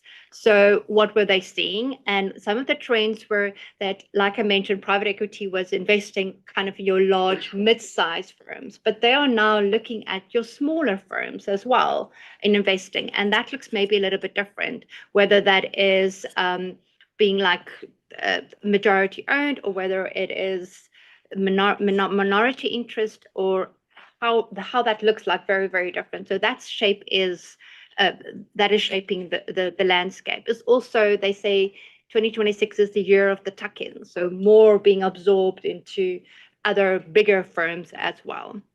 Specialization is like being like doing a niche type of service is also where they are seeing that these firms are moving in.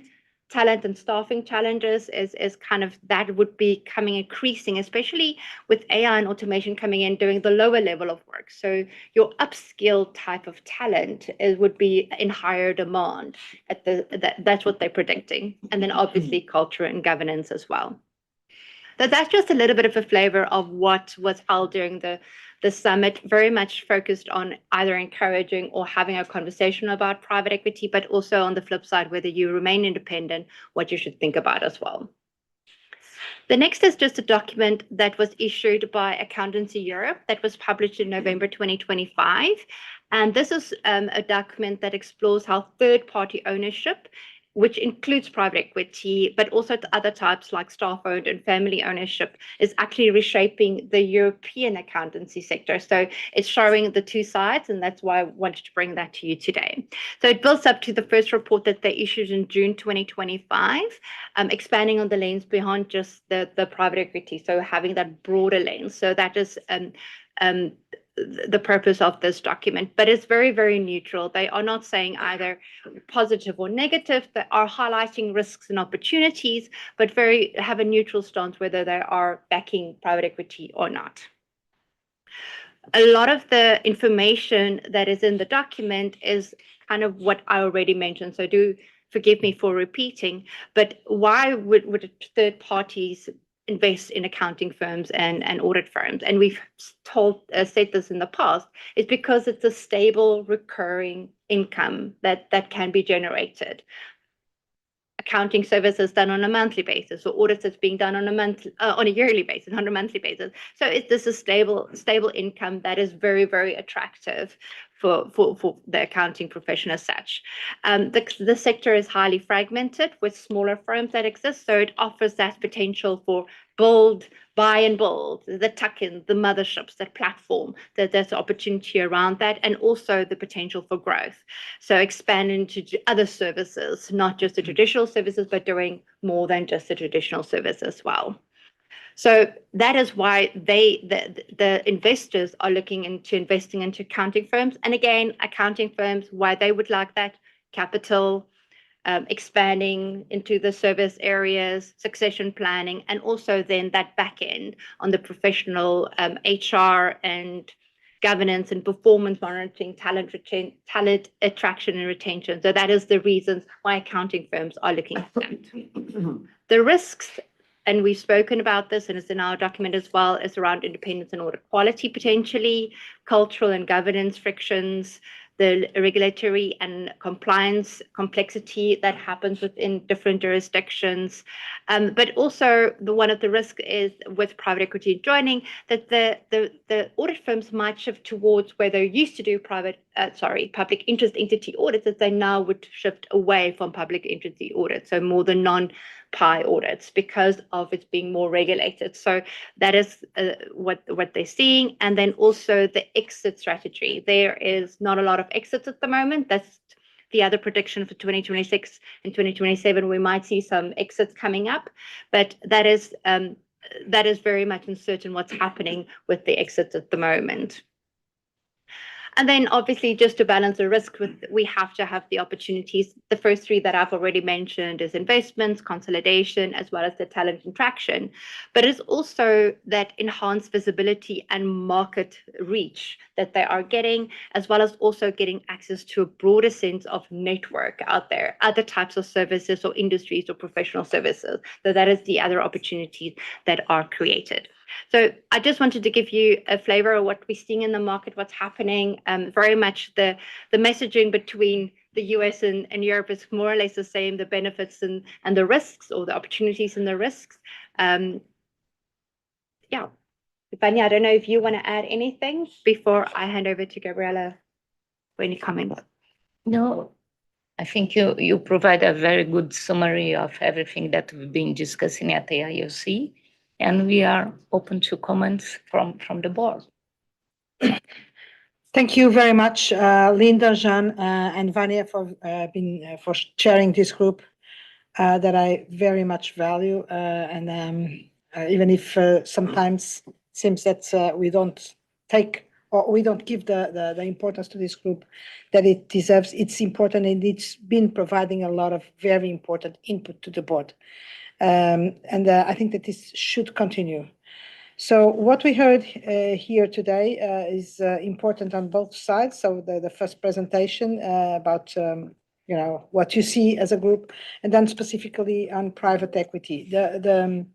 The destiny and the mandate of this group is really to capture things. Well, you spoke about outreach and everything connected with outreach, which is becoming a shared job for all of us. But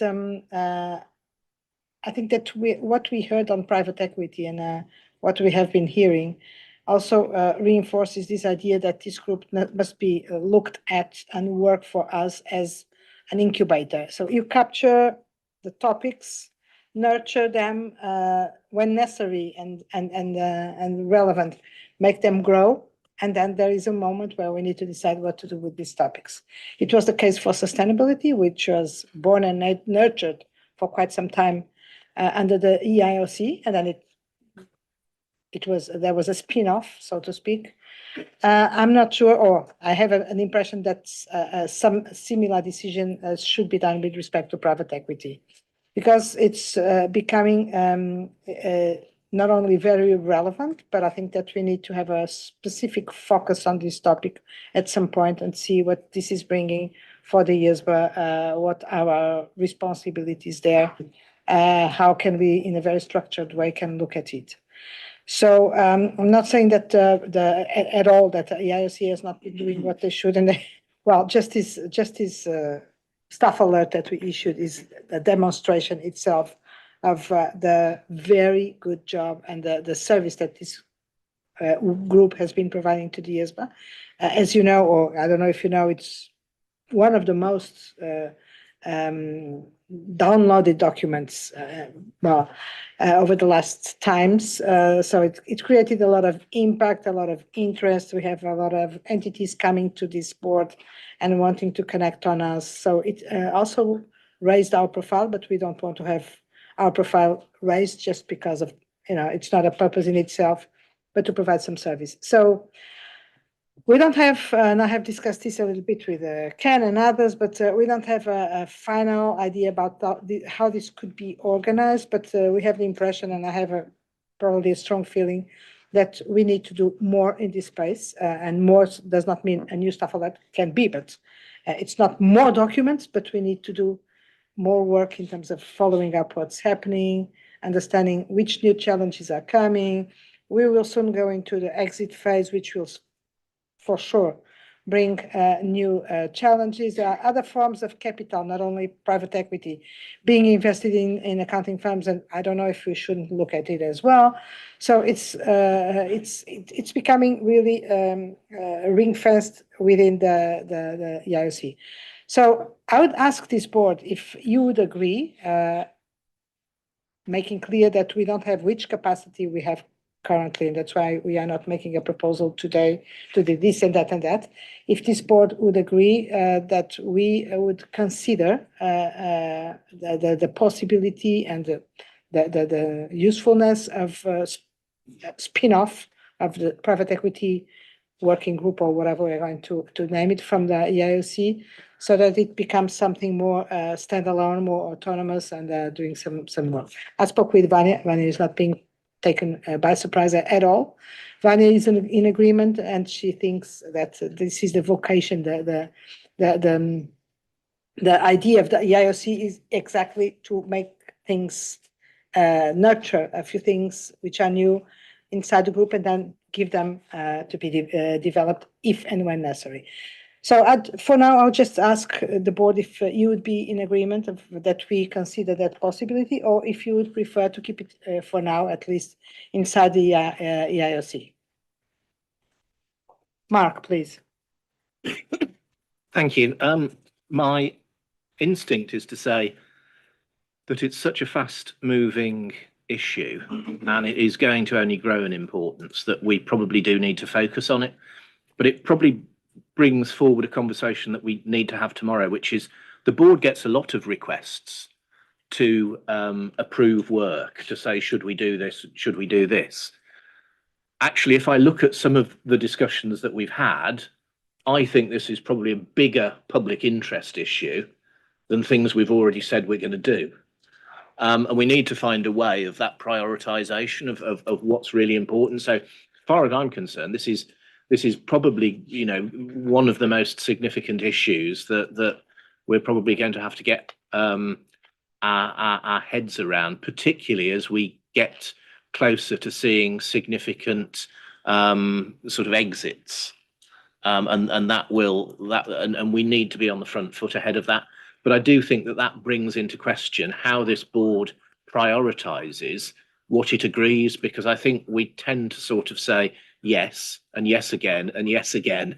And we only have a limited pool of staff, and they can't be expected to juggle 72 things at once. So, you know, there might be some things that we say we stand down in favor of more focus on private equity. Or any other things, but your point is more than well taken, and that's why the suggestion is to consider, not immediately to move to the decision to do it, because exactly we need to understand how things are going to develop over the next times in terms of resources, in terms of staff, in terms of how we organize ourselves, in terms of priorities, timelines, and etc. For now, it would be just or not an agreement around the idea of considering this possibility. Rich, please. Yeah, I support the concept of evaluating or considering the possibility of having a separate project team focused on private equity. I think we should think carefully about, maybe this is to Mark's point, what we're going to jump in on that space. But it is, I have to agree with Mark, this is increasingly fast moving. Right now, everybody says, well, you know, the rules are the rules, you got to follow the rules. I think what we're going to have to watch and see is how things evolve. We heard a little bit when we talked, Linda, with some of the regulators around the world, that one or two of them had spotted some things they weren't excited about. Others have felt pretty comfortable. But I do think it could evolve, especially as people start to feel either an economic downturn or maybe not the same growth that they had hoped, especially as it approaches times to apply an exit strategy and liquidate their positions. And so I think this is not a short-term initiative to think about. I think when we think about it, we ought to consider how sustainable it is, or not how sustainable, but that we might have to sustain this for a period of time. Thank you. Thank you, Rich. David, please. Thank you, Chair. So I would agree with what Mark has said and how he outlined it. I think we should consider, and I agree, it's better to be ahead than to fall behind.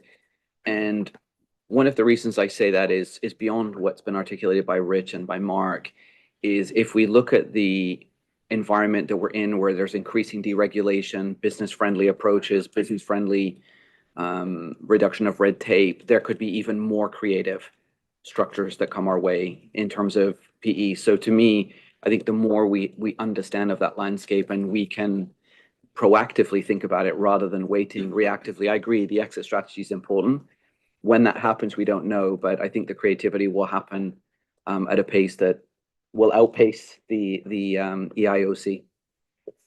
And in some places, at least regulators are also moving fast with addressing these realities and alternative investment structures and things like that very quickly, not necessarily in the same way. So there is a risk here of a fragmented approach from the regulatory community to what this means and how this should move forward. Luigi, please. Yeah, and I agree that this should be an area of special consideration for the board. And well, the difficulties is to understand how to approach the matter, but it should be approached.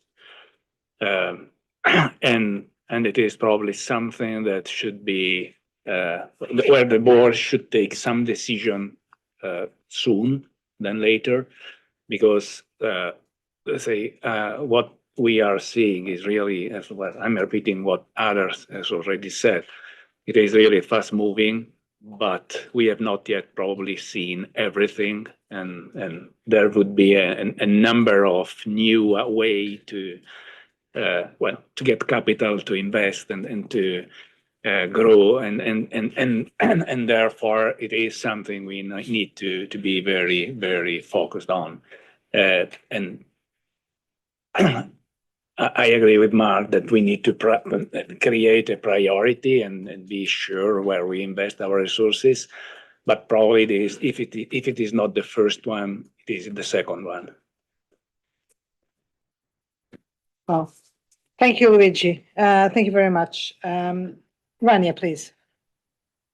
Yeah, thank you. So I don't really have an opinion, an opinion on this. I'm between the two possibilities, but my question is that as we consider whether to consider this project, should we also factor in our progress on the FCG framework, the viewpoints? I know there are, I mean, we have discussed repeatedly before the interlinkages. Is that something to factor in at least? And as we are developing the viewpoint, so just the point. I'd say that we will not be able to stay away from it, as we discussed, from culture and governance. That will be inevitable.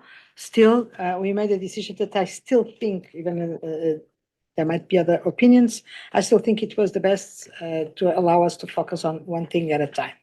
Because I'm sure that if we had mixed the two, you know, the FCG is already challenging, there would be a very significant risk of not being able to do any of both of them right. So we made this option to give to let the private equity topic stay with the EIOC for us to see where it would go. But now I think it's becoming very clear that it will go very far and can take us very far as a board. So yeah, there are connections, but still, I would not propose at this point in time merging both. So I think we have enough challenges ahead of us. But thank you, Rania. Sadia, please. Also in support for a separate working group, I think it does something else as well. It allows us to budget the resources to be ready for another NAM. Being an EIOC, it's actually overcrowding other emerging issues that may come through, and this will allow us a little bit more space to see what's the other emerging issues. But everyone says we need to be doing something, and I'm not sure if everyone's having the same thought, but as soon as there's an exit strategy, isn't that the trigger for us to be thinking about what NAM we issue after we see what happens? Or maybe there's something else that's going to happen in this space that will allow us to think about when is our next NAM so we can gear up for that. And I say this here because NAM isn't that easy to write in the section. It's a developing area, and sometimes we need to think about it before it happens so that we can gear up on a skeleton process. Thank you, Rana. Sorry, Sadia, absolutely. Avi Chukwu? Thank you, Chair. So I think that the private equity issue, based on the presentation made, the risk or the things that are driving it, the risks rather, include culture, governance, it has something to do with technology. And we already have project teams that are working on, like the firm culture, we have technology, and governance is also on that firm culture.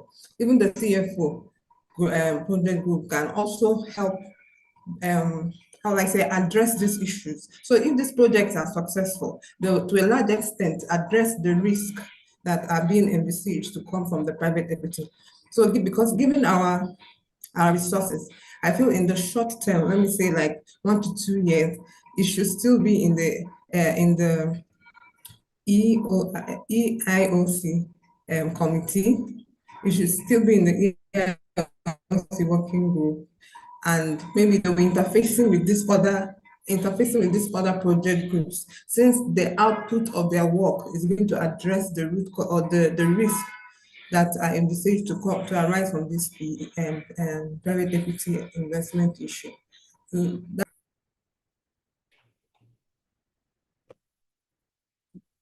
Thank you, Abichuku. Christelle, please.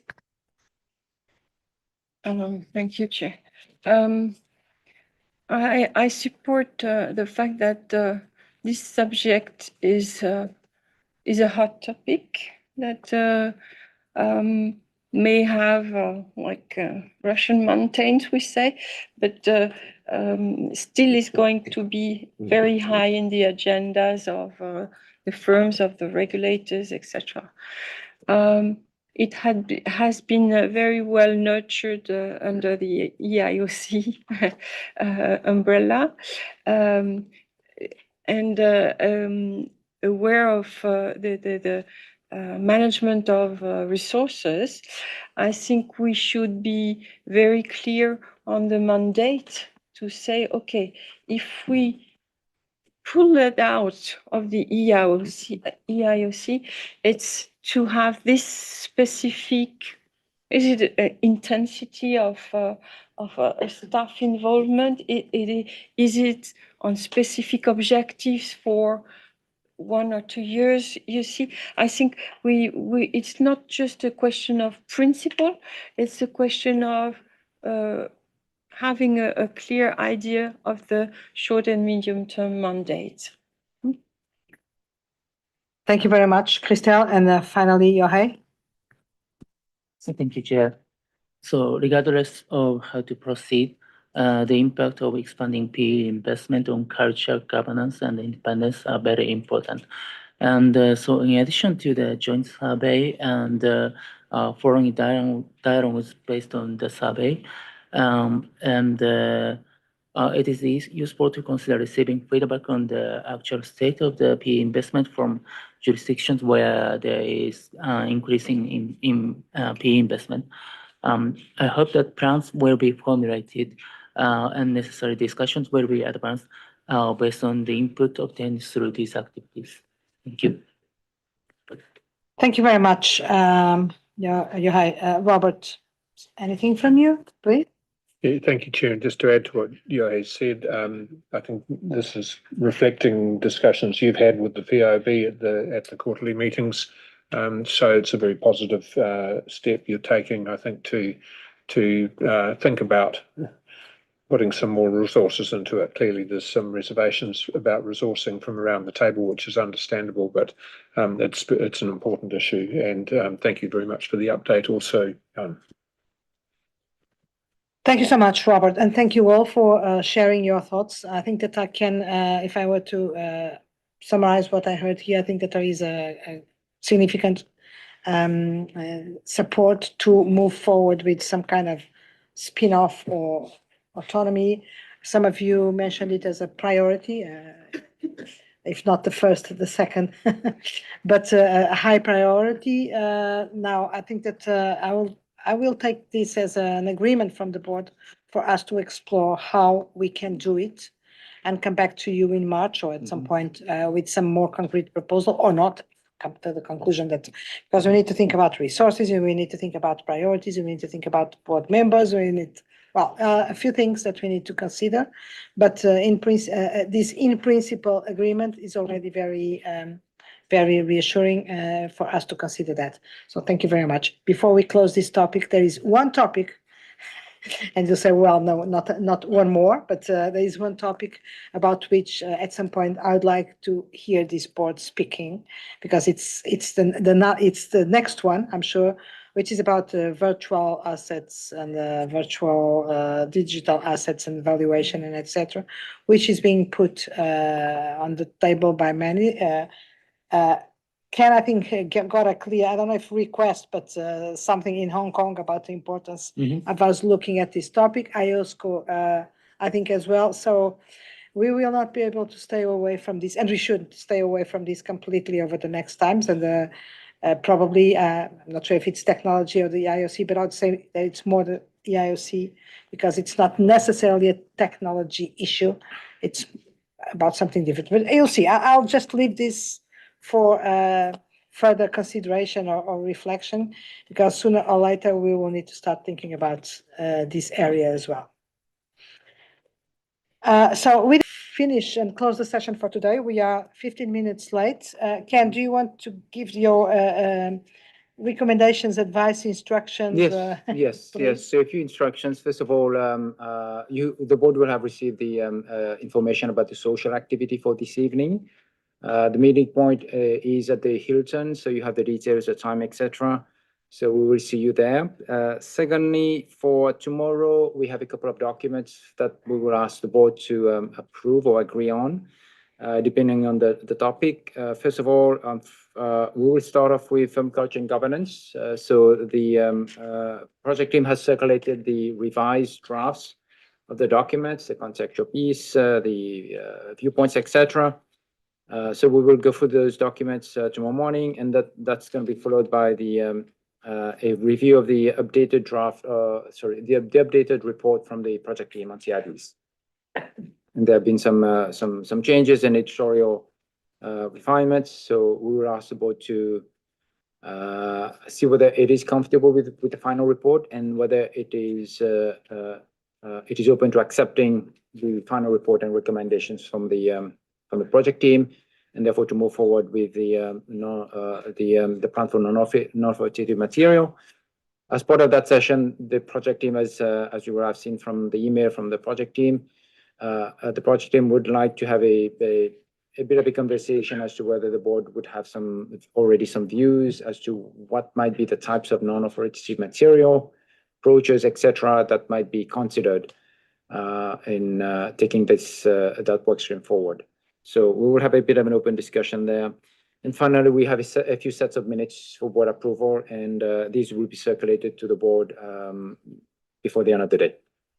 During the social activity. During the social activity, precisely. So that's it for me. Okay, so over for today. Hope to see you later. We will go for a mini golf or whatever. Interesting. I'm gonna be the worst again. I promise. Oh, no, I'm gonna be the worst. I won't. But you know, when you play something or you gamble, you need to be ready to lose. I'm ready. Sorry? I'll tell them. No. I'm better in mini golf than in jigsaws.